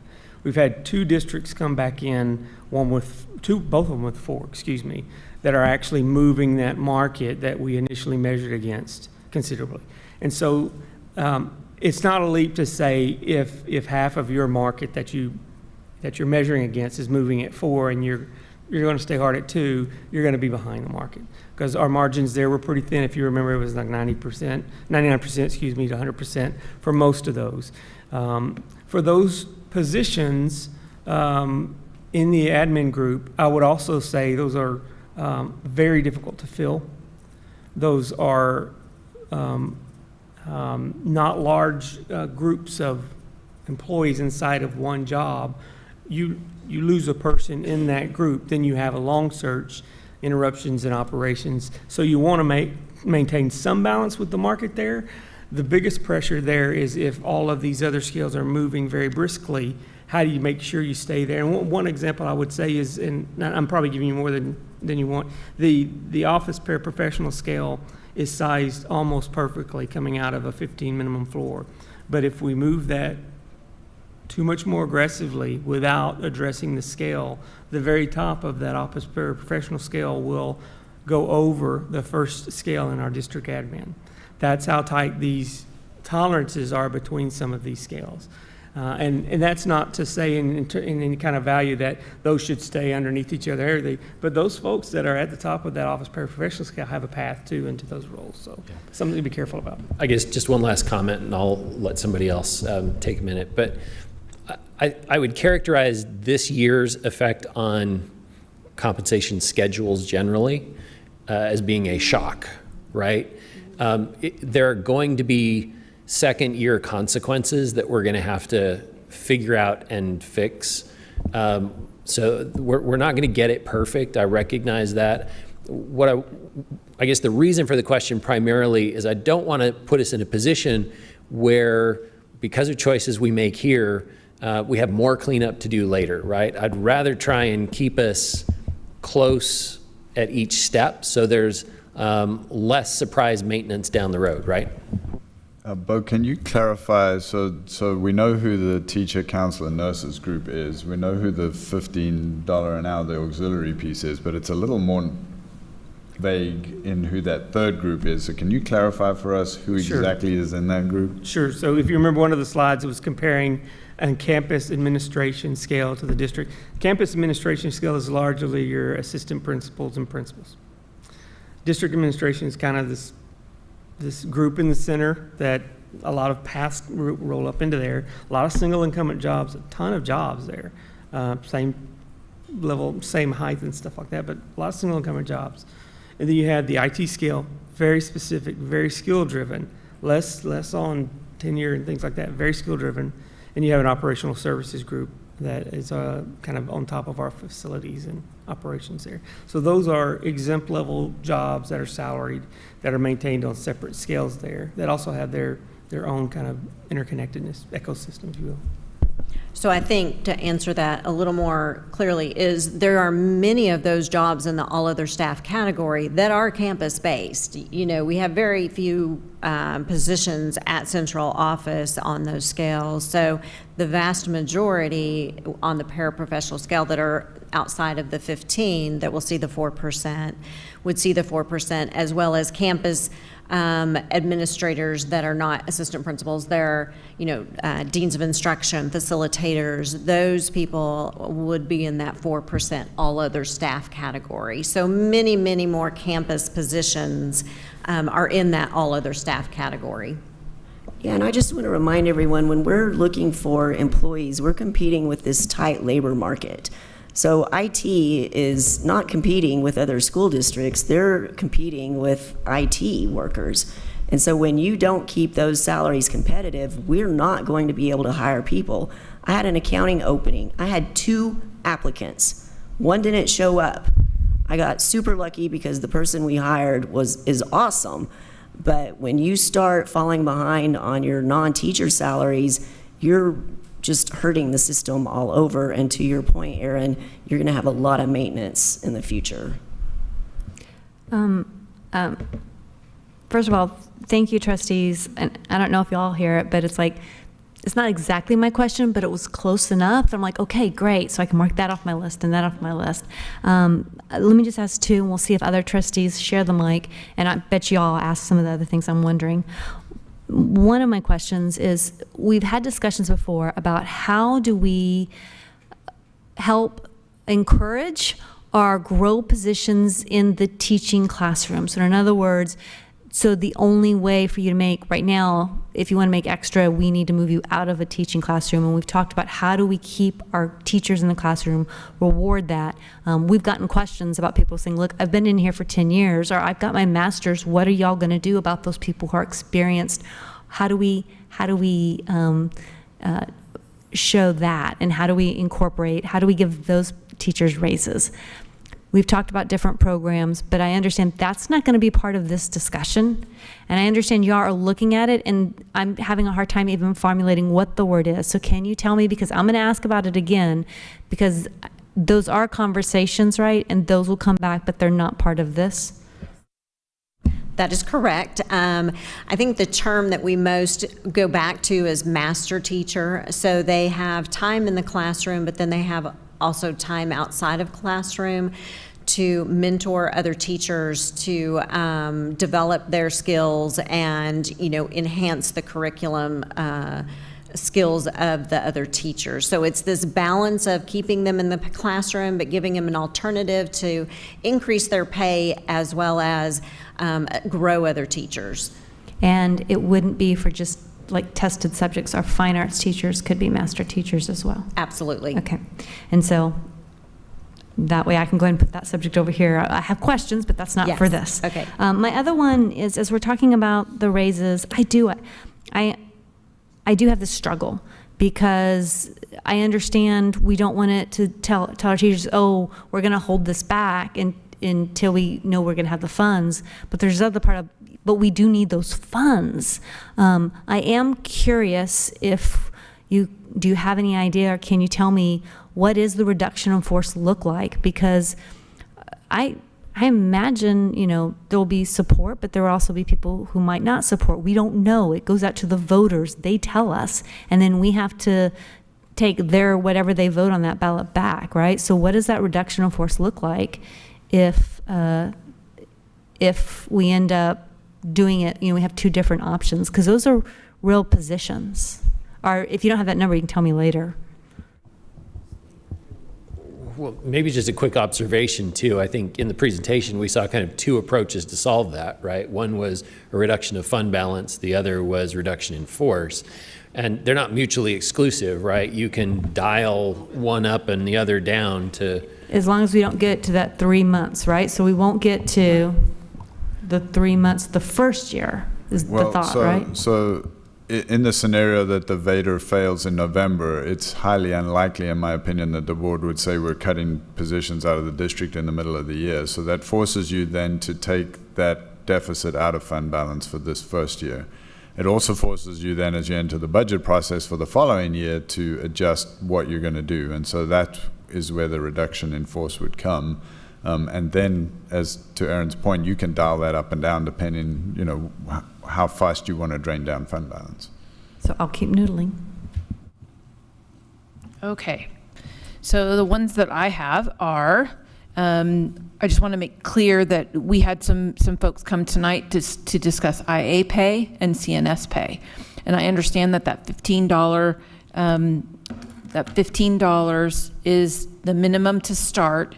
And then say, for instance, the one speaker that talked about the IA that's been there for 10 years and she's only got a $1 an hour difference in her pay from when she started. So I just want to make sure that we're clear for our community that they understand that when we hit this $15, that means if you're already making $16.24, you're going to still get a raise. You're still going to get a raise. It's on a scale. And so I also wanted to make it clear that our CNS folks, because I know that they're very passionate and rightfully so, they do an amazing job. And I want to make sure that they are taken care of as well. So as we discuss all of these numbers and percentages and all of this other stuff, I just want to make it clear that the raises that they will get are on that sliding scale, correct? I mean, it will slide according to their Unless they're the experience. Unless they're the kitchen manager, right? Then they're not hourly. Okay, say that again. Go ahead.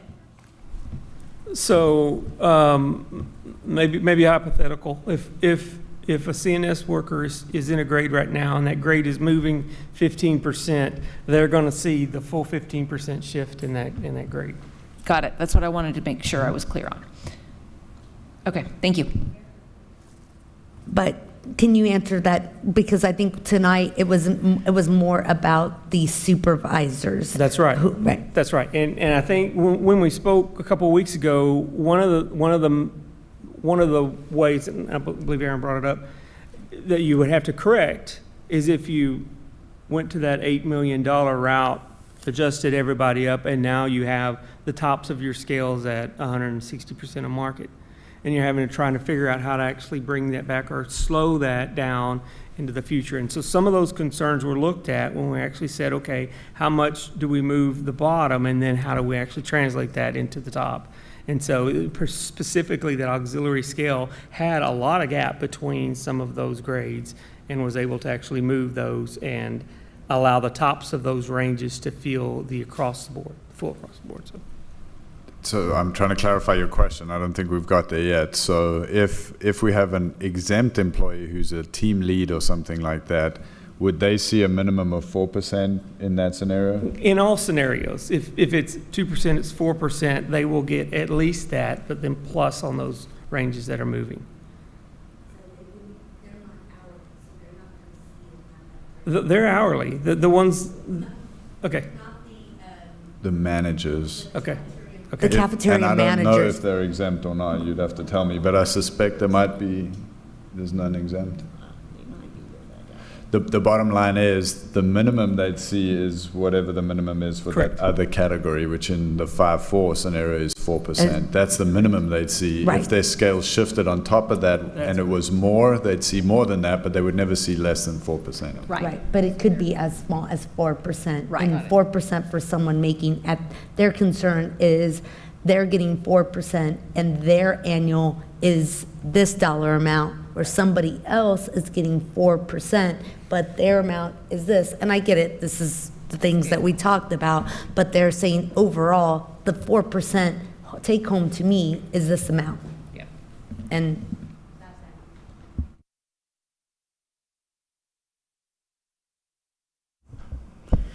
So there was a model that I saw from one of the other school districts where after the first year, so the first year was, I think it was Lake Travis actually, there was a big bump after the first year. And so that encouraged people to stay on after that first year, or after that first year could be when they drop out. And I was wondering if, because there's been a lot of discussion about how the gap between people who've been around for a long time and the first years is not very, it's pretty small. And so if there's a way to incentivize people, because during those first maybe 3 years, there might be a higher dropout rate, and really focus on starting to bump up after 3 years as opposed to right away. And it's still, I mean, there's still work to be done with respect to encouraging that retention for the tenured people, and that's where a lot of work needs to be done. Some more work needs to be done eventually. And the 5%, my understanding is that, is it everybody's going to get a 5%, or some may see it lower than 5%, or some a little bit, it is a like 5%, not like it's just the whole bucket that is increased 5%. And so the numbers, the way it might not really be 5% for some. Right. When we talk about any of the percentages, it is a percent of that midpoint of that range. And so we actually write on the slides exactly what that amount is. I think it's 28.58, if I've got it right, something like that was 5%. And that's what everybody sees along that range. So if I'm at the lower end of that, it's a higher percentage of my salary because I'm at the lower end. If I'm beyond the midpoint, it's a lower percentage of my salary. But it is that same flat. Correct. So do we know for each of those scales, like what percentage of people would really see close to? Is it a small percentage of people that would see this smaller increase and a bigger percentage of people? Well, I think the confusion is they get the same increase. Everybody in that grade gets the same increase. It's just of their, because it's a percent of that midpoint compared to their salary, it may be, if they're a 3-year experienced employee, it may be a 3% of midpoint, but it's still the same amount. Everybody gets the same amount in that grade. But if you're above the midpoint, it's going to be I did that backwards. If you're below the midpoint, it may be like 6 or 7%. If you're above the midpoint, it may be 3% of the midpoint in relation to your pay. But again, the calculation is just if it's a $10 midpoint, it's 5% of $10, everybody gets that amount. And is this based on 96% again, or is it 95, the ADA, the budget?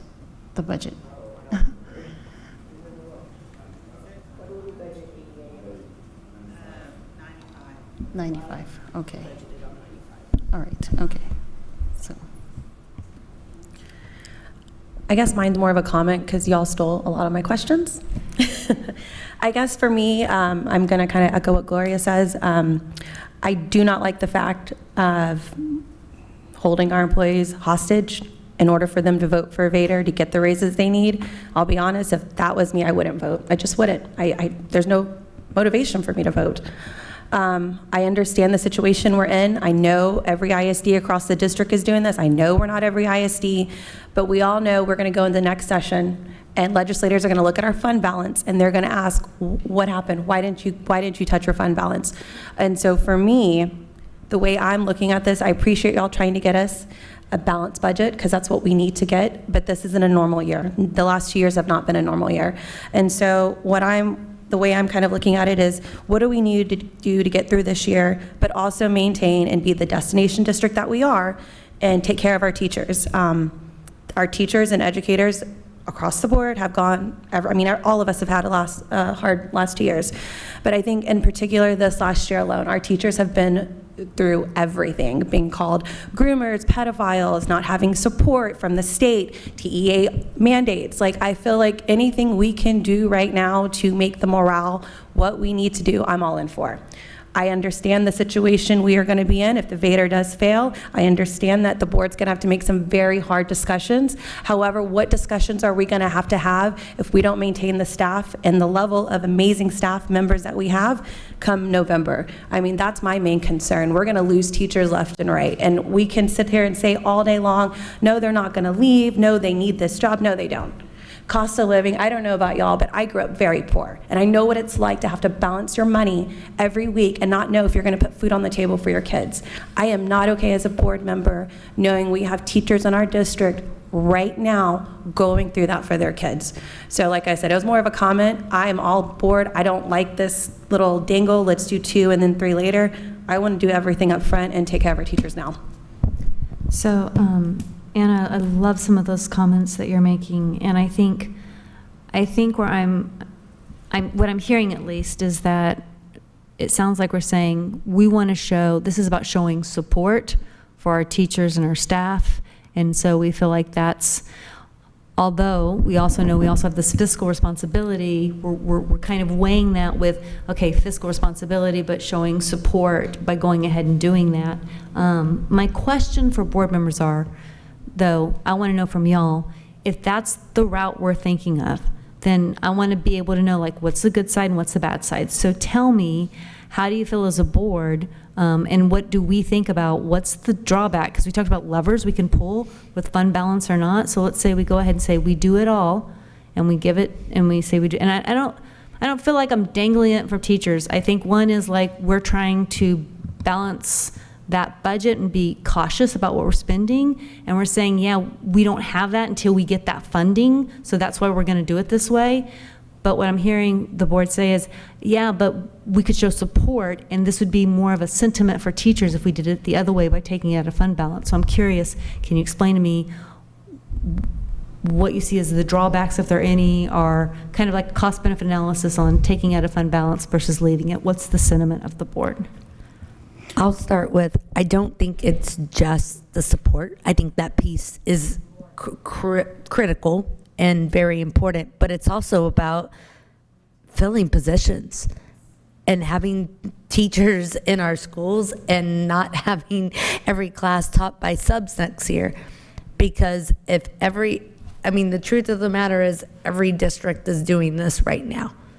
And thank you for the discussion. I know I pushed on those other pieces, and I did notice tonight, I just looked at it, I think Round Rock had originally said 5.2, and they're going back and doing or I guess it was the 4-2. They're going back and bringing the 2 to 4 because they saw kind of how, so thank you. I think there's more discussion on that, but I think it's all of those things. It's being able to show support is important, but it's also, we need our teachers in the classroom in the fall, and we have to make sure that we're able to hire, and not only hire, but compete. And when every district that's next to us, around us, is doing it now, there's no reason they wouldn't go to any one of those other districts. And so I think it's a matter of right now making sure that we can keep our staff and we can hire new staff, and also making sure that our employees can live in the district that they teach in. For me, it's a little bit of both. We do want to take care of our staff, but at the same time, we want to make sure our kids are getting everything they can for their education future, right? What is this going to do for a student if we can't fill an AP position at a high school level? Are we just going to put in a long-term sub? And that brings other implications. We have students with special programs. Are these long-term subs going to be able to understand what an IEP is? I guess what I'm saying is it's more than support, right?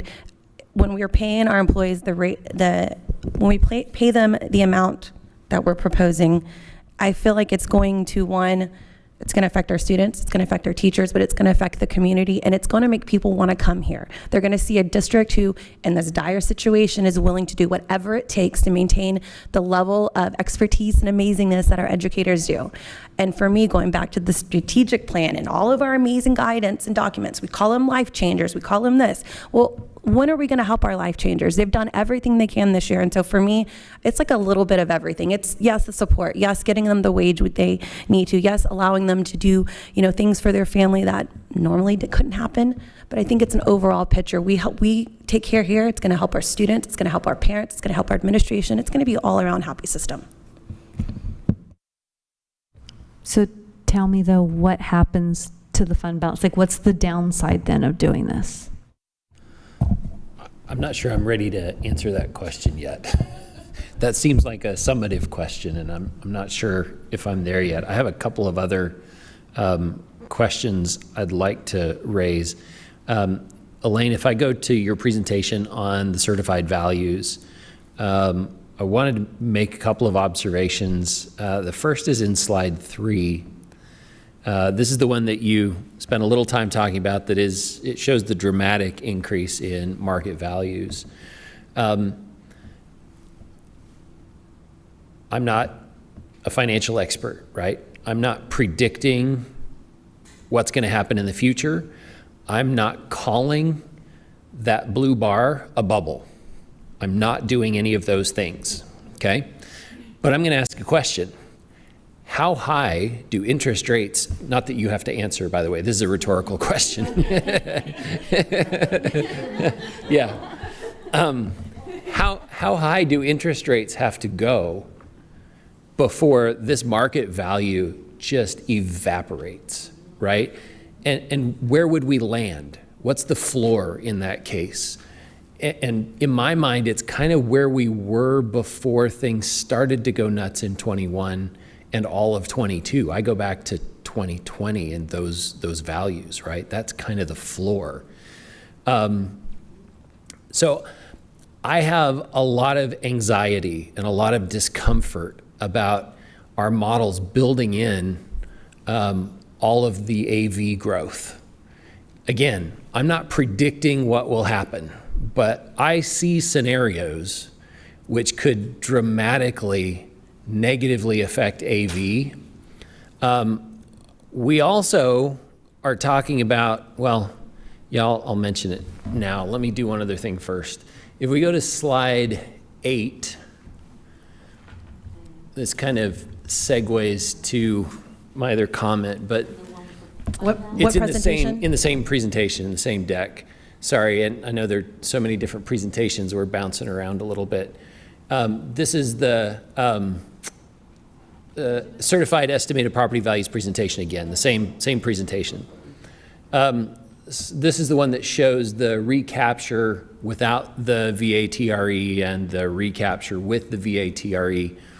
And I think as you talked about the fact that while we have to give some of that back in recapture, you characterize that as still positive for us, which is true, but there's more to the equation than simply what's good for Leander ISD's bottom line, because our taxpayers have to pay the whole penny.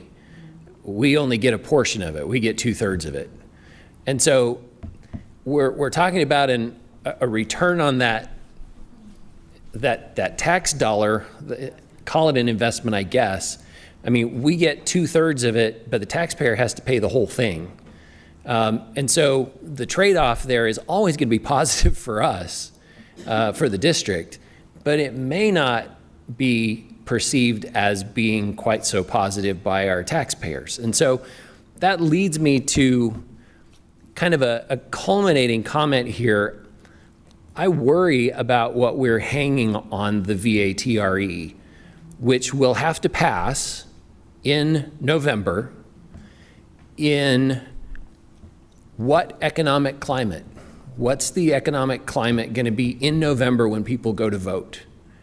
Are we going to be in a recession? What are interest rates going to be in November? What's the cost of a loaf of bread or a gallon of milk going to be in November? The compounding effects of inflation on our community are potentially significant. I'm really anxious about adopting a model like this that assumes the VATRE will pass, because we're putting a lot of eggs in a basket with a very, I'll just gently call it uncertain future, right? I like to believe that our community will come out and support education and support our educators. But we're likely to have 3 times as many people turn out to vote as did during the bond election. I don't know where all of those people are going to be in November. So take your anxiety and multiply it by 10 and sit in my seat. I did not come to you with this recommendation. I was asked to bring you higher salaries. There is no way I would recommend spending this money before it's in the bank. But you see previous conversation.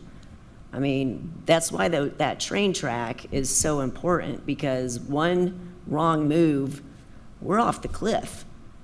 And this is the only opportunity to pass this VATRE, because if we come back and it's a tax increase, it'll never pass. That's why I'm trying to put a package that gives 6 cents of relief versus 2, where we were, trying to satisfy your friends with salary increases, trying to get our employees to understand, yes, we want to give you more, but if we give you more now, I'm potentially cutting half of your support team. So would you rather have your support or money in your bank or both? You can have both if all this works, but there's a lot of assumptions in all of this. And you're right, I don't know what the world's going to look like in November. But all I can tell you is what I know today. So just to clarify though, if we didn't go to VATRE, the compression on the tax rate is just a little under 2 pennies. So with no VATRE at all, no change, the taxpayer sees a relief of just a little under 2 pennies. If we go to VATRE for 5 pennies, they see a tax rate lowering of just under 2 pennies. That's the only compression. If we go to the 9 pennies, then we can create a situation where the taxpayer sees a tax rate decrease of 6 pennies, because we're lowering that INS rate all the way down to 33. And that's why we have to look at the big sheets to make sure that we know what we're doing on the INS side in future, because the board has control of that INS tax rate, but we don't have easy control of the M&O tax rate. Yeah, well, and these illustrations are also built on 30, 15, 10, 10, 10. If there is a bubble in AV, and if rising interest rates or recession pop that bubble, Well, I understand that, but will we have to raise the INS rate to service our current debt? I'm worried about where that leaves us in the near term. I think we'll have enough, but it creates a situation of uncertainty, which is why that first scenario that I requested, which I think is the third of the scenarios that shows a 5% decline in the second year, by year 3, we're upside down a bit. Yes, but that's with issuing 1.2 billion, and if that scenario comes true, you wouldn't issue 1.2 billion. So that changes that entirely. Well, it doesn't. It issues some of the 1.2 billion, just a fraction of that by that time. Right? Most of that is issued in future years. In fact, if we look at that closely, the future authorization, that's just the Series 2024, correct? 1.2 billion starts in column 7. That's what I just said, yep. Which is adding to the 2025 year, and we have a problem before that. We're at 32.5 before that, and if you issue that additional 20, if you issue enough to cause a $20 million payment, it goes to 37.8. Oh, yep, it's the same year, you're right.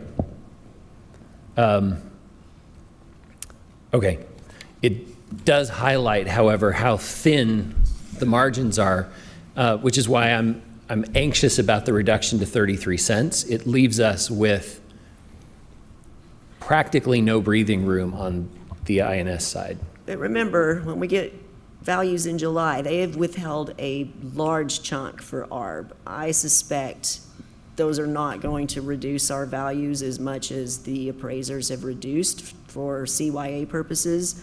So I expect in July, 33 cents is going to give us more capacity because the values will be higher. And so we're not making the decision on INS tonight or next week. We're making that in August when we have better data. Yes, except that the 9 pennies. Bruce's earlier illustration shows how interconnected all of this is, right? Yes. We can't choose not to do that later if we've made these other commitments beforehand, right? You talked about the train, right? We're already committed to that station long before we get there. And I want to point out, when we started, well, we're still there. With a $30 million deficit, I should have come to you in January and said 0 raise. So we've gone to where we should have been 0, where we're now talking about 5. That's a huge win. And we're acting like 5 is not even enough. So where we should be is 0. I know that's not realistic in this market, but to be able to sit here and have a way to do 5 is quite a feat. Well, and I'd like to point to slide 5 of the property values, where you see what the state revenue has been, what's coming to our district.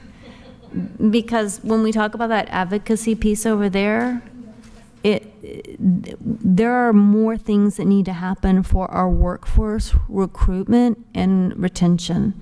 And so this is a very important discussion, but let's not fool ourselves in thinking 5% will solve what we're seeing happen with inflation in our community, with all of those pieces. We're going to need that advocacy. When you look at that there's a lot of discussions that need to happen. There's a lot more pieces to the puzzle. And so this is one part of a discussion, but by all means, it's not where we're going to need to end. We have more work to do, a lot more work to do, y'all. Well, and just to piggyback off what we were talking about over there when we were on the wall, is that it's going to take all of us. It's going to take all of us. It's going to take all of us in the system. It's going to take all of our teachers and all of our paraprofessionals and our CNS workers and everybody to get behind this Vader in November to be able to do the things that we're trying to accomplish now. So it's going to take, the communications piece and the call it campaigning, call it whatever you want, but it's going to take all of us to get out there into the community and talk about why it's important. Well, the one thing that I'm still doing that cost benefit is with a VATRE and having some of our raises put in the VATRE that also has community buy-in. We're asking the community to say, look, we want to do this with teachers. We want to give them extra. Are you supportive of this too? I mean, it's pulling us all in together with the knowledge that that's the first part of the discussion. We're going to need more. But I'm still, I understand too why we'd do it the other way. So yeah, I'm still noodling. I think to echo off your advocacy piece, I think I'd like to see our Legislative Action Committee, is that what we, no, policy, I don't even know what we call it anymore, Legislative Committee. I think it's important for us to take that, to seriously advocate at the Capitol. We're super close. We get our representatives involved. We are one of many districts, and I feel like we're not going to be the only district down there advocating to pay our teachers, to pay our schools. And I'd like to see us, and I know we're working with other organizations, Central Texas School Board Association, Mozba. I think it's important for us to really make that a strong priority, especially given the discussions we've had tonight. But also, I think it's going to be a bigger picture. I think we need to really try to get in there. All right, so before we leave this evening, board members, if they come back with the compensation plan they've put, that means that we're going to they're making a lot of assumptions. So I just need to know how that works. Yeah, I see you're flagging over there. Yeah. Flag on the play. Don't stop Did I use the right terms for that? Yes, very okay. good.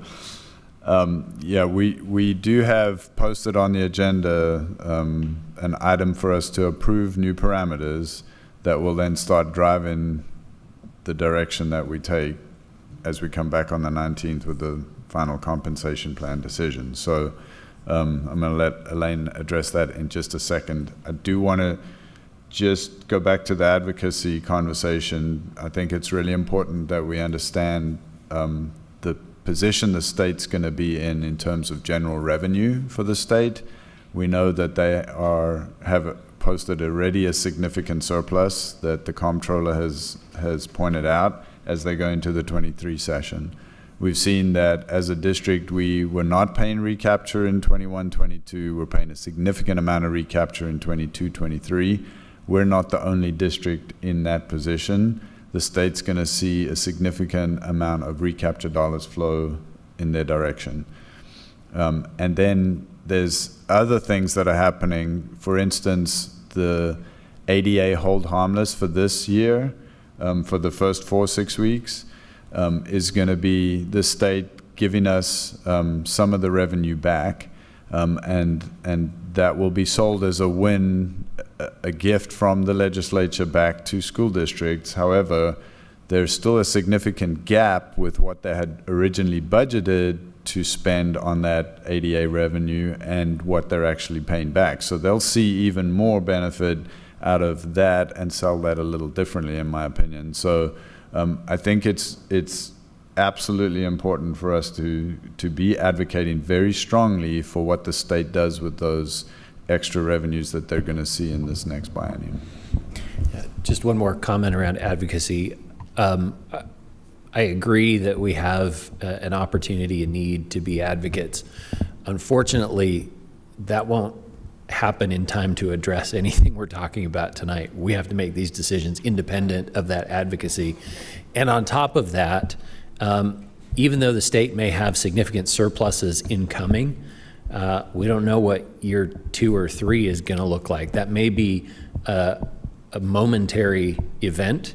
And as we talked about before, committing lots of dollars to teacher salaries is not a one-time thing. That's a persistent commitment. And so depending on what the economic conditions are, they may be reluctant to commit significant dollars to long-term salaries. So I just think we need to be careful in terms of our expectations, and if we think that just because there's a lot of money this year in the coffers at the state level, that's going to solve our problem long term, I don't know that that's going to be the case. I also think there's no telling that there is going to be, they've said there's going to be excess of like billions coming in from the education fund. But that can go back into the general fund. They've made there's been comments that may not actually even go to education. That may just be absorbed back into the general fund. So you're absolutely correct. Like the decisions we are going to make, we're going to do all the advocacy and we're going to do all that part, but it's not going to help us right now with the decision that we need to make now. And I know that Elaine needs to work on those assumptions, needs to work on what they're going to bring us back. And so I want to make sure that there's some level of will of the board or direction for what we're asking for tonight, because I'm not sure that y'all heard that or we were all clear on that. And so for me, I'm not going to be comfortable passing something that's a 2-3 that is going to move that way. And I would consider like a 4 and a 3, and then everyone getting a 1 on the other side of the Vader. But I'm not, or even the 5 and the 4 and everyone getting the 1% on top of the Vader. But I'm not going to be comfortable with what was presented. And so I also want us to be fair to Elaine, that we give some level of board direction so she knows what to bring back to us. I just have a clarification piece there. So the with the 9 pennies, we're looking at about 1.27, the tax rate. Yeah, and 2746. So the tax rate is lower with the increase in pennies. So it's not like it's not like it's a tax increase.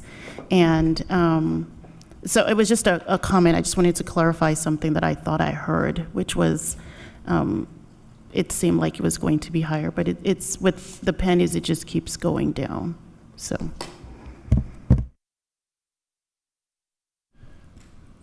in your packet, you have a revised assumption and parameters sheet, and that's what we're seeking approval on tonight. On that sheet is the max, so the 3 and the 2% additional. And then moving the major maintenance and the portables and the identified reductions to the classrooms. No, I said that wrong. The identified reductions at 3.5 million, which does not include, we've already done that, but it does not include classroom facing. And then it shows the 9 pennies.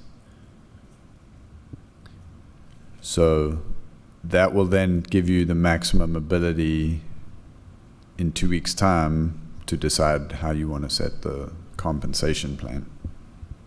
So if you approve these parameters, then that will set the stage for you to do a version of this, with this being the maximum. And just to be clear, we're just adjusting assumptions for modeling purposes tonight. There's no commitment to this. This just kind of creates a range of outcomes. Amending this is how we would build the budget that's to be adopted in June. So you're committing to building a budget on these. They haven't adopted the budget yet. Well, I think. But I can't build a budget until I know how. I know.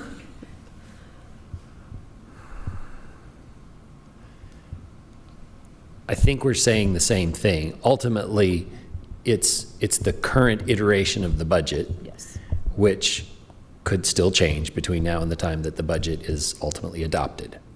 I'm out of time. Well, then you're telling me that I'm adopting a budget tonight, which I'm not adopting. That's not what we posted. Well, no, but we would adopt it with these assumptions, which is almost done. So when you adopt these assumptions tonight, Elaine's going to go away and prepare the budget with these assumptions built into it and bring it back to you for approval in June. Which looks like that $5 million deficit that we looked at. So if that were to turn out differently, for you to adopt a different budget, then that would require you to change that on the fly. But you could do that. The board has that ability to do that.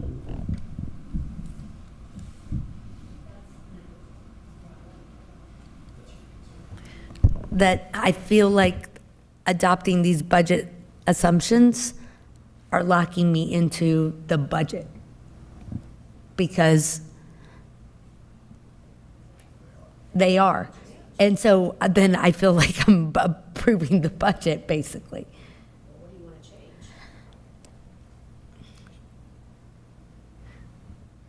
I feel like it's all part of, we need to look at the compensation plan and know where we are before we can. I feel like we're trying, I feel like we're locking in a piece before we've done the other piece. So if I'm correct, we actually are scheduled to vote on the compensation components at the next meeting. At the 19th, correct. So that is inherently an opportunity to potentially talk about these assumptions again if they need to change before budget development is finalized for June. I recognize that that might move the ball a little bit on you, Elaine, or move your cheese, and I know Well, that's... we just have legal requirements to post and publish, and so we're I'm not talking about delaying the date of adoption. There's a lot of moving parts for us too, and I think the concern is that if you're telling us that our vote tonight fixes our vote for the next two meetings on compensation and on the budget, there's a little discomfort about that. We can table these until the 19th, but you're going to have to make a decision then. Well, let me do two things. One, I kind of see like we had adopted certain parameters earlier, and then you built that budget based on that. When we adopted those parameters earlier, that wasn't us adopting a budget. I think the challenge is this gets a little closer though, because these parameters lock in more than the parameters we had before, and so that might be some of the discussion. But I also understand that from what I hear y'all saying is, it is going to be really hard for you to come to us with a compensation package unless we're saying this is where we're going to go get it from, because otherwise you don't have it in the budget. So how about we take like about a five-minute break, and the only reason I'm saying 5 and not 10 is because we still have a long closed session waiting for us. So let's just take a 5-minute break, take some time, look over the information, and then we can come back with more questions. It's 11:08. We put the assumptions up there. Yeah, 8, 9, 10, 11, 12. Yeah, y'all can count it. 5 minutes from now. 11, 12, 13.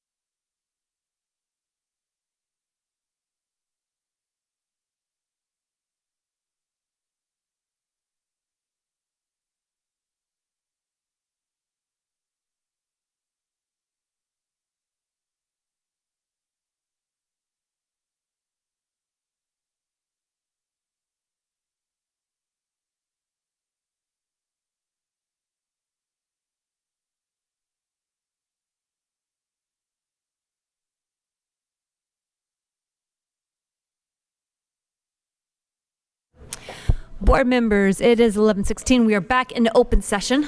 Oh, 11:15, we're back in open session. Good, I'm only 2 minutes late. All right, so we left off with, let's see the assumptions up there. Elaine, do you want to walk us through that? Yes, so everything in red has been adjusted since the last time these were amended. So the first thing you see here, the April certified estimated property value growth at 30. Remember, we originally started with 18. And then this shows the original 2% increase to all staff. And then we've added an additional 3 for teachers, counselors, and nurses, and an additional 2 for other staff. And then, Mark or Travis, can you scroll down? And then the next amendment to the assumption is removing the funding for major maintenance that's now at $4 million in the current assumptions, and then removing $1 million that we have built in the budget for portables that would move over to bond. And then we just put on here for illustration purposes that we identified $3.5 million in reductions. And then you can see the tax rate information at the bottom where it lowers INS to 33 and adds 9 pennies. Now, in these assumptions, remember, this is just for us to build the revenue budget. The actual tax rate will be decided by August 22nd, and at that point, you can decide what you want to do with INS. But we would, if these are adopted, this is what we would build the budget on. It results in that $5 million deficit that I showed you earlier, assuming that the VATRE passes, and if it fails, then we're removing about 30 million of revenue, 31 million of revenue. Will you scroll back to the top if possible? At the top, this is the one part on the assumptions where it says additional pay increase contingent on Vader. I'm good with doing assumptions on the 5-4. But the only assumption that I'm not comfortable with being listed out like that at this point is the additional pay. Can we just say? So that would be part of the adoption of the comp plan on the 19th, and if you want to make that I get it's part July of the comp, 1, but it's in the assumptions, and well, so the assumptions is just so I can build the budget on that amount. I understand that. I just, as people see the assumptions and we're passing those assumptions. Yeah, you can motion it without the word contingent. Yeah, okay, all right. And I have one additional question. I know the state of the assumptions and the models that have been presented tonight have been developed in conjunction with, related to conversations with board members and whatnot. Dr. Gearing, I'm asking you to tell me, as the district's professional educator, what's your recommendation with regard to the assumptions and the approach here? Is it in any way different? Is there any daylight in terms of what you're comfortable with or most comfortable with versus what's presented here in these assumptions? So I'm going to go back to Brene Brown, strong back, soft front, wild heart, because there's 2 answers to the question, and then I will give you a definitive final answer, but I want to talk through strong back. For me, is what is most fiscally responsible for us to do as an organization, as an institution. In that case, I think we had great conversation about what is in M&O right now that could be in INS. And so I think the move of major maintenance and portables over to the INS side is the right thing to do. And so that assumption for me here should change regardless of what we do next. That creates the opportunity for there to be fewer reductions in future years, which seems to me to be the most fiscally responsible thing to do. And we would still be operating on a 2% for everybody and a 3% for teachers contingent on Vader. So fiscally, with a strong back, that would be my recommendation for the district in terms of overall health, financial health of the district going forward. As we look at the soft front part and the relationship part and what we see happening around us because of, I think, largely emotional responses to exceptionally difficult 2.5 years or so, really uncertain economic environment, and just an environment that's not necessarily friendly to our staff in public schools in general. I see the need for us to really support our staff as much as possible. So we have found a way to, put that additional 3% and 2% in, and really put our money where our mouth is and say, yes, we do support you and we do want you to go forward and be successful. So on that side of it, I would say that yes, we want to do everything we can to support our staff, and so a 5-4 for us going forward is ideal.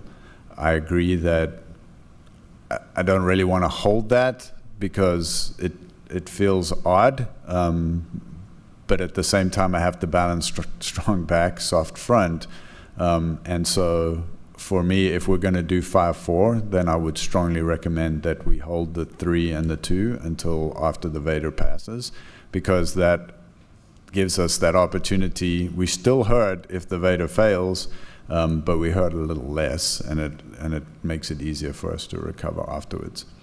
So definitively, if I have to say out of all of these assumptions, what would I recommend? I would say we definitely need to move the 4 million and the million over from M&O to INS. I'd say we can do 5 and 4, but I would strongly recommend making the additional 3 and 2 contingent on passage of the VEDR in November.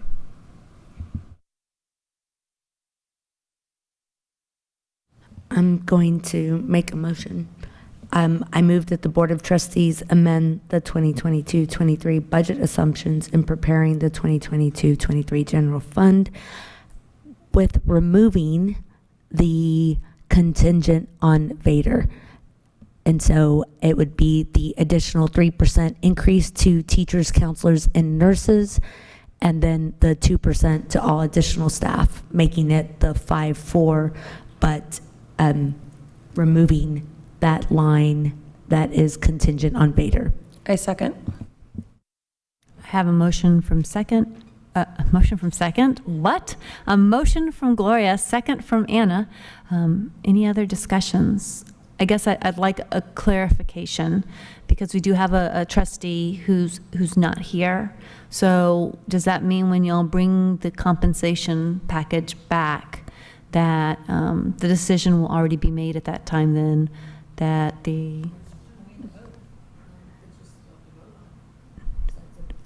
I'm seeing the no's, so I just want to make sure we're all on the same page of what this motion kind of does then. Right, so the motion allows Elaine to go away and prepare the budget with these parameters in place, and in 2 weeks' time on the 19th, then the board will have the opportunity to approve the compensation plan, and that could be with these in place, but it could be something different too. I just have a point of clarification. So is it 5-4 right away, or is it 2-3? I'm trying to understand. It's removing any of the contingent pieces. I guess that part, it allows Elaine to go create a budget that budgets in 5-4. How we decide as a board at that budget meeting, if it's all 5-4, if it's 4-1, 3-1, all of that can happen at a later time. But this is saying, I don't want the contingent on VEDR as part of the budget. I want us to plan for a 5-4. Okay. Any other questions? All clear? Are we all, I'm looking for icons. We're all clear on what we're voting for. I don't want somebody later to look at me going, I did not. We're good, Aaron? I'm looking for eye contact. Yeah, we're good? Okay, thank you. I just want to make sure we all know what we're on. Okay, there are no other questions. I need a vote then. All those in favor, please raise your hand. Okay, all those opposed? All right, and there's nobody here, so motion carries. 1, 2, 3, 4, 5. Yeah, 5-1. Motion carries. Now, to be clear, what's going to come back is a 5-4 discussion, but we don't know if it'll be 5-4. We'll have that discussion with our other trustee present on, is it all now, or are we doing some in the Vader, or Right. how that works. Any that may or may not be contingent on the Vader. That way we can have everybody together. Okay. All right, board members, I told those students, oh sweet babies, from Reagan Elementary that we would probably be here till midnight, and their eyes got really big and thought, really? And I was like, oh, you know what, guys, we might actually exceed that time frame. So we are gonna now, for, well, a couple of things. One, we have moved through our agenda items. We have the debrief item. Y'all go ahead and please fill that out. That way I don't mention it again or have to tell y'all.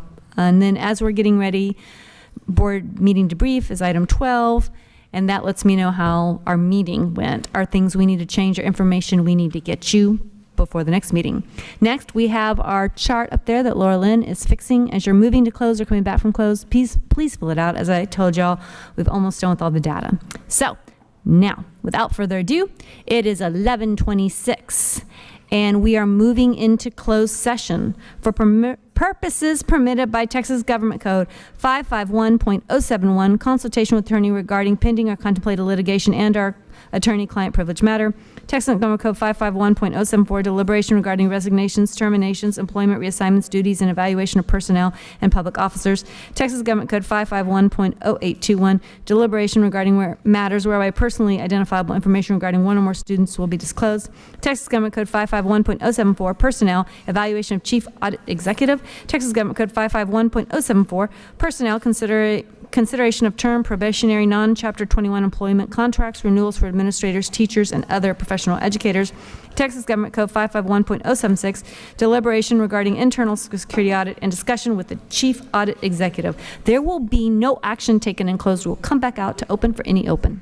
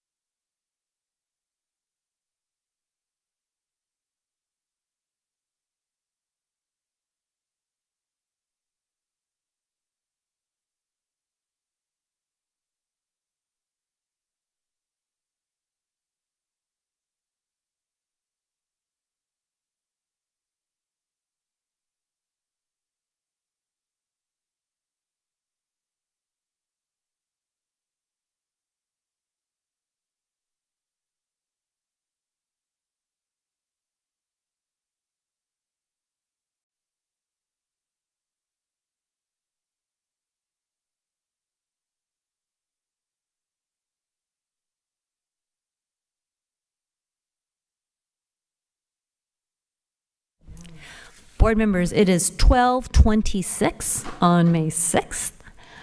Do I have any motions from closed? I'm hoping, are expecting 3.